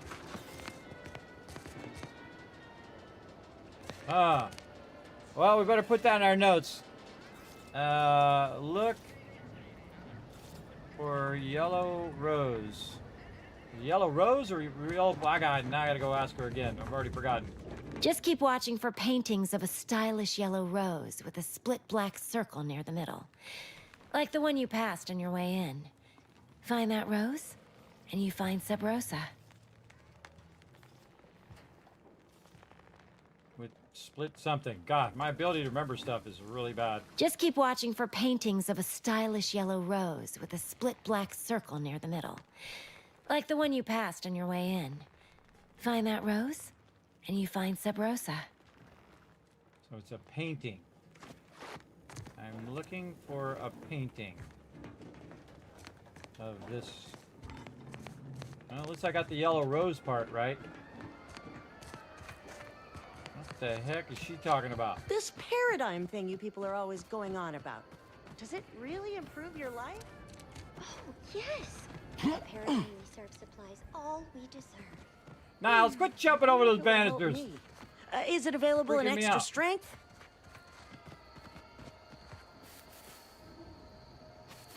The one I passed on the way in here. Where did I pass it? Did I pass it at the very beginning, or did I pass it here, or is it on this building?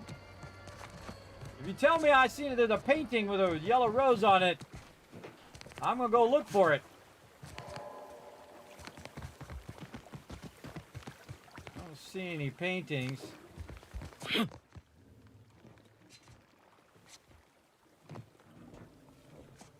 Whoa.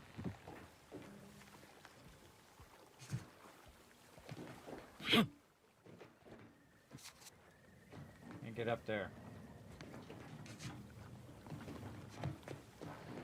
Get up here though. I'm not sure if there's anything up there. Huh. Painting of a yellow rose. Totally not see what the heck she's talking about. That lady crazy. That's a crazy lady. I don't see it. I don't see the rose painting, but I did start singing Yellow Rose of Texas. Yeah, there you go. There you go. I don't see no paintings. That lady's crazy. We'll keep an eye out for it, though.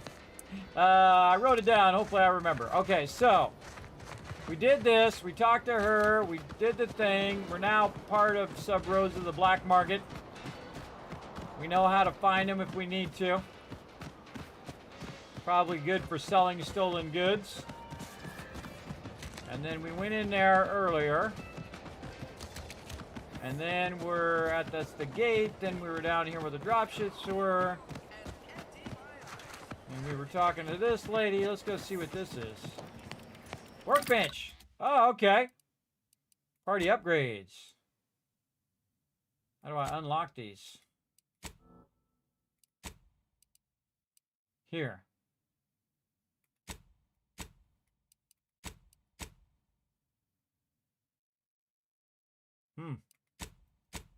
Not sure how I get those upgrades in there. What do we got here? Whoa, look at all these weapons. Hold S to sort. Okay. Does it say what their value is? Okay, this is 1,000. Most expensive thing in here is 1,000. Now, it's not always true that the best weapons cost the most, but it's mostly true. It's mostly true. Oh, these are the restricted access items here. Ferrogen, uncommon material for crafting and workbenches, magnet. Oh, okay. So those are the yes. So this is the restricted access stuff here.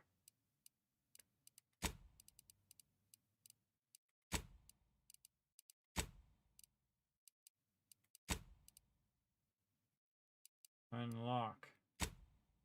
Yeah, see, it has little locks on them. So you see the little locks are unlocked. So I can get those because I can get to the restricted. So it's like bonus loot in there. Cool. I bet you there's some really nice stuff hidden in that hidden loot there as well. A free pistol.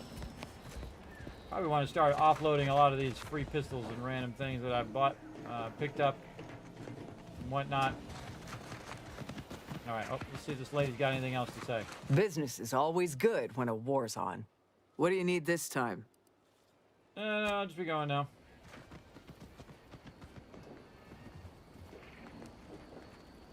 Steel performance review. Employee Trooper Clara B. Faulkner.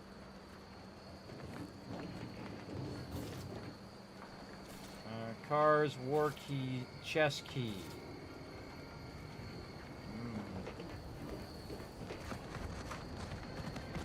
Corporate climber. If you're not a go-getter, then go away. On a dead alive. Protectorate drone. They really want me to go after those drones, Big Dub.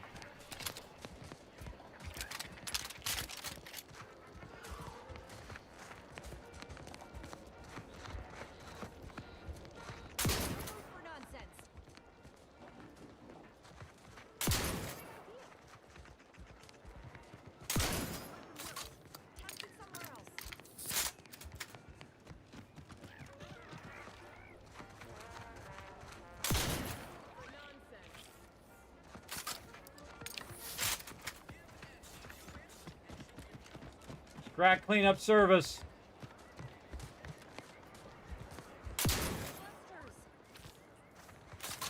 Don't mind me. Just using my triple barrel shotgun. Schedule an appointment if you need to talk to me. Corporate negotiator. Ah, corporate trooper.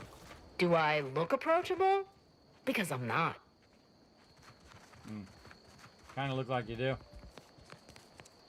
Sparkling water.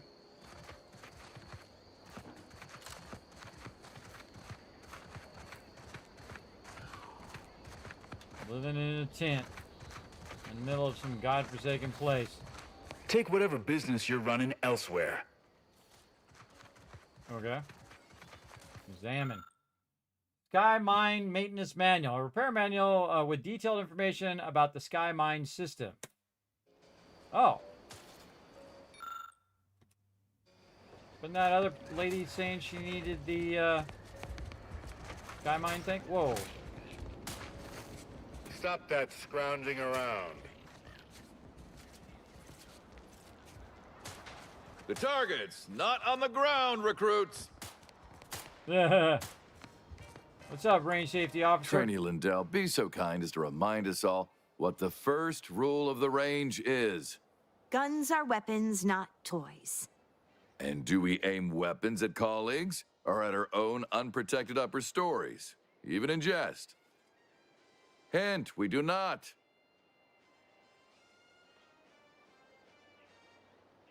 If you have to tell someone not to point a gun at their head, they're already in trouble. Those targets haven't taken much damage. Make sure the guns are even. Make sure those guns are even loaded. You sure those guns are even loaded? Your recruits won't learn if they aren't allowed to make mistakes. Yeah, you don't want to be making mistakes with firearms. Yeah, they're already in trouble. The soldiers before you are former protectorate subjects, mainly of the farming variety. No knowledge of combat. Scarce experience wielding anything deadlier than a wrench. They're accustomed to being told what to do, when to do it, and even how to think. A lifetime of habitual servitude is not broken in a day. What's this over here? E. Green. Oh, that's cool. You can look back on your previous talking. Yeah, what you said to that person previously. Wow, that's a cool feature, everybody. I didn't even notice till just now. You can look back at what you said to him earlier. The recruits need to feel inspired. Mind if I have a word with them? I'm not one to idle in the path of a good faith effort to accelerate education. The faster we can get more soldiers in the field, the better. There's just one problem. I don't know you. So, respectfully, I must ask, what do you feel qualifies you to give instruction to my recruits? Funny you should ask. One of my 12 degrees in grand motivational oratory. But I really want to see what this one is with Agent Ibarra, but I'm going to go with my professor thing. I've never heard of such an area of study. No, you wouldn't have. It's relatively new, huge course load, massive. Indeed. Well, your attitude of arrogant superiority is unlikely to resonate with the recruits, I think. Respectfully, I must decline your offer. Please excuse me. Lindell! You reload with a muzzle facing away from you. Away! Hey. You've returned. I don't suppose you're here for instruction yourself. Is this about the trainees again? Yes, I'm confident I can motivate them to do better. Oh, actually, I want to know what your opinion was on the invasion. Let's do that. I'm not aware of any invasion. I'd love to hear what you think is going on then. We are here as liberators, not invaders. We're bringing the free market to those without the freedom to choose and liberating Arcadia's resources to aid struggling colonies. I understand it must look like violence, but listen to any of our ex-protectorate colleagues speak on their lives before. The stories they tell are stories of oppression. What Antia's commentary is impressive. You're changing lives. It's not that I don't believe you, but I need more details before I can pass judgment. In my view, going from the Sovereign to Anti is trading one master for another. Ooh, that's kind of true. Is impressive. Thank you. I would not be here if I believed otherwise. Please don't think me rude for abbreviating our conversation, but I must get back to my duties. Foul opportunity waits for the safety officer's back to turn. You've returned. Okay. I don't suppose you're here for instruction yourself. Is this about the Speech trainees 2 or again? Leadership 2? Let's go. I can motivate I'm them. not one to idle in the path of a good faith effort to accelerate education. The faster we can get more soldiers in the field, the better. There's just one problem. I don't know you.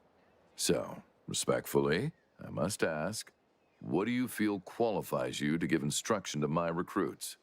Cool. Now I can do both options. Perhaps I could speak. Perhaps you can speak of my qualification to Agent Ibarra. What? Oh, sure thing. The commander here is an experienced Deadeye. and a natural leader. If you're looking for someone to deposit a few pearls of wisdom, I guarantee you'll not find better. Much as I'm inclined to trust the word of your compatriot, I still expect you to advocate for yourself. You're the one who wishes to speak with my recruits, after all, not him. At this point, I don't think I could make these recruits of yours worse. It'd be an honor to instruct these troops based off my hard-fought combat experiences. You do have a certain confidence about you that is presently absent in these recruits. Very well, I'll allow you to speak with them. Don't make me regret this. Attention trainees, guns down. That means you too, Simpson. We have a guest who has a few words to share. You have something to say to us? When you hold that gun, remember what you're fighting for. If the Protectorate wins, you'll go back to being farmers. Is that what you want? You're all going to die horribly if you don't shape up. I don't know if those are that inspiring words. Yeah, if Protectorate wins, you want to go back to being farmers? Is that what you want? No, but it's probably what we deserve. The others are right. We're not cut out for this. If you spent less time groaning, more time practicing, maybe you'll hit your targets. No one starts out a crack shot. You got potential, and you'll improve with practice. In the short amount of time we've shared, I've already observed a great deal of improvement in each and every one of you. You really think so? Gee, imagine how fearsome we'll be in a month. Just remember, aim your sight ahead of where your target's headed. With Auntie's choice, each of you has the potential to be so much more. Believe it. Get out of your head, just point and shoot. It's easy. Don't make it hard. I like that last one. That's another playthrough. I'm going to be using that one. Just remember, aim your sight ahead of where your target's headed. Yes. Precisely. Anticipate, then react. Now, if Auntie's faith in you is not misplaced, then prove it, trainees. Weapons at the ready. And fire! Well done, trainees. Well done! It appears your words have had their intended effect. Oh, thank law. The trainees seem quite taken with you, too. As I suspect they would riot if I let you leave without a reward. Please, accept this revolver with Auntie's thanks. Plan willing, I will have as much success deploying your wisdom with my next batch of recruits. All right, awesome. Get in there. Simpson. Working hard or hardly working? That's rhetorical. The Protectorate made you farmers, but Auntie's choice has made you soldiers. Guns are weapons, not toys. Exactly. Mind your own business interests. Move along. Good form. I'm just taking your ammo now. You give me attitude, I start taking your stuff. Now, the question is... You're blocking bullet practice. You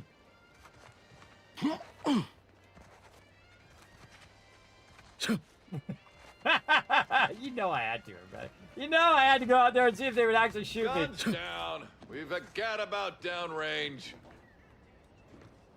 Hello? This is a live fire range. Are you looking to get shot? I was trying to see if it was going to happen. All right, back to work. I like how they shoot when my companions are over there, but not me. Shot, recruit.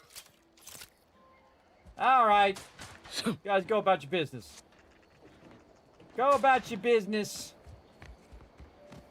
What's up? Mind you, don't track any outside mud on top of our inside mud if you head into the fort. Okay. That's why that person's standing sentry post, everybody. Don't want to mix up the mud. Oh, boy. I can't tell you how many times I have heard things just of that nature, everybody. Not that specific thing, but stuff of that nature that when you hear it, it makes your IQ go down. It's like a negative IQ buff. It's something so dumb as that. Oh, boy. We got more stuff to look at over there. Whoa. What we got up there? Is that where we... Oh, we crawled up on the top of that. That's that main place. Okay, we can't get in the ships. We talked to all these peeps. The dropship just hovering up there. Protectorate folks must have been bored out of their skulls before we showed up. Now life in Fairfield's a real shindig. Well, except for the handful of hullheads who couldn't accept this place is under new management. We sure fixed them. Void damn right we did. Okay, whatever. What we got here? Place that's closed and it can't get in. Drone Technician Sims. We'll look around the outside first. Oh, hello. Feel some climbing coming on.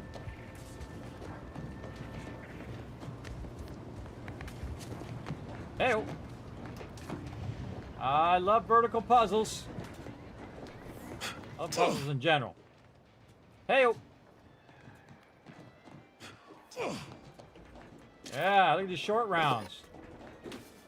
That's the one for this gun, yeah. Nice. Hello.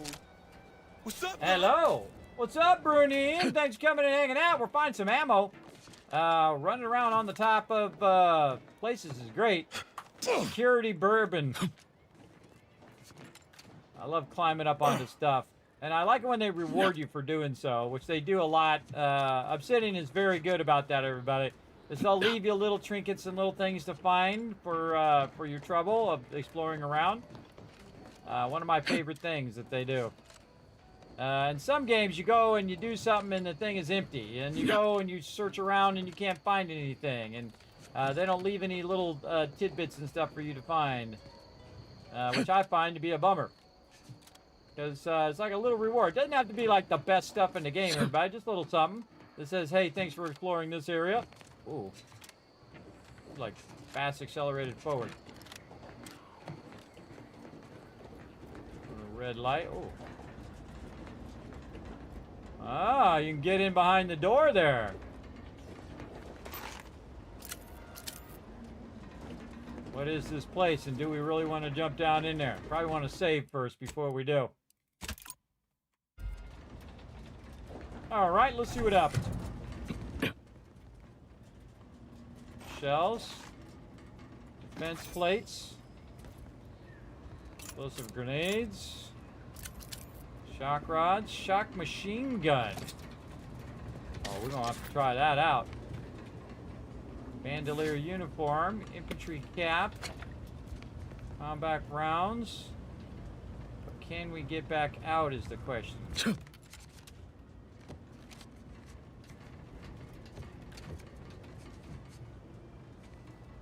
No.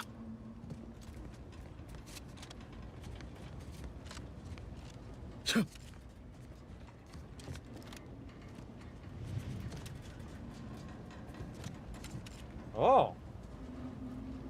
Okay, this has got potential. That seems a bit far. Nope.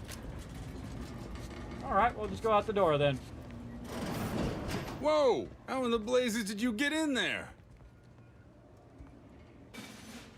Huh. Guns after all. Most of these irons look pretty old-fashioned, too. A bit lackluster, if you ask me. Yeah, it's real sad how our trainees will have the armaments to defend us now. I swear, Kemp, sometimes I wonder about you. Anyway, thanks for your help, friend.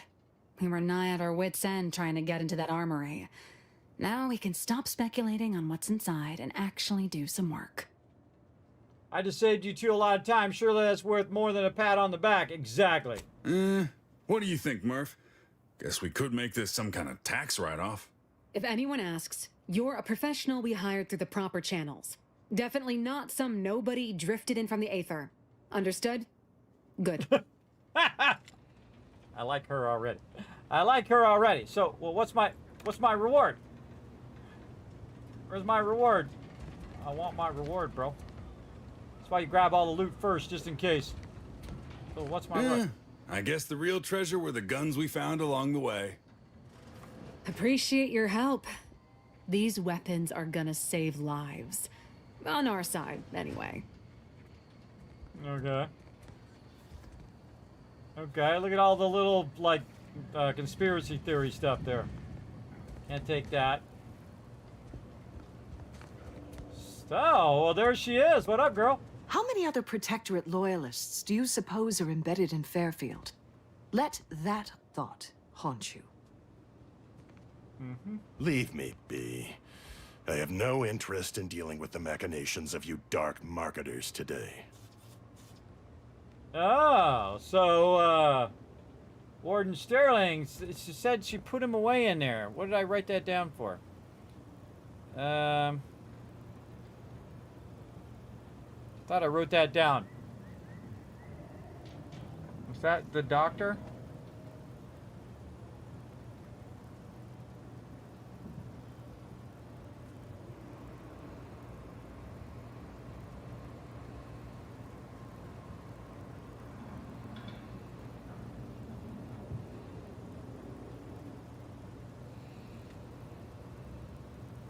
Huh. I didn't write it down. I remember talk to the warden guy about something. Can't remember.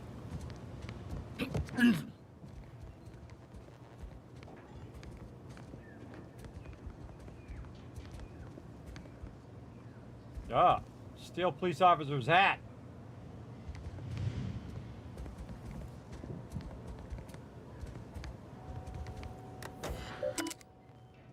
Compliance, investigation, negotiations. Nothing hurts like stupid does. That's true. I like that. It's not as if running a side hustle inside enterprise is complicated. It only requires exercising the tiniest bit of discretion and getting your dirty work done where people can't pretend they don't see it. Mind those two rules and I won't have to track you down, truss you up, and send you back to the fleet in chains. And yet, just too complicated for a half-witted smuggler who landed on one of Annie's transports at the damaged landing pad, unloaded what were clearly contraband crates in the middle of the damn day. So now they're in the cell, and I have excessive amount of paperwork to do, and there's nowhere near enough commissions on my bringing them in to justify the number of hours this will take. A profitable resolution. Well, sometimes... someone sought to ensure that my case against the smugglers in my custody was as solid as a bulkhead. My mysterious benefactor left a stack of files that included a detailed listing of their crimes they should be measured for.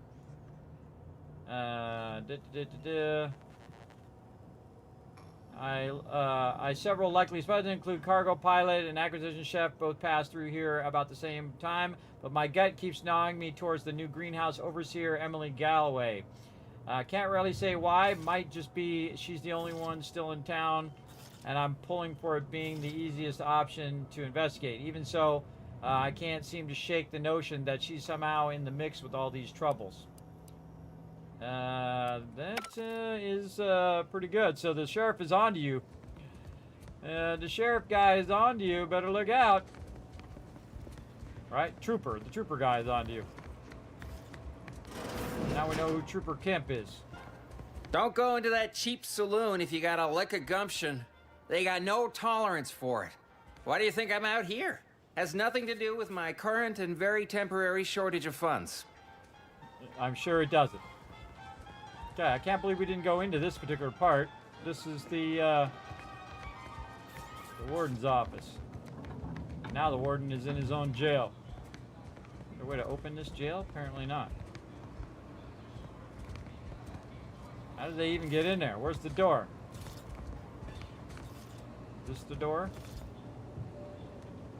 Kinda looks like the door.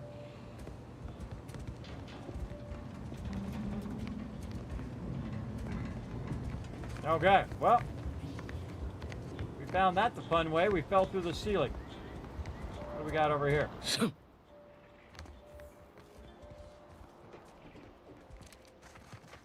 Looks like medical. Oh.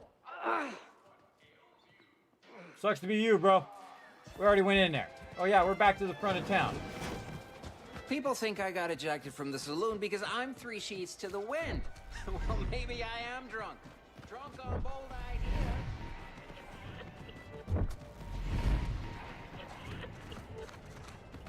Not everyone's cut out for life in an anti-encampment. It's intense, but only 3 to attend, and we sleep in shifts. Cot's comfy enough once the adrenatine burns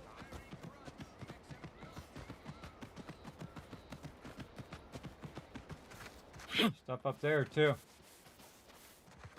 see what these giant silos are about.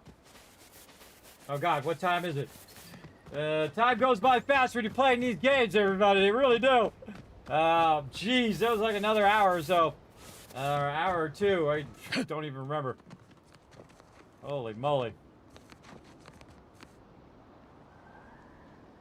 Get up any higher. Maybe jump to there. Ooh, oh, it bounced me. It bounced me wide there. You see that? Try that again. That was weird. Nope.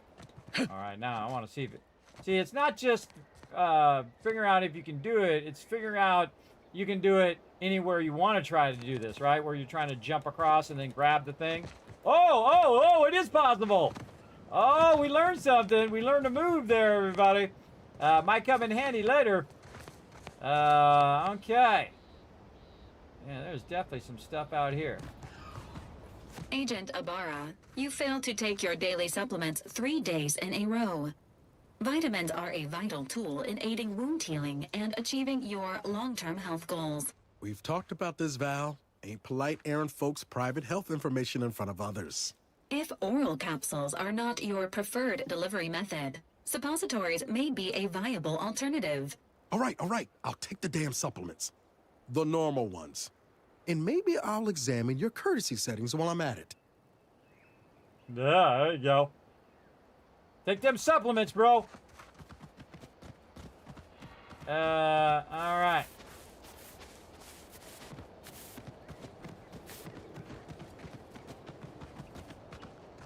Makes me want to fly up there. See what's up there. I don't have a jetpack, though. Sucks to be me. See where this is going. What is this? Oh, it's like a wheelbarrow. Okay.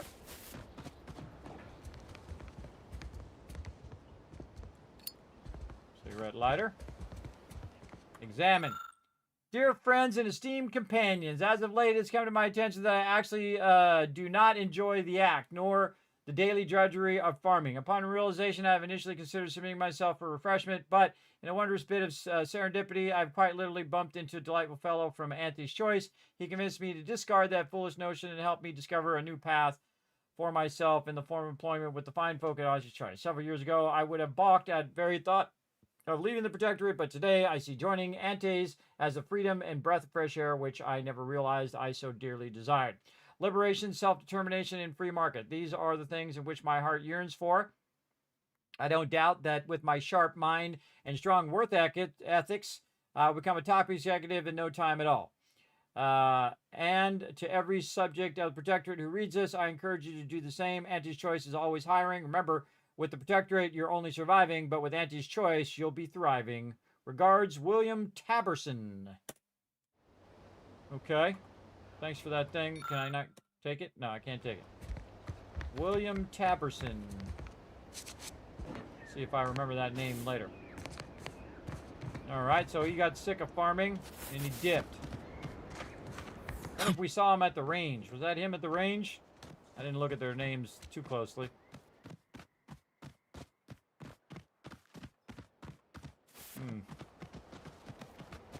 Not much over here. Probably a good thing. Swarmed by mobs every 5 seconds. What we got over here? Oh, hello there. Redactor Quinzel. What up, girl? Oh, what's this? Non-protectorate personnel just sauntering up onto my porch, free as they please. Admit I'm accustomed to a higher standard of precaution. State your purpose, outsider, or exit yon way you came. Oh, give item. Reactor Quinzel, I found something with your name on it. Is this yours? Ah, I see you've discovered some of my misappropriated materials. Careful labeling proves prudent and useful yet again. Here, for your effort.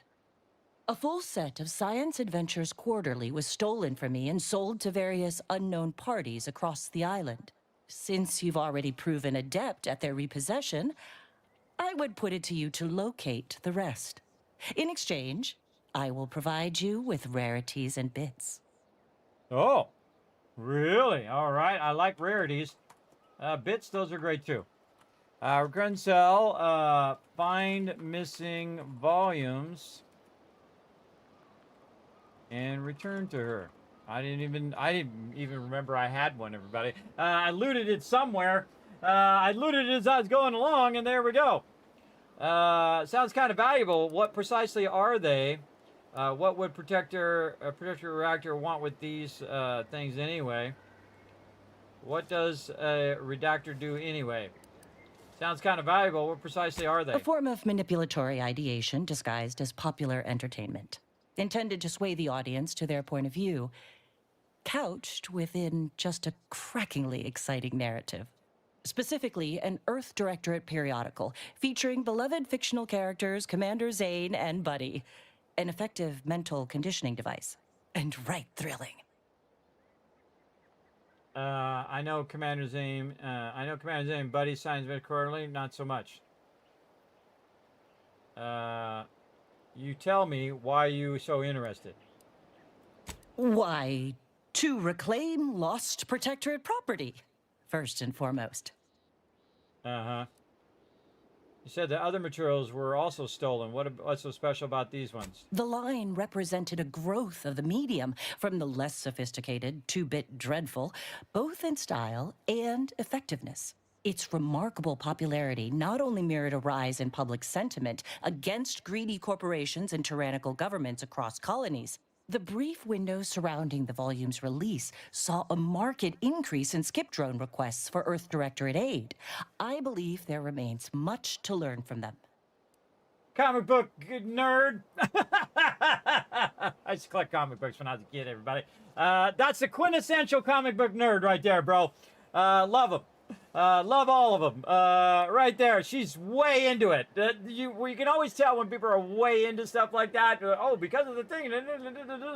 I only got half of whatever the hell she just said. But yeah, I love it when people are totally into what they're into. I'm still unclear what the Sign Adventure Quarterly is. I think I can help. Got it. I'm in. Ah, quite right. In fact, delightful. I am pleased you are on the case, as it were. So very Zane and Buddy. Return again when you have another 4 volumes, and I will trade them for more valuable oddities. Stay true, outsider.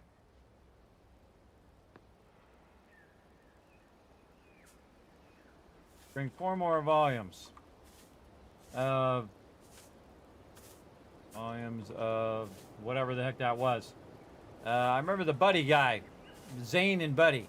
Zane and Buddy comic. Gotta love it, everybody. I love how they actually, captured that comic book nerd alert. Hey, you stop jumping over those Niles? I think you got an obsession, bro. A little bit of an obsession there. Again, everybody. I'm also looking for secret stuff too. I'm always looking for that little eye to pop up. Tell me the secret. Protector of Arcadia, caretaker of the world. You're sovereign. You're sovereign, leading the way for every subject, no matter how insignificant. If they're referring to you as insignificant, you got to look out. Music box. Energy canisters. Oh, look at this view, though. Gotta like this view. Whoa, look at that thing. There's a whole bunch of stuff over that way. This is how you get all wrapped up, everybody. Again, it's like in Lord of the Rings. If you're not careful, you'll get swept up with your feet, and you never know where you'll end up. Yeah. You never know where you'll end up. To paraphrase Lord of the Rings. Wow. See, just want to go over there and check all that stuff out.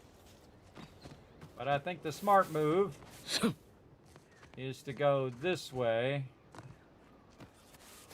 Over here and circle that way eventually. See some water down there too. Make sure all of our weapons are good. If things start happening. Oh yeah, there's some peeps up here. I'm sure they got something to say. But first we're gonna save. And then we'll take a little bit more of a break. Here we go, everybody. Zane and Buddy propaganda. There you go. Man, I really like this game, but I really like all these side stories and all the things we've come across so far. Again, this is the kind of stuff that gets you all like invested. And you got to get people invested early in a game so that they want to play it all the way through. See, and they got me 100% hook, line, and sinker. I'm all in. All right, let's go ahead and play some words on stream for a bit while I go ahead and take a little bit of a break. Back in a bit.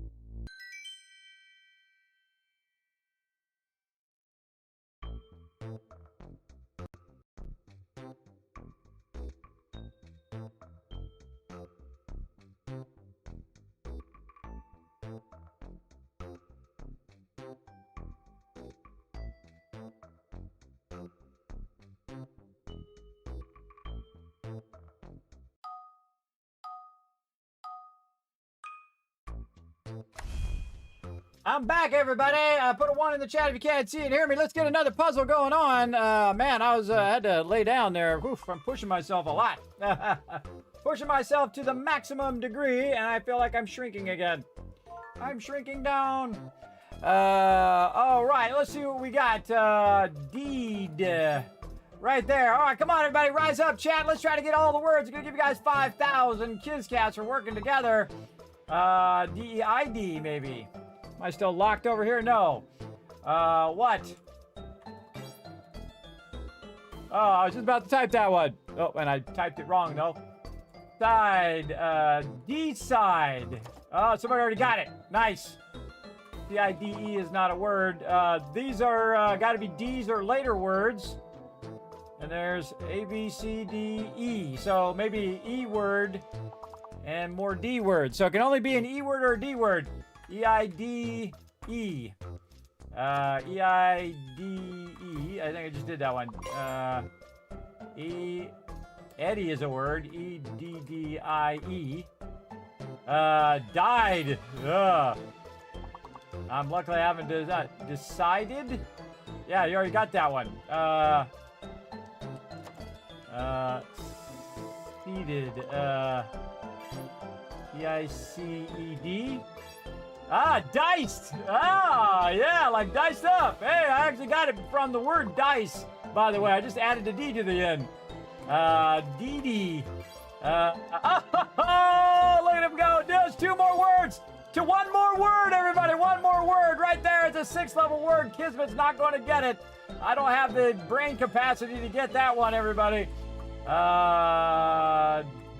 I tried. Is it some sort of D word in there? Oh, so close, though. So close. I'm gonna give you a bunch of Kizcats just for working together, everybody. Nice job. Nice job.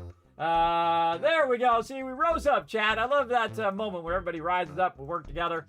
Very, very cool.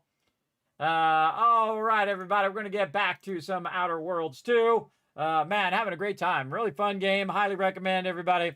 Very, very fun. All right, let's go see what these guys are all about. What are they doing up here? Corporate Trooper and Protectorate Farmer. Uh-oh. I must say, I have many reservations about this.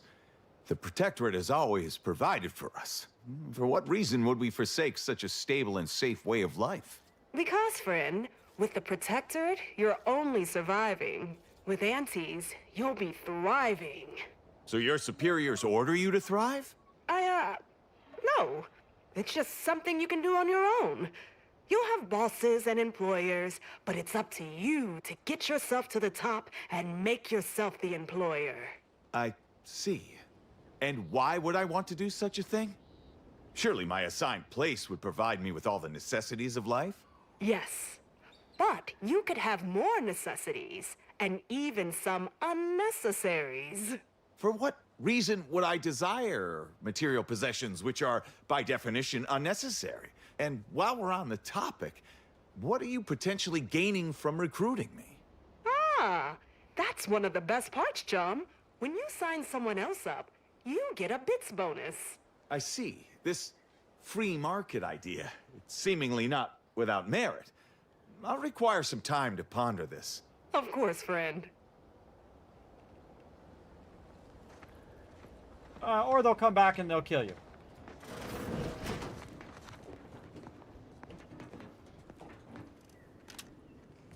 What's up? It's not a totally baseless idea. That should totally be annihilated, just like all capitalist propaganda.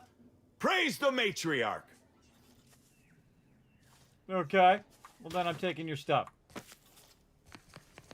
Praise the super looter. It's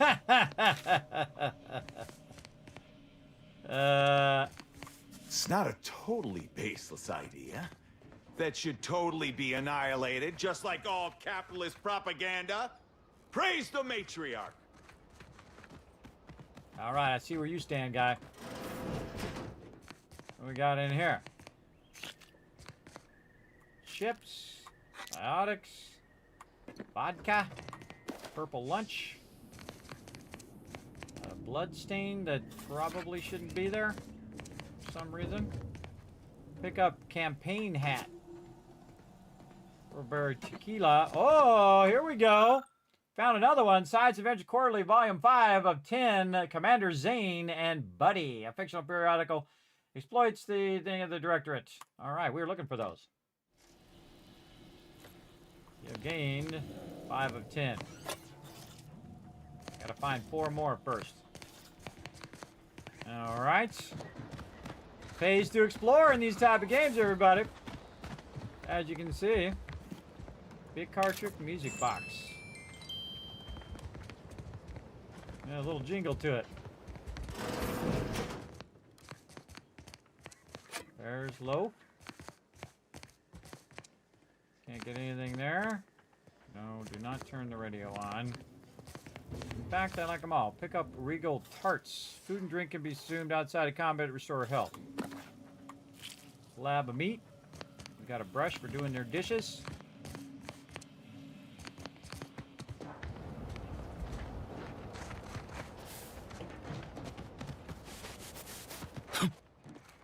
Aha, what's this? Black powder, okay, good for crafting. Energy canister.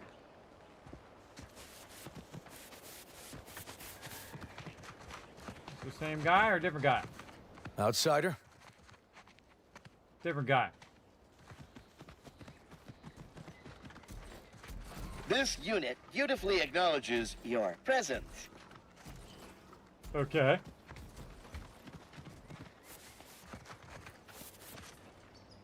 Now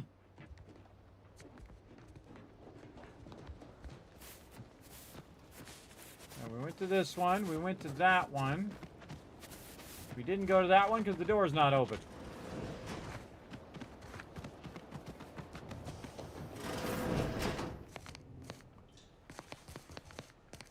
Oh, wait, there's no loot in here. Maybe we did.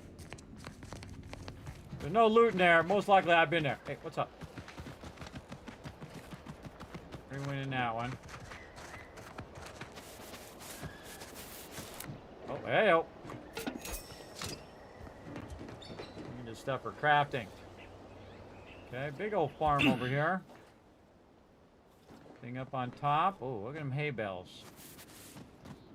They're asking me to climb those. Oh, okay. Just slid off the side instead of jumping. Yeah, see, look, it slides in, but you get in between those things, it slides you off. Yeah. Yeah, don't get in between those hay bales. You'll just slide off the side. I had no control over it.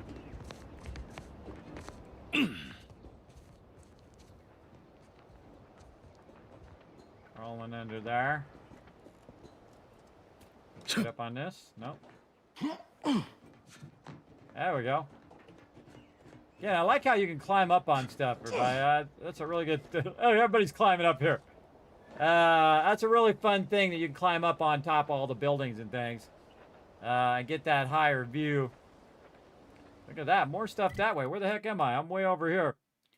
Okay, so I went into town. I circled around over here. Oh, there's something over there. Something over there. Something way up over here. And I've kind of looked through all of this. I like the fog of war there. Perilous Journey. Diabolical Drones of Doom. Kind of think we should set that one as active. Okay. Let's go to the Diabolical Drones of Doom. This way. See if we can find some loot along the way. All right. Lock and load all weapons.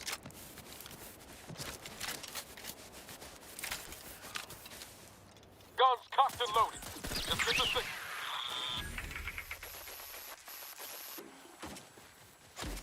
My headphones are messed up. Ready.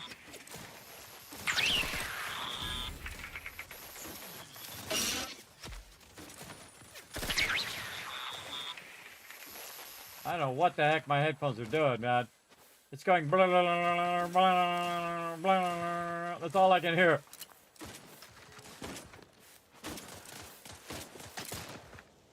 What are you shooting at?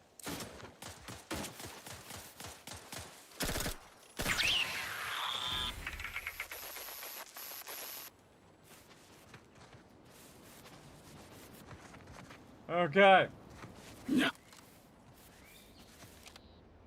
Nah.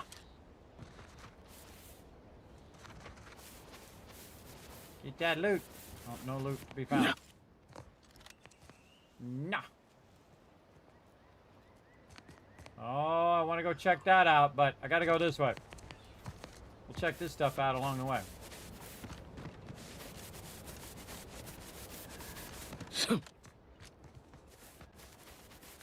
Oh, look at that place way up there on the top. Cool. Did we already come up here? Oh, yeah, this is where we just were. You can see it on the map that I've already been there. Going this way. Explore some new locations. I like this gun. I don't have enough bullets for it, but I like this gun. I need some more bullets. GG's, right, Ice Go Killer? Yeah, see that? Yeah, we had a good time there. Good time. All right, let's keep going. Uh-oh. Confronting threat.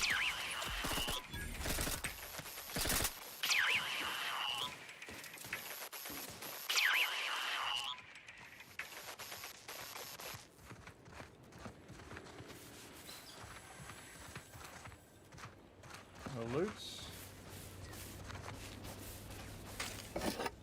You don't always have loot. How many was that? 1, 2.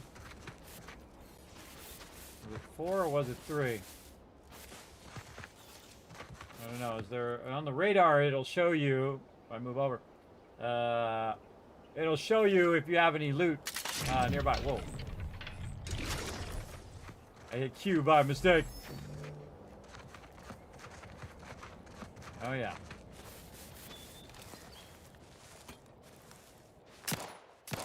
Engaging combat protocols.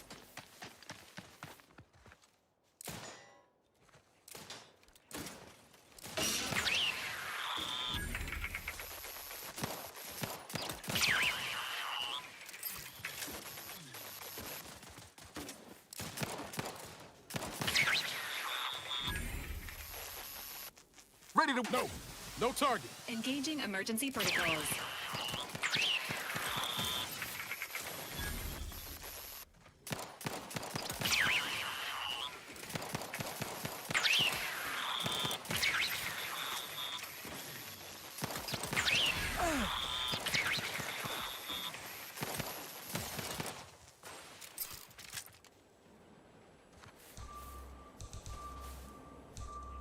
Body found.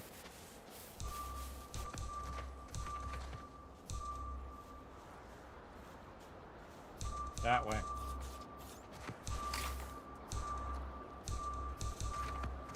Enthusiastically neutralizing emergency protocol syringes primed.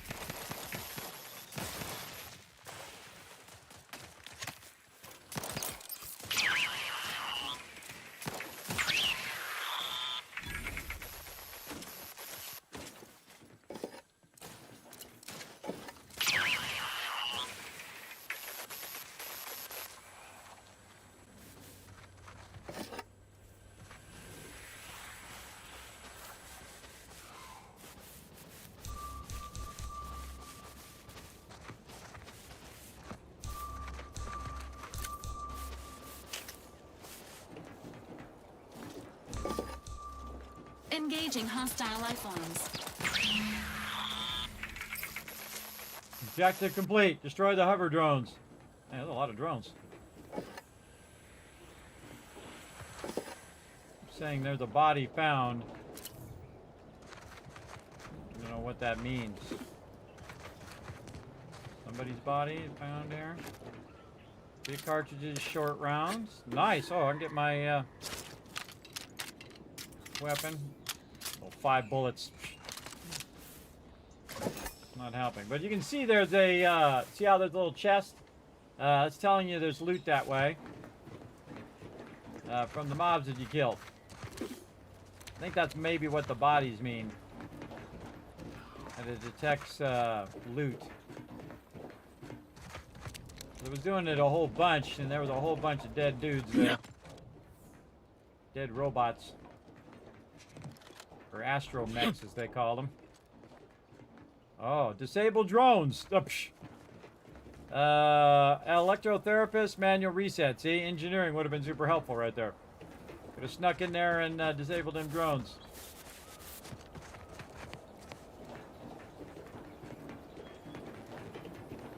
Oh, another lock thing here. Oh, time for the spreadsheet.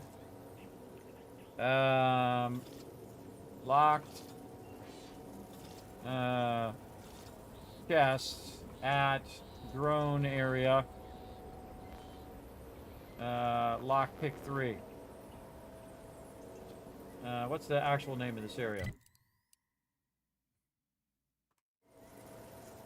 Does it say? No. I just got to remember that that is a drone area. Place waypoint. Put a waypoint there, but focus player. Oh, cool. It resets the map back. Oh, there's another waypoint there. Oh, I can put a lot of waypoints. I can put up to 4. Okay. Cool. So I'll leave it there to remind me, hopefully, later. And then we've got a terminal. Welcome, Lloyd. Subject, please select now. A drone operator log. Test combat flights. We established a temporary base of operations as close to Fairfield as we deemed possible without risking detection. We then began directing small clusters of drones to harass enemy at random intervals. None of these could be considered major incursions, but we unquestionably garnered the ire of Annie's choice forces there. Note, mind that you handle them with great care, as they've been tuned for heightened hostility in accordance with their current task. An unintentional drop or fast movement could set them off. Return to route. All right, well, we got to come back for that loot.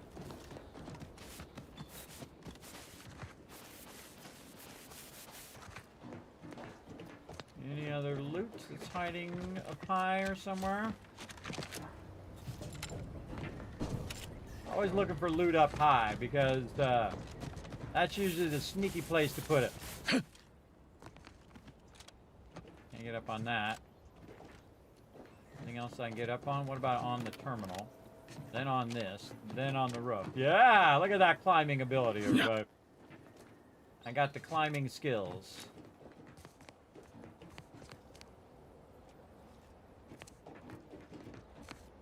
Maybe to here. Nope. Invisible wall won't let me jump there. Alright, well, we got the job done. Maybe want to come back and do that engineering thing, too. Whoa, look at the water. The God rays coming down. Nice. Yeah. Niles is checking out the view. Alright, what else we got over here? Got a little something down here. Search for Black Jackson Plum. Fast travel to Fairfield. Fast travel to landing pad. I don't think I need to do any of that. I can just kind of, on my way back, I can dip over that way. Let's put that as a quest. Set active. That way. I like their whole map system, the way they do their questing. The graphics are awesome. Storyline I'm enjoying. I like their sense of humor, everybody. They're the people, of course, came up with Fallout, which is my sense of humor. That kind of, you know, cheeky stuff. Cheeky style of humor where, you know, all sorts of silly antics.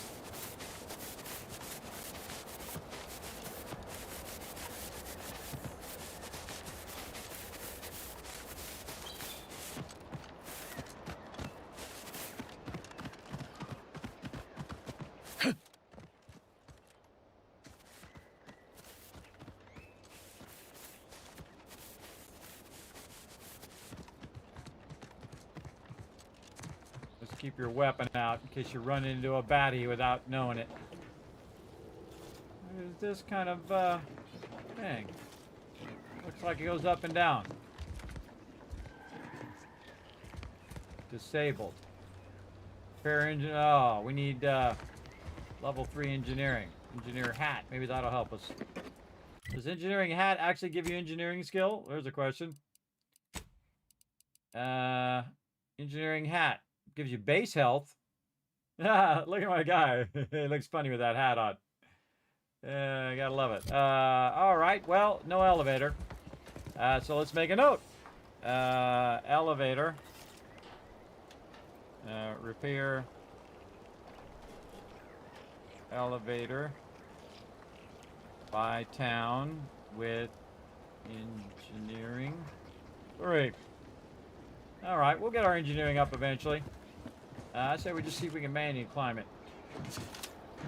Right here. Oh, close. Turn left a little bit. Blowtorch up here. Who needs no elevator?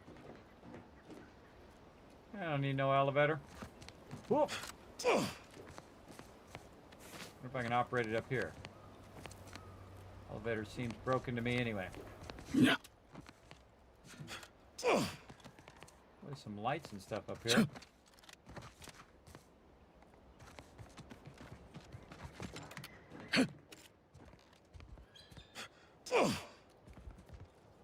Like blood here. Some sort of battle. This one's disabled also. Fire Grove, Paradise Island, Sovereign Sweets and Sweet Vines. Okay.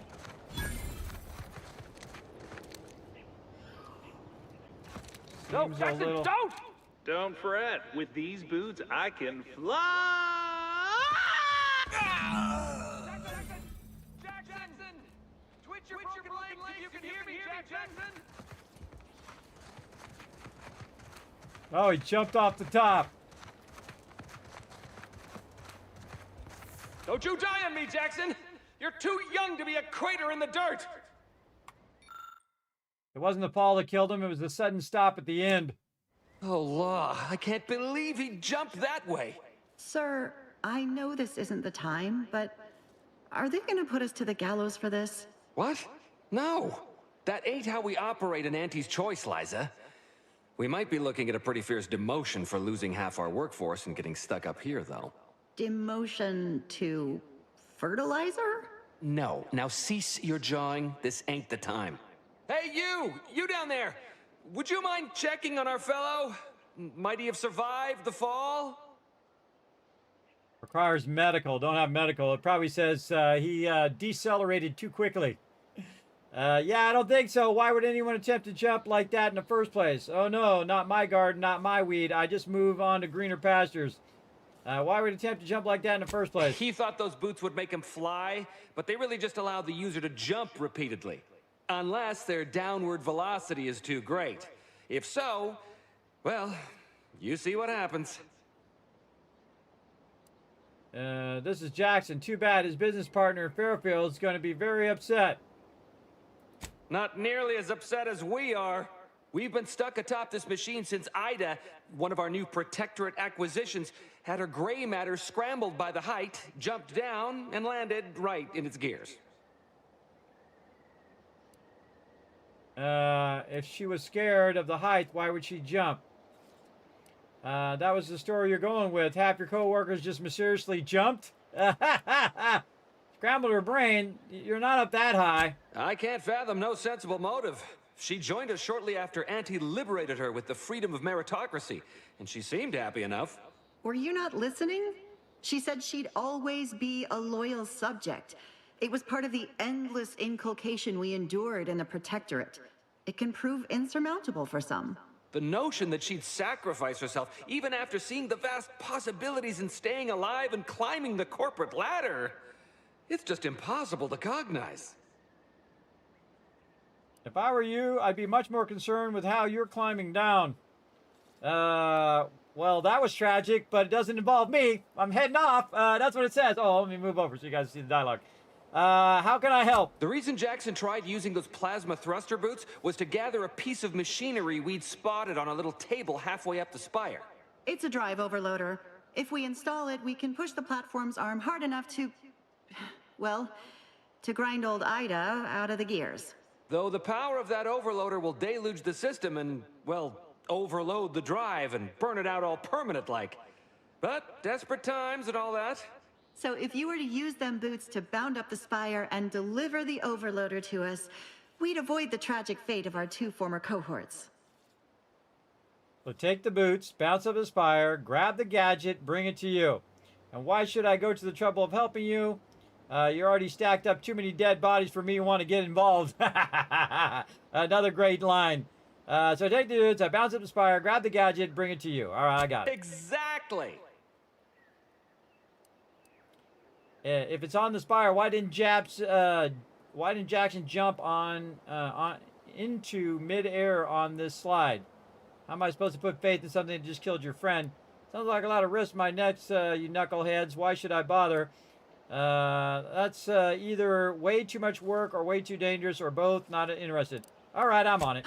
Thank the sovereign. Thank you, stranger. We are eagerly anticipating a long life, utterly absent of starvation. Wow, they are way up there. A final death for gravity. Okay, acquire the boots. Cover schematics. Okay, the PALE, Plasmic Augmented Leap Enhancer, is a fantastic invention that allows one to reach new heights. They automatically equip and allow you to jump a second time while already in the air. After jumping or falling, jump again to activate the thruster. Warning, the PALE is ineffective while falling at critical velocities. Yeah, duh, guy. Yeah, why didn't he just jump across? You should have just started jumping across and jumping across and jumping across again. Why didn't you just jump across that way? Over to there. Or any other way. This was like the worst way to go, bro. Pick up Grizzly's severed arm. Can I use it as a weapon?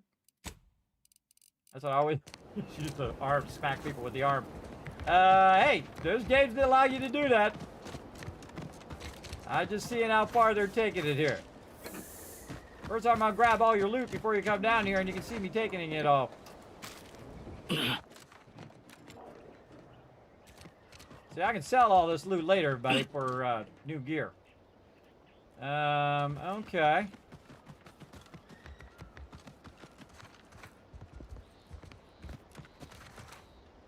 Why is there something sticking out of there? There's blood all over this down here. Flywheel.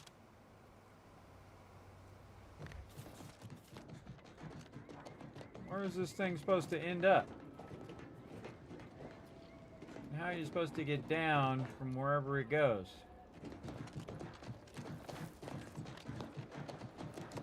Alright, let's test out these boots. Yeah.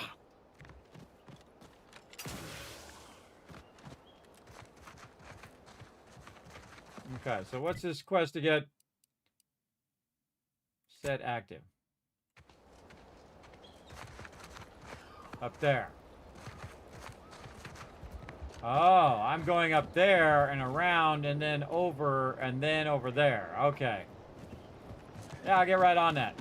Right after I go in here and see what loot they got. Big cartridges, bourbon. I super loot everything. Trip blade. Cool. Short rounds. The practical application of sweet berries. Amongst the various crops that the Sovereign has discovered in Eden, few have had as sweet as an impact as the Protectorate as these densely fibrous, exorbitantly oily, stupefyingly acid kernel clusters. Originally dubbed sulfur seeds after their dreadful, abominable, nauseous effects, were responsible for several grisly and, I dare say, grotesquely messy deaths in the early days of the colony. Their name was revised upon the discovery of their myriad of textile uses. Their value to the Protectorate was devised with fibers that can be ground into solvent-resistant adhesive tar juice that requires minimum processing to become highly indelible ink and a natural carrying pH of near 0. Potential uses for sweet berries are still being discovered. The next evolution of this research should focus on uses for the highly vicious lubricant that literally drips from each berry and its potential as a non-absorbent gastrointestinal unguent. What is an unguent? Man, whoever's writing this stuff is super smart, everybody. They're using big words that a lot of us either don't remember or what. It's a soft or greasy, viscous substance used as ointment or for lubrication. Okay, hey, we're learning the things. We're learning the things. Using all the fancy words. Short rounds. Yeah, give me them short rounds. Load her up. I need to figure out how I can make this ammo. Okay, so we did that, so I have a feeling we gotta climb our way up to here. Now, I've already done the quest, so I could just leave them there. So I'm a little prone to do. Shiny servo. Okay. Biomass canister and some shells. Didn't miss anything down there, did I?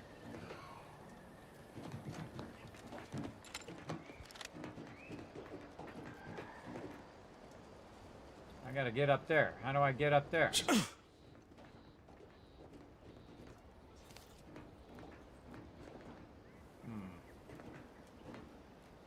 They didn't tell me that part.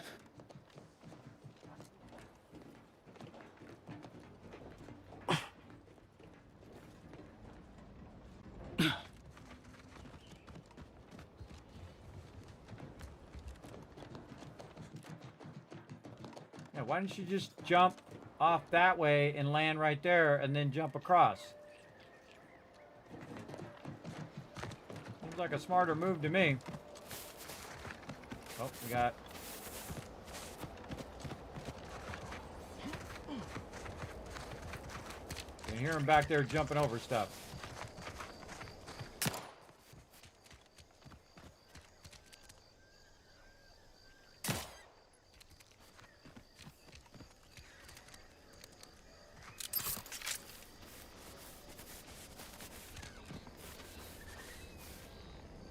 Came through that way.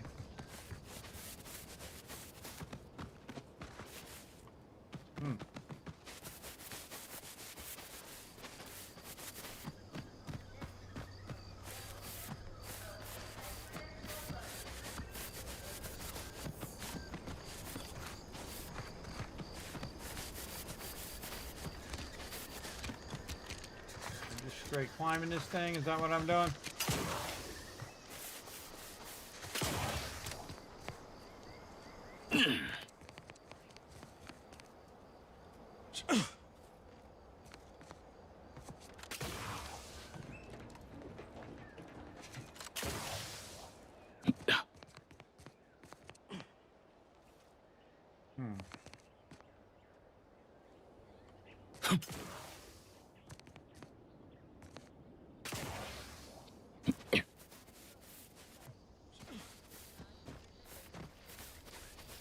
Right here.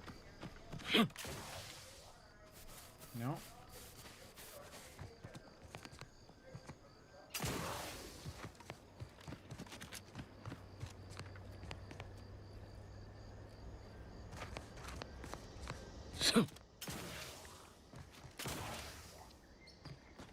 Not want me to go that way.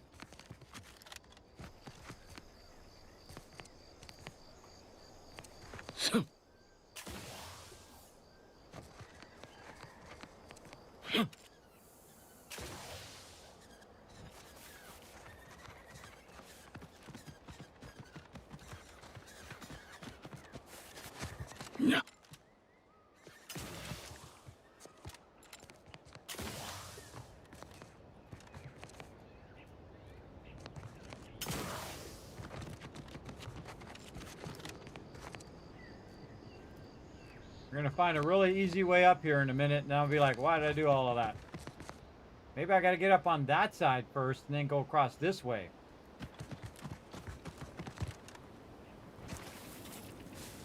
Hey, I can just hold on to Valerie and she can just fly me up there. That's what I would do. I'm sure that's not an option. Alright, well the bridge fell down. Obviously right there. Alright, let's go try the other side since I can't seem to get up on that side.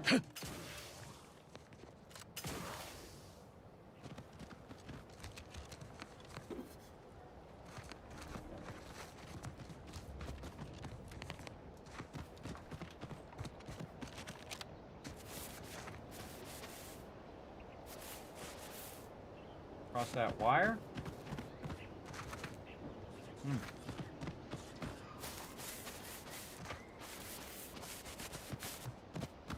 Gotta be a trick to this. No.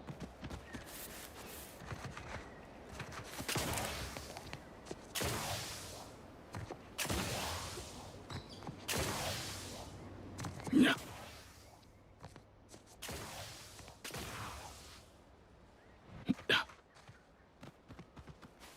Hmm.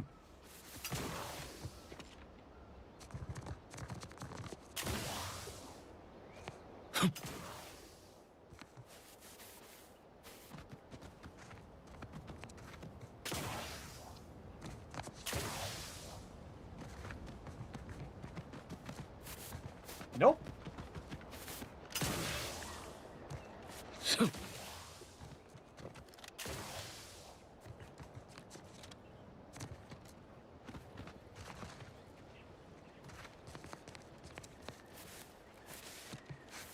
Okay. I don't know. Kind of feel like you go this side and then you go that way. Because, that seems like the way to go. Because they wouldn't just have you go straight toward the quest like that. They would probably have you go here and then you got to make this jump. But it seems logical to me. Alright, let's keep looking for ways up. And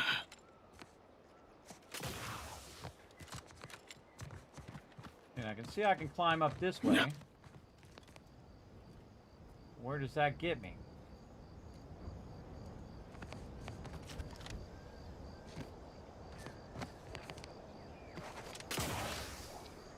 Yeah, see, it's pushing me off the side there.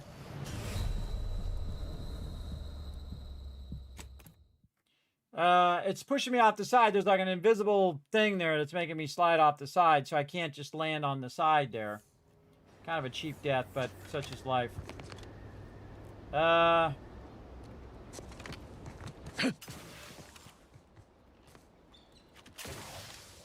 See, it just slide down.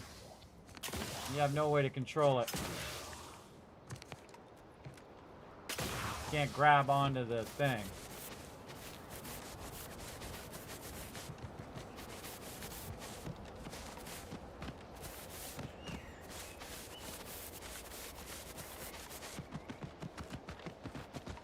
I got to there. I can get up on top of that. That doesn't really take me anywhere, and I can't walk along the other side or I fall to my death. It seems like you can go this way.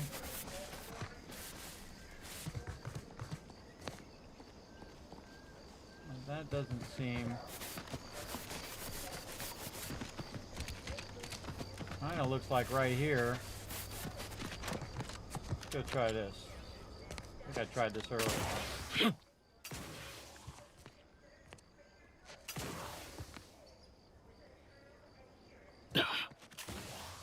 Nope. Commander, watch your vitals! Yeah, you think?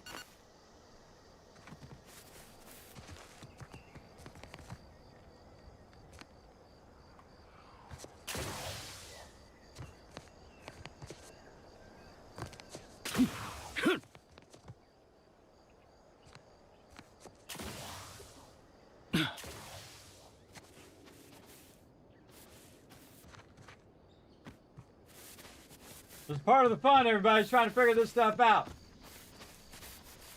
How to use third person? You hit U. As in, you use the third person. Just hit U. Okay, I made it to here. Oh, hold on. Hold on, we made it a little further now. Where are we going from here? Oh, this way.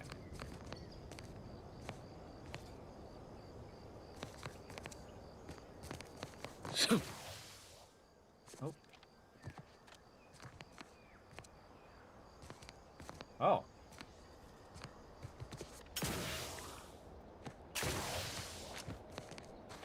Here. Oh, and then to there? Good question. I feel like I need to get up higher. Oh, yeah, right here. Crouch. And just jump up. All right, that was a tricky way to go. So yeah, you had to go this way around there, and then jump across, and then get up.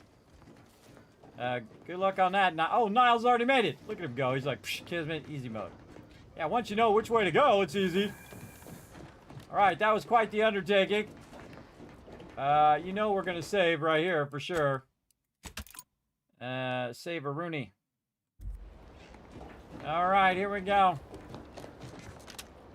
Oh, easy mode. Oh, you're by our crop of Brachythecium rotabulum. They're found in bandages and burn tinctures. These luckfish vines are clearly being cultivated for their utility, but you lack the knowledge to make use of them. I need science and medical 3. Okay, so now I gotta write that down. By the elevator town, there is, what are these again? Pruned vines. Pruned vines. Up top, climb from other side around back through the middle of both sides toward where you jump across. Now see, later on I'm gonna look back at this, everybody, and I gotta make sure I can remember what the heck I'm talking about. Yeah, so I can't grab that, so that's a bummer. Why are you watching me, lady? Find something else to do. And a piston. If you don't have that drive overloader, ascending may be a waste.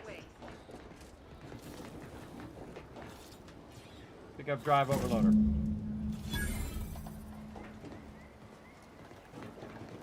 Okay, and now we're climbing. I love climbing puzzles. Ooh. More saving. Quick save.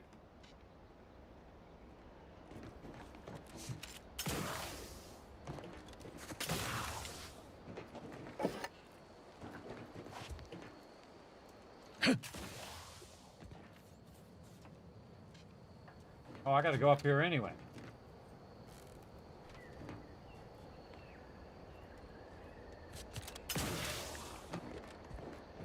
Where was I? I went to here to here. I go from up there or down there? Iron minds want to know. Whoa! It bumped me off the side! The side of the wall bumped me off the side, and then I couldn't control it anymore. That sucks. Try that again. Glad I saved. See, that's a little unfair when it does that, when it just weirdly bumps you like that. Little unfair, but such is the way it goes. Okay.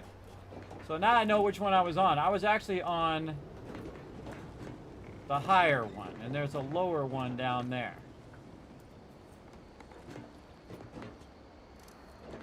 And now I gotta dip across here again. Get up here and get this loot. Okay. So yeah, there's a lower one over there. I wonder if I could have got up through here. Got on this lower one. And inquiring minds want to know.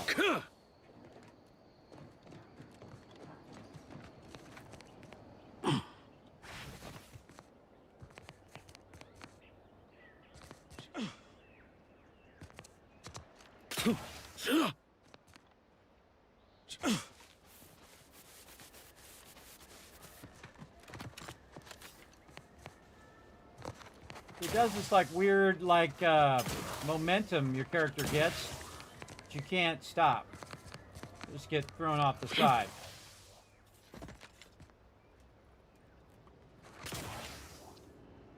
Like that.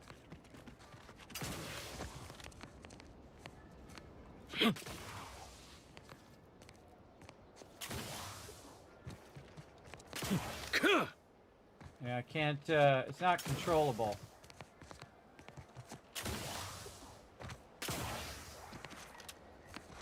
Gotta get it to stop. Get up higher. Whoop. This unit advises healing yourself now. And also it overjumps. Too.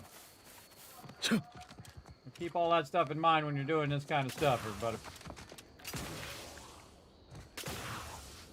Oh, that worked. You just keep jumping. Oh, and then see again. There's nothing I can do. I can't control it. It just slides down the side. And that's the way it is in some games when you're going up side stuff. You just slide and you have no control, left, right, or up or down. Those are what I call cheap deaths, everybody. But we know we could, if we worked at it hard enough, we could probably get up from that side as well. But we got the answer we were looking for. Moving on. I was just going to reload anyway, everybody, after I figured out if it was possible. I'd say it's the harder way to go.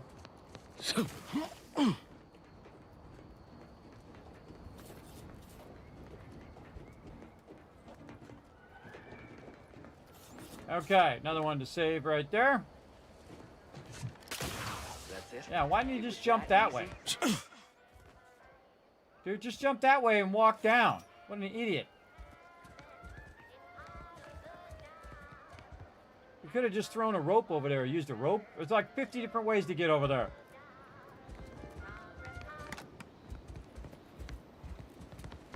Check for loot first. Decryption key. What's up?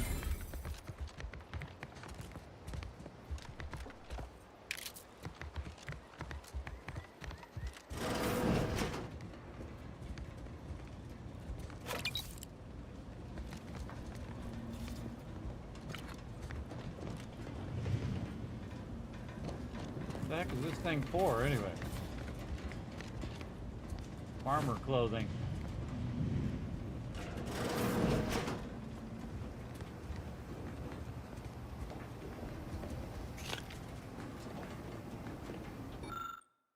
The harvester's lifting armature has grown to a halt and needs an drive overloader to allow it to push through the obstacle.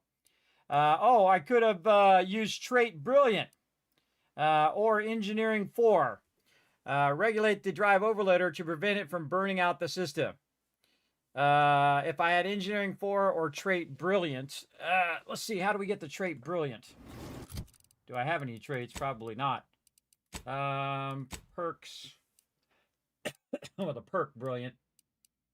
Let's find it. A lot of perks in this game. Holy mackerel. Again, you can play through 50 times, everybody, and be totally different based on your perks. I think it's perk.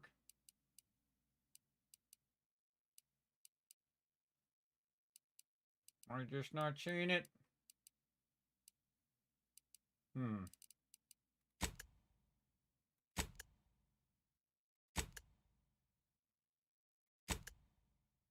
Skills. Alphabetical.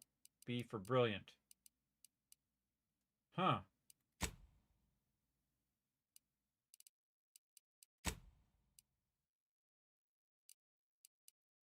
Huh.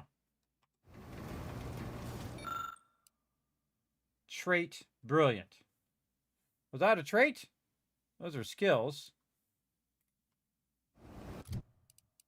These are perks. Character perks.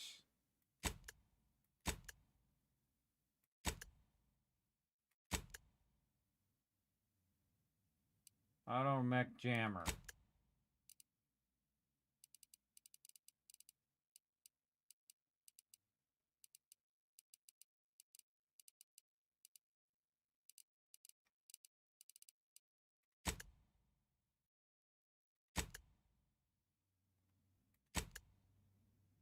This is based on the skill. I see. This is based on the skill. They're organized by skill. And this one is just alphabetical. Well, alphabetical is what I'm looking for. Sort it.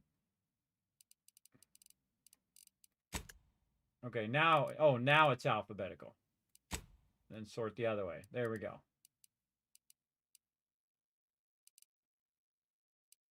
So, trait, brilliant. Did I have a trait where I could choose brilliant? I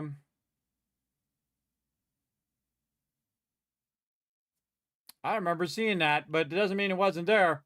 I can go back and look. Hold on. I got the power of recordings, everybody.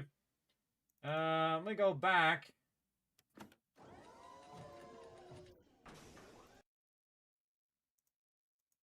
To me,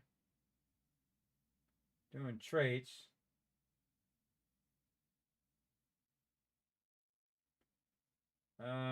Oh, I'd have to look in when we made the character. Not today's one.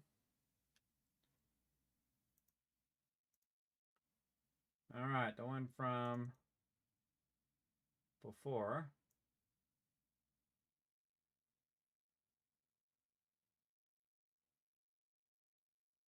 Oh, yeah. No, I have the trait brilliant. So that I got the additional skill. No, that means I have that trait. Oh, it says it right there. It's right. It's right in front of my... It's funny, everybody. I moved the cursor and it's just sitting on the screen while I'm looking for it over here. And it's literally right there. Oh, man. This don't ever become old and ill, everybody. I suggest to completely avoid both of those things. Yes, I do have the trait brilliant right there. So it is a summary of my character. So I got the brilliant thing, but I think I would need both engineering and brilliant. No, it's or. After enhancing the circuits...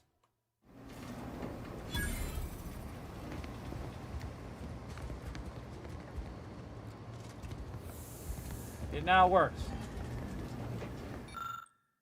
After enhancing limited circuits and tweaking the system motivators, the harvester should be able to remain functional after using the drive overloader.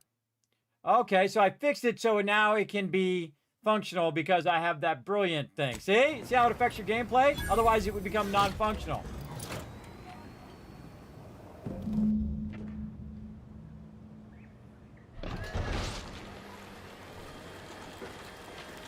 Now, why would you possibly need it to go up like that in the first place?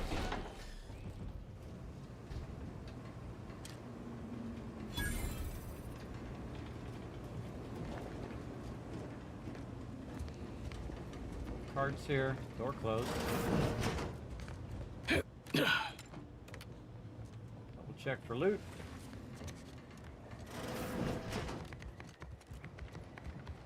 Yeah, so that's cool that you have the brilliant thing, and it actually helped it fix it so it's not permanently broken. Oh, thank the law. I never thought of myself as a vertiginous sort, but being trapped 100 meters in the air will make you reconsider. I mirror that sentiment, to be certain. In fact, Auntie will have to pay me triple if heights are to be involved. And isn't it grand to be in a system that allows me that freedom? Vertiginous. I think it's like trying to teach us words here, everybody. Vertiginous. Vertiginous. Vertiginous, causing vertigo, especially by being extremely high or steep. This guy. Relating to or affected by vertigo. Yes. Mine isn't just for being up high, everybody. It is all the time. And it's really a middle channel ear imbalance more than it's vertigo. But you guys understand vertigo, and you understand the dizziness of how that goes as well. I had one guy tell me that's not how it works when I was on a plane once. I was on the window seat, and he wanted me to trade for the aisle seat, even though I paid for a window seat, because his daughter had injured her leg or whatever. I said, don't worry about it. I'm not getting up from my seat. I have really bad medical conditions like vertigo, dizziness, so I'm not going to get up. And he's like, well, that's not how vertigo works. And I'm like, you're telling me how my medical condition works, is what I was thinking in my head. And I went, and I just looked away from the guy. I was like, whatever, guy. You'll be fine. Your kid will be fine. I'm not switching my window seat where I'm going to be less dizzy for an aisle seat where I'm going to be way more dizzy and then pay for it. You sit over there and you just be quiet. I'm not here to make you comfortable, guy. Because he didn't care about me, everybody. He doesn't care. You can tell, obviously, when he said that, I was like, nah, I'm definitely not doing it now. You're telling me how my medical conditions work. Yeah. And it's somewhat true, everybody. Vertigo is more about being up high and then having that dizziness from being up high. But it explains it's something that someone else can understand. They understand that dizziness from that kind of dizziness where you're always kind of spinning. And that's the best way to explain it. I mirror the sentiment in certain fact, and it isn't grand to be in a system that allows that freedom. Glad you're happy, and as a bonus, I also adjust the system so it didn't burn out. So the platform still works? That's amazing. Not that we'll be going up in it again. For that, you deserve a little extra on top of your urgently improvised extortive rate. Thank you again for all your help.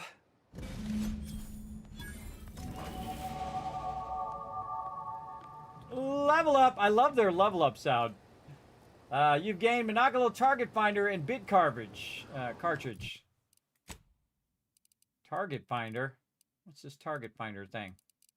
Can I just see all the inventory at the same time? I have to go through and look at each individual thing.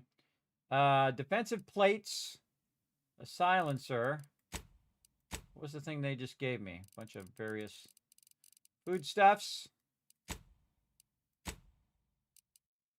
Monocular target finder. Plus 10% weak spot damage, which I'm already getting a bunch of weak spot damage as well. Grants additional weak spot damage relative to how far away the target is. Further distances grant larger, but damage fall off is still optical. Bonus damage maxes thing. How do I target someone's weak spot? I don't think it explained that to me. Companions. Oh, my companions leveled up. Take them down. I got him. Niles put himself in the end of the line. Perk points available. Niles ignores a portion of the target's armor and will target every enemy's weak spot to deal more damage. Niles puts himself in the enemy's line of fire to protect his comrades. Enemies are more likely to target him, and he will occasionally fire at enemies not targeting him, taunting them. Ooh, that's a good question. Containers have a small chance of containing large cache of scrap metal. While exploring, Niles periodically calls out enemies he spots, revealing them on the mini-map. He also makes it more difficult for enemies to spot you. Ah. Oh, okay. We'll figure the rest of those out as we go. Noel ignores a portion of his target's armor and targets enemy's weak spot to deal more damage. Or he draws the fire. Let me think about it for a minute. What do we got here? Party members affected by Valerie. Life and gentlemen receive a moderate armor bonus for a moderate duration. Plus 10 armor rating. Whenever Valerie uses her life injection module trait, all other party members, including herself, are also healed for a moderate amount. Oh, yeah. 100% that one. 100% that one. Yes. I know that one without a doubt. Without a doubt. Do I want him to draw aggro or do I want him to do more damage?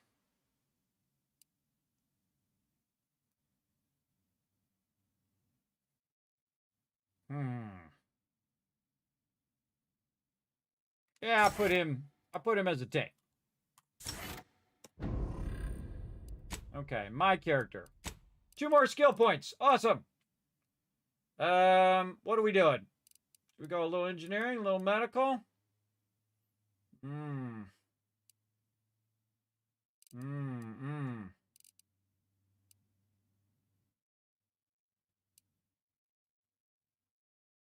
See, I can get more companion damage by doing this.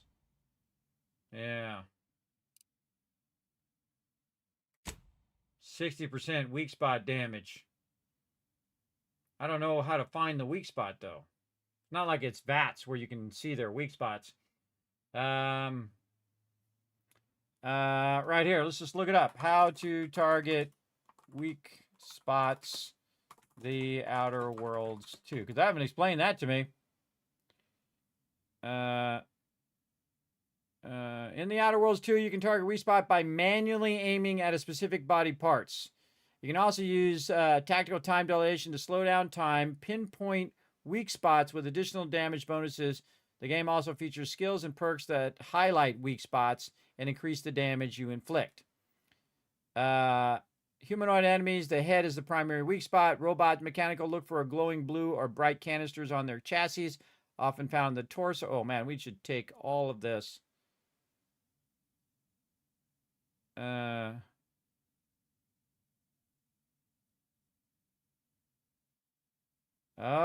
okay. So if you unlock guns.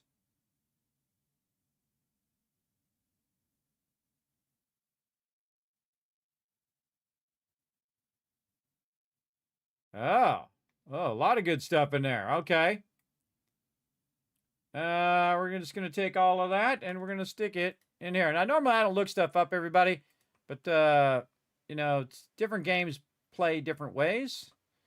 So, probably good to get the general idea of how that stuff works. Because it hasn't explained how that works. I could probably find it in game too. I'll look it up here in just a second. Let me get all this stuff into the spreadsheet so I don't have to look it up later. Right there. I'm just stacking it in the spreadsheet for future reference. Okay. Okay, so if we go to what? Back.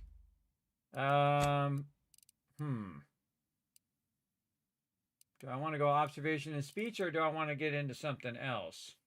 There was something we needed lockpicking for, right? Repair elevator with engineering 3. Lockpick 3 to open up the chest by the drone area. We could probably go directly to lockpick 3. Revert all. We could go to lockpick 3 and go over there and see what's in that chest. We already went observation 3, so we actually got this one done. We can mark that as green. So we can get engineering 3 to do that, or lockpicking 3 to go open up that thing. Yeah, also increases your invasion chance. Would it be worth it?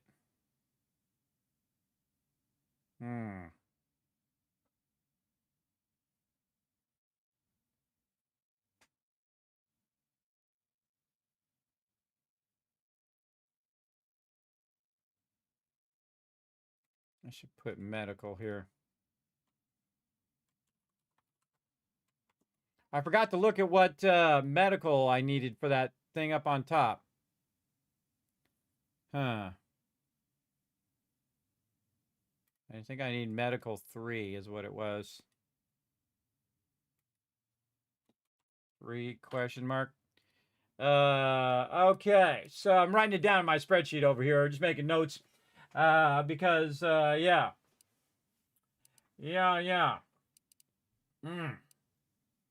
So I kind of feel like I want to do lockpicking.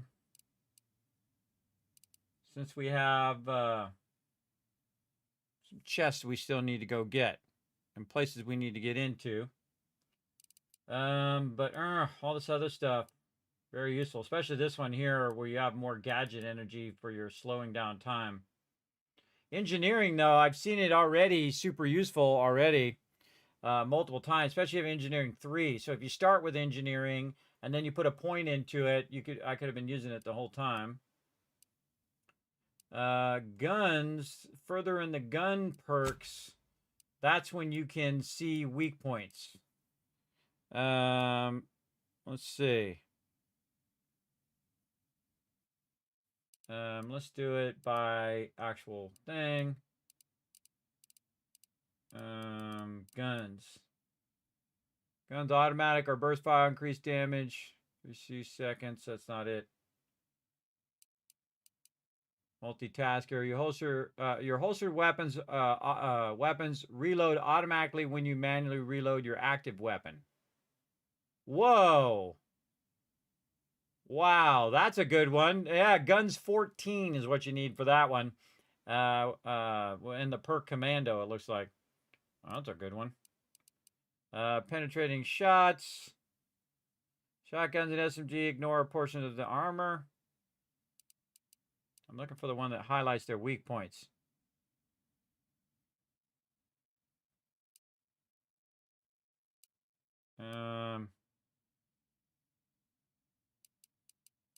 Supposedly there's one in the guns. Weapons ricochet. Sneak attack.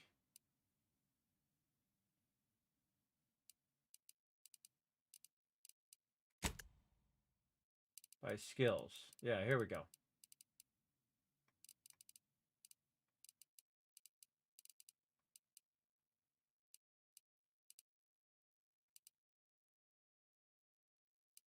Sharpshooter.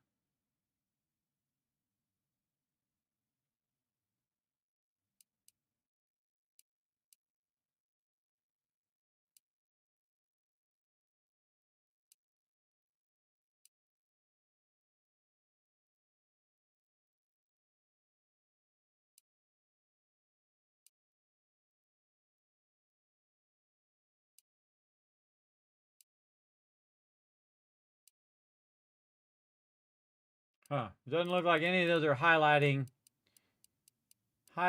the thing. At least it doesn't show that as a perk for that.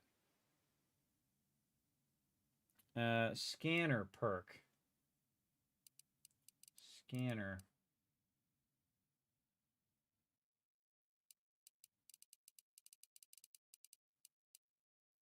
This is lockpicking. Tracker. Hostiles in the minimap are no longer hidden. Oh, nice. Oh, there it is. You gain increased weak spot damage when crouched and not moving. Keen observer plus 20% weak spot. Oh, it doesn't show you the weak spots, though. Huh. It says it shows you there's a perk that goes along with showing you the weak spots.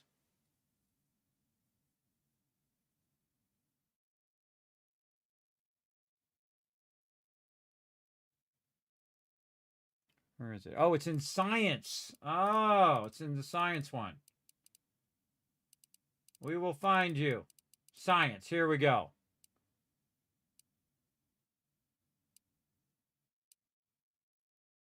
Weak spot scanner. Weak spots are highlighted and damage dealt to them is increased using the N-ray scanner. I need science 6 for that one. Okay. Let's make a note of that. Science 6 equals highlighted weak spot. And for humanoids, it's the head. For robots, you look for glowing blue bright cancer, which I actually remember that from the previous one. The weak spot is a bulge or series of sacs in their lower torso on Minosaur and Mantiqueens. Often brightly colored anomalies on their bodies are their weak spots. Okay, well, we'll just try to do our thing. Oh, I forgot to do my skills here.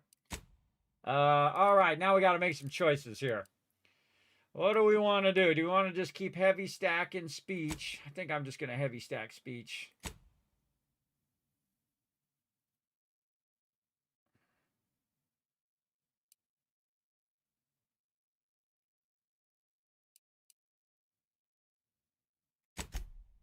Yeah, but this one is 60% weak point damage. What's this? 75% weak point damage, weak spot damage. That's a lot of damage, everybody, just for a couple points there. Do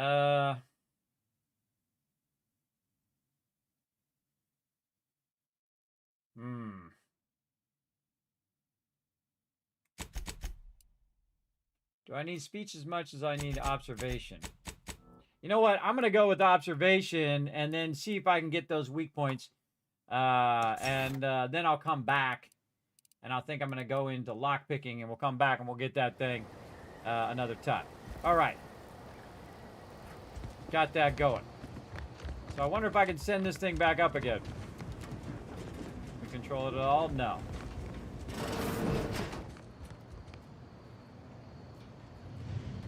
And if I need to go up there again, I have to go all the way back around. I gotta keep the boots? Apparently I keep the boots. I have a feeling if I go back, I'm gonna have to turn these boots in. I like these boots.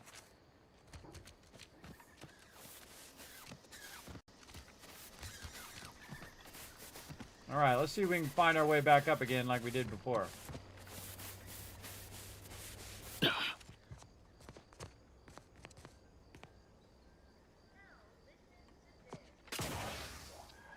Ah. About to just go right here.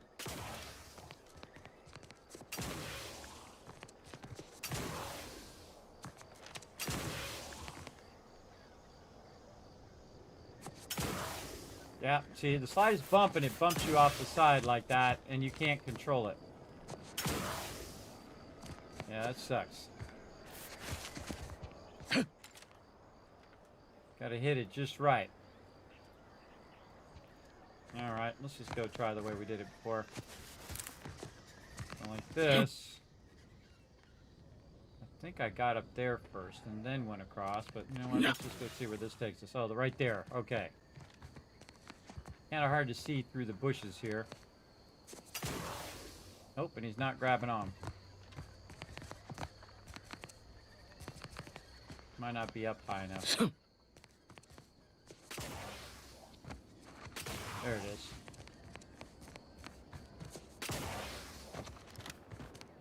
Hey, once you know, you know, you know? Crouch. Get up there. Or you can just fall all the way back down.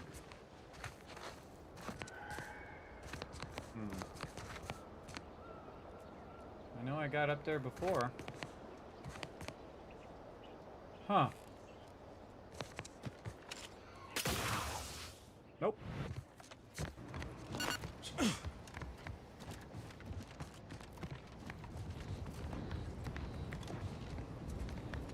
Any way to get on top of this thing? Then you can just use this as a jumping board. Apparently no. There's a way to jump over there too. Maybe that's an easier way. Let's go try. Let's go see if we can just jump straight across.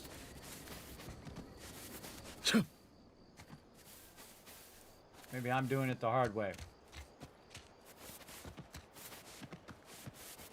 Oh, hello. Left some loot up here.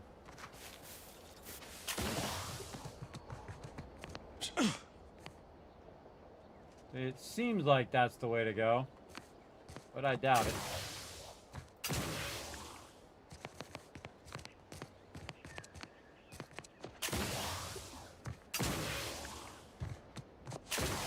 Awkward.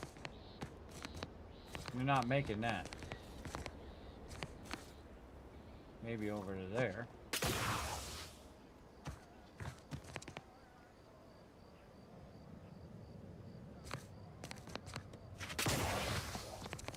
To here.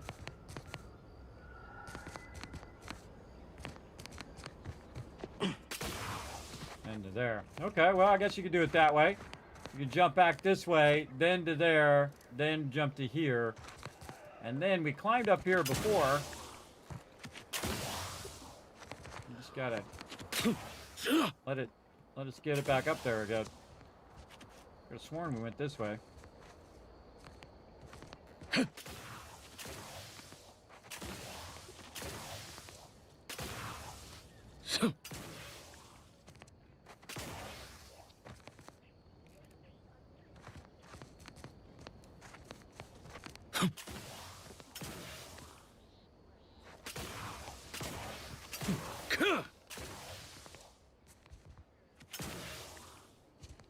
What the heck?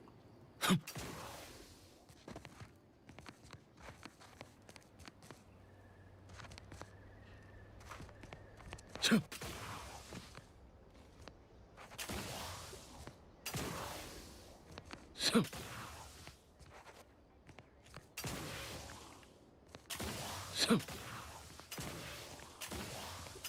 have sworn I went this way.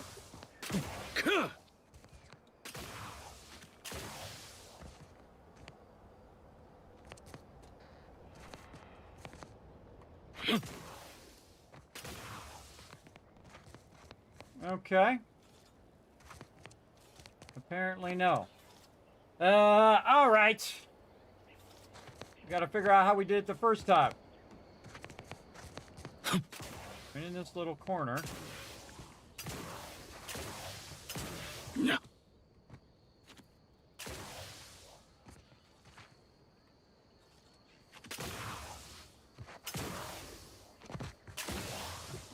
There's a little, again, it's like bounces off of surfaces, so it's really awkward.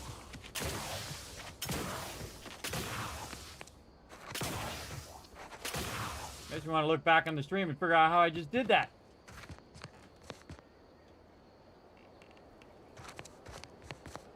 I can't make it to there. Can't make it to any of there. I climbed up right there. I know I did.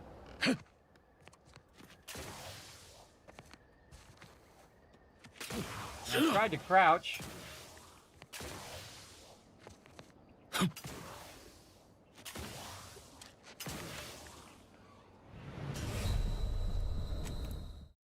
That's how it's going to be, apparently. All right, I can't get back up in that same spot I was just in.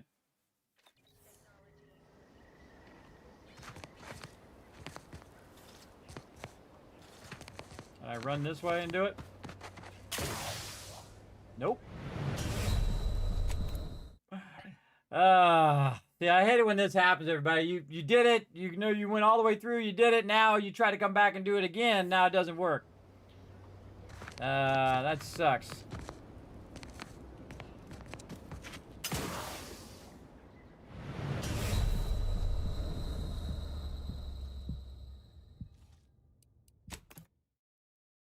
We're gonna be dying a lot now.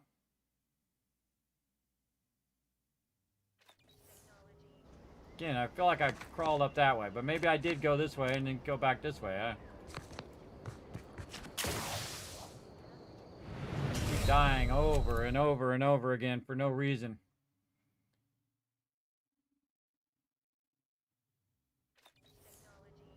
Yeah, now I don't know how to get back up there either. Alright, I got a better idea. Load.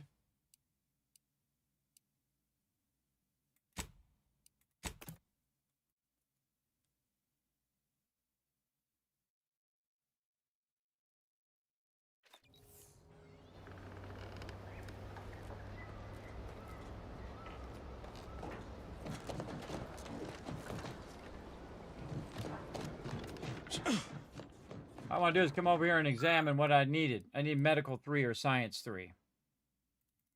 Med 3 or science 3. Okay. And then reload.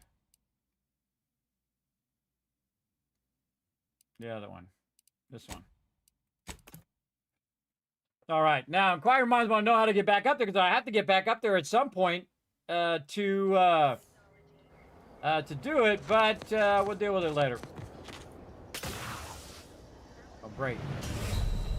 Again, I bumped the wall and it pushes me way off to the side so I couldn't grab onto anything. Now getting down's tough. All right, we're just going to jump over this way. See? Bumped me and I couldn't just land on that little ledge. It just bumped me down. I didn't have much of a choice. Okay. We got it done.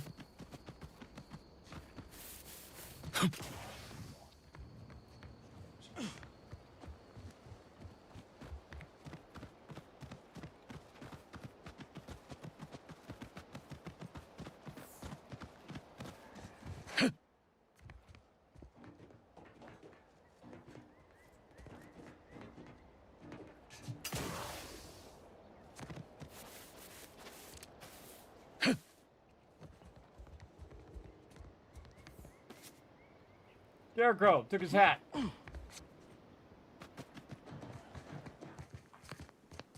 Hey.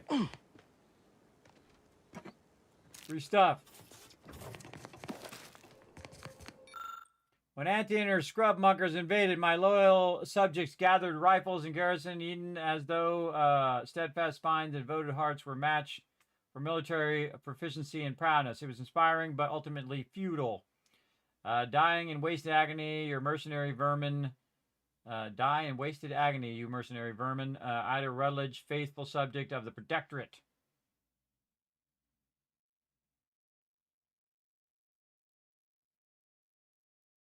Trying to see if they're trying to tell me where some loot is. All right. Oh, look at that big machine.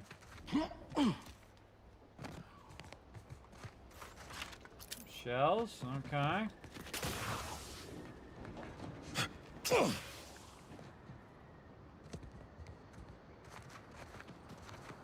Man, a lot of shells in there. I like it.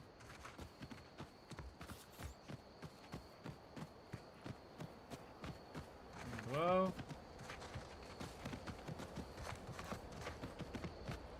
Let's see if there's anywhere else I haven't looted.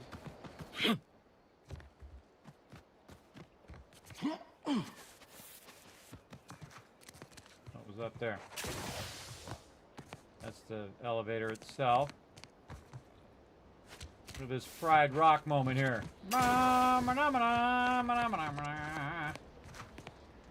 Look at that. Oh, so cool. Oh, look at that with the ocean and the water coming in. It's kind of hard to see at nighttime, but I can see it. Very cool. Very cool. Anything that I missed when I was down there? I went there. I went into all of these buildings, I think. And over to there. Let's check the map. Oh, there's the clinic, saloon, the vending machine, commissary, another vending machine, workbench. All right, well, we found some stuff. Return to the bounty terminal. Sounds like a plan. Hopefully with less death. Let's also save the fact that we found our way down. At least somewhat.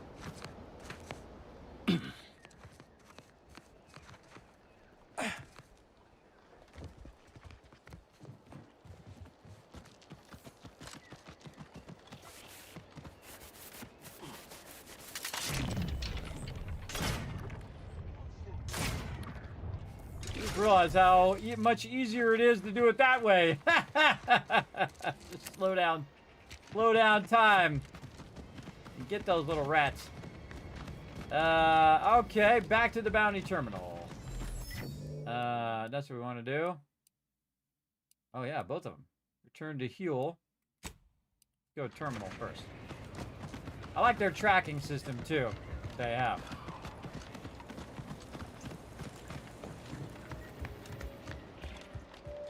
A lot of fresh blood in the talent pool around here with these Protectorate defect. Turn in completed bounty. What enemy of animate choice have you brought to justice today? Swarm bounty.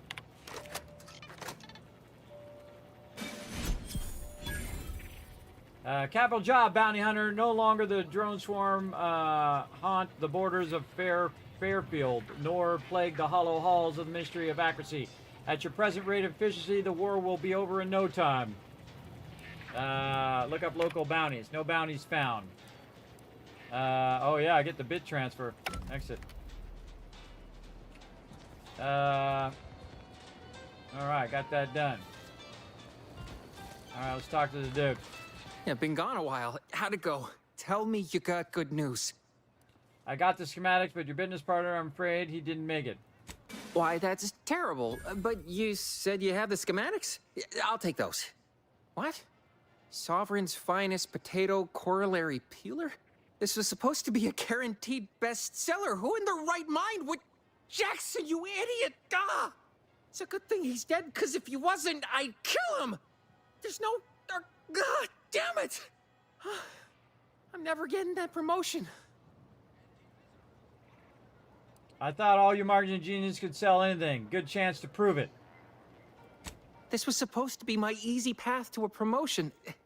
Must be something I can do to salvage this.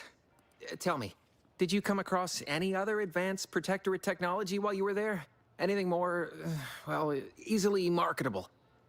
What about these personal plasma thrusters? Guess they're an old Protectorate technology. Me? No. No, nothing at all. Because I like these boots, but I might give them up. Personal thrusters? No one would ever want such preposterous things. I'd be laughed out of recreant reclamation. Imagine jumping about like a sprog. Ridiculous. Well, here's all I can spare in regards to your compensation. Try not to spend it all in one place. It's supposed to be categorically bad for commerce. In the unlikely event things somehow pan out and I get that big promotion, I'll see you're taken care of. Until then, take care. All right.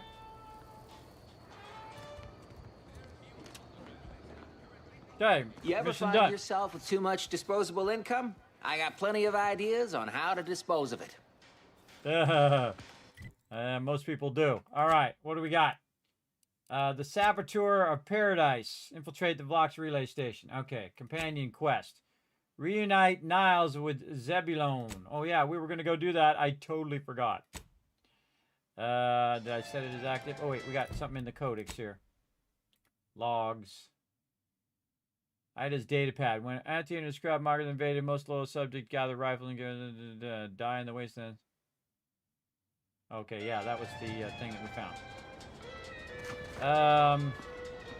Did we mark it? Is it good? Region.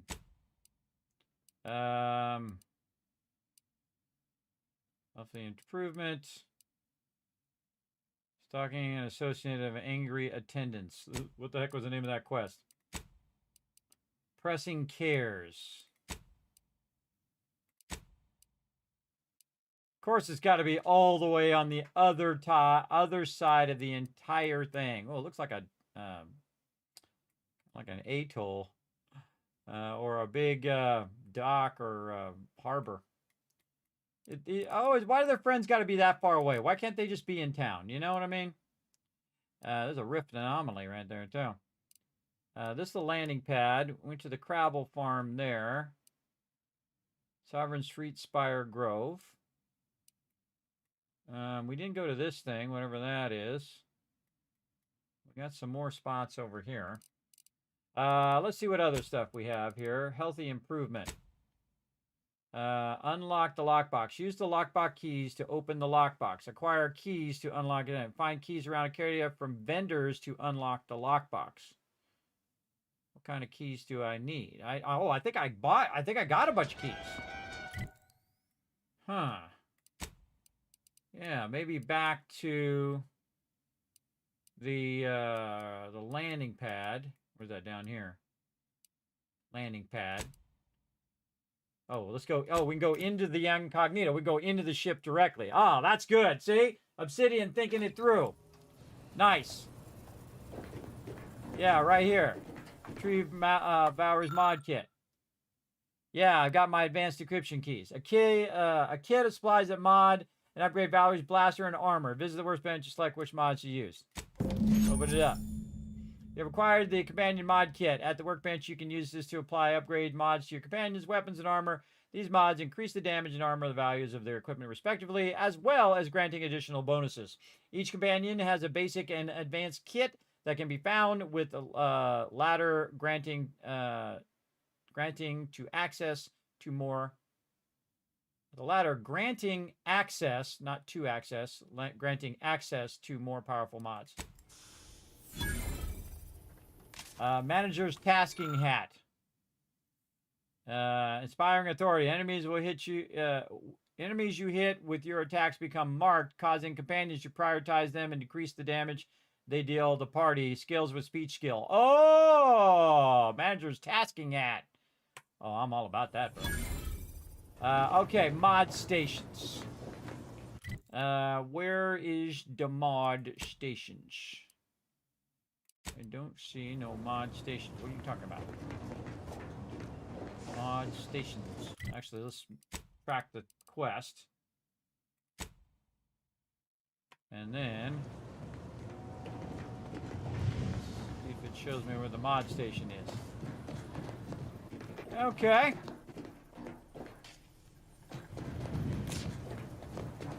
Mod station.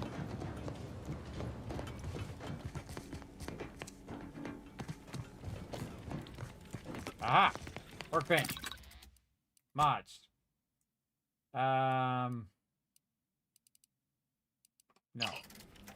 Workbench. Party upgrades. Aha, yeah, here we go. And then armor. So I can upgrade the armor or this. So Valerie's weapon applies more stacks of burn and deals slightly increased damage. Valerie's weapon now deals frost damage and deals significantly increased damage. Frost damage probably slows him down. Grants immunity to corrosive slide effects. Also increase the effectiveness of the armor. Grants immunity to shock side effects. Increases the effectiveness of the armor. So do a corrosive effects or shock effects. I'm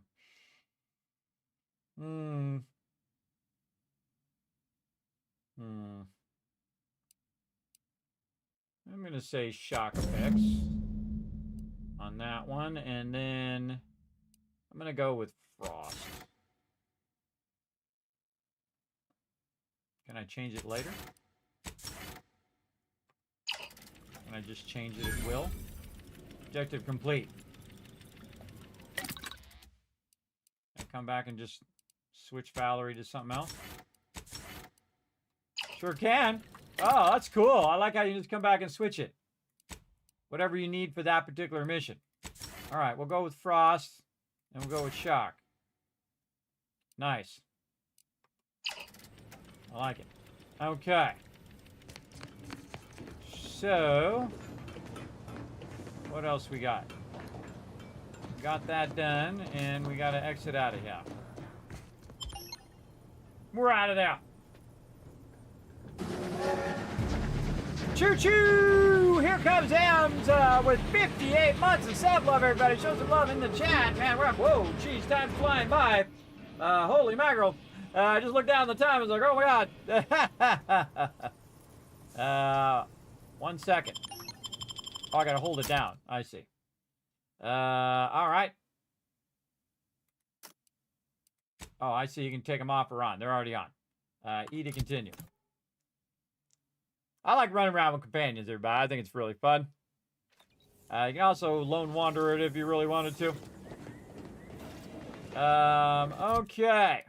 So, what quest do I feel like doing? I got to infiltrate the station anyway, so we can kind of dip over there. But what's this? Stalking the associate of an angry ascendants. What that one is all about. Task. You learned that Savannah, a former confidant of DeVries, is hiding out in an abandoned chapel near Fairfield. Oh, okay. That it made a quest out of it. Talking to her may potentially yield more information regarding DeVries' whereabouts or somehow aid in your infiltration of the Vox relay station. Confront Savannah in order at the order of the Ascendant Chapel. Notes from the secret room in DeVries' Fairfield house called out one of her associates, a woman named Savannah, who is, it seems, is hiding out in nearby order of Ascendant Chapel. All right, just saying the same thing over and over there. All right, we're going there then. Do we have enough time? I think I'm actually over time. Good spot to pick up next time, I think. Let's go in here and see if I left anything in here. Anything in here? Just that. We already looked at.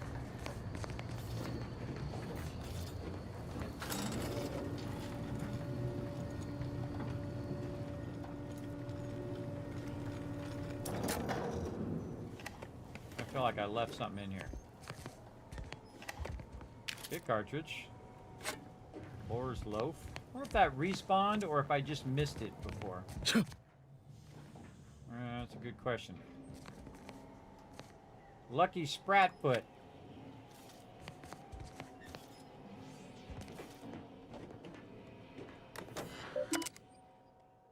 Important announcement. I was going to see if there's any hidden stuff in there. These pipes. Oh, bird nest. Biomass grenades. Oh, see? They put stuff there for a reason, everybody. Whoa, God. Felt like I was going to fall.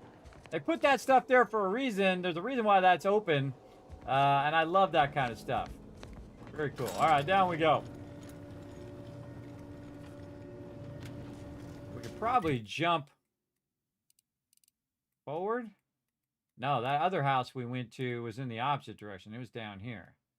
So we really got nothing there other than the fast travel to town, which we could just walk that way. Maybe hit up this here. Yeah, maybe hit up that along the way.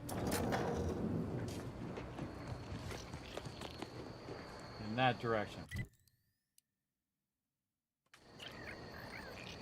Showing on my map. Yeah, see, it shows in my radar over here. You can see it right there. Showing that direction. So we can go toward the thing, but then kind of dip over and see what that other stuff is. All right, good time to save right there. Manual save. Time for the Kismet left train. Let's go.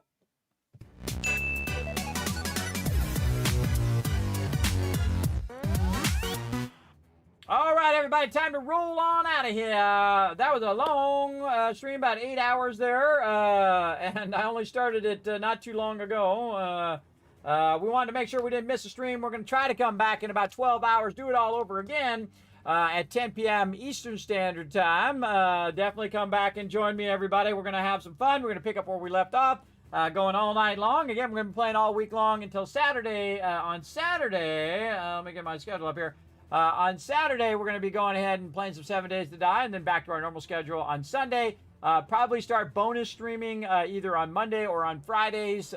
Some more Outer Worlds, maybe on Fridays. I might go 7 days a week again while we're trying to finish some of these playthroughs. But we've got so many going at the same time, and we might just do a either not stream on Monday or do a bonus stream of solo 7 Days to Die, or other games that I have on my gigantic list that I want to show off here on stream as well. So, yeah, just so much, everybody. So much fun coming up. So make sure to come back again in about 10 hours, whatever it is your local time. For me, it's 10 p.m. Eastern Standard Time. You can also help out the stream tremendously and for free by popping over to youtube.com/KismetBP and hitting that subscribe button, hitting a like, and leaving a comment. You can also check out twitter.com/KismetBP. Again, remember the BP part is all one word. And hit that follow button. Check out the Discord. Say hi to my awesome community over there. You can also get more information behind the scenes, my favorite games, all that kind of cool stuff at kismet.gg. And then, of course, check out patreon.com/Kismet to help support the stream. Guides, highlights, videos, all that stuff. Remember, that goes a long way. It is the best way to support the stream. Become a patron of my Kismet channels, where I have them all over the place. YouTube and Twitch and all of those. And I stream to 6 different platforms at the same time. So it does take a lot to keep that going. So, again, the more you support over there, and, of course, I put exclusive content over there for patrons as well. All right, everybody, that's it for me. I'm going to go ahead and shout you guys with a bunch of kids caps. Thanks to all these awesome people scrolling by over there, and thank my Patreon supporters rolling by down there at the bottom. Thanks to all of you for chilling out in the stream as well. I'll give you a couple extra 1,000 kids caps there for being super smart and hanging out all the way to the end. And again, we'll be back later tonight, 10 p.m. Eastern Standard Time, playing some more The Outer Worlds 2, which I'm just having the greatest time. Very, very fun. We'll see you then. Bye, everybody.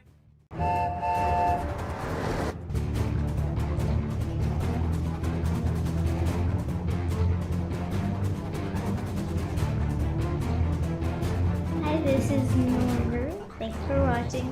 This is the Sky.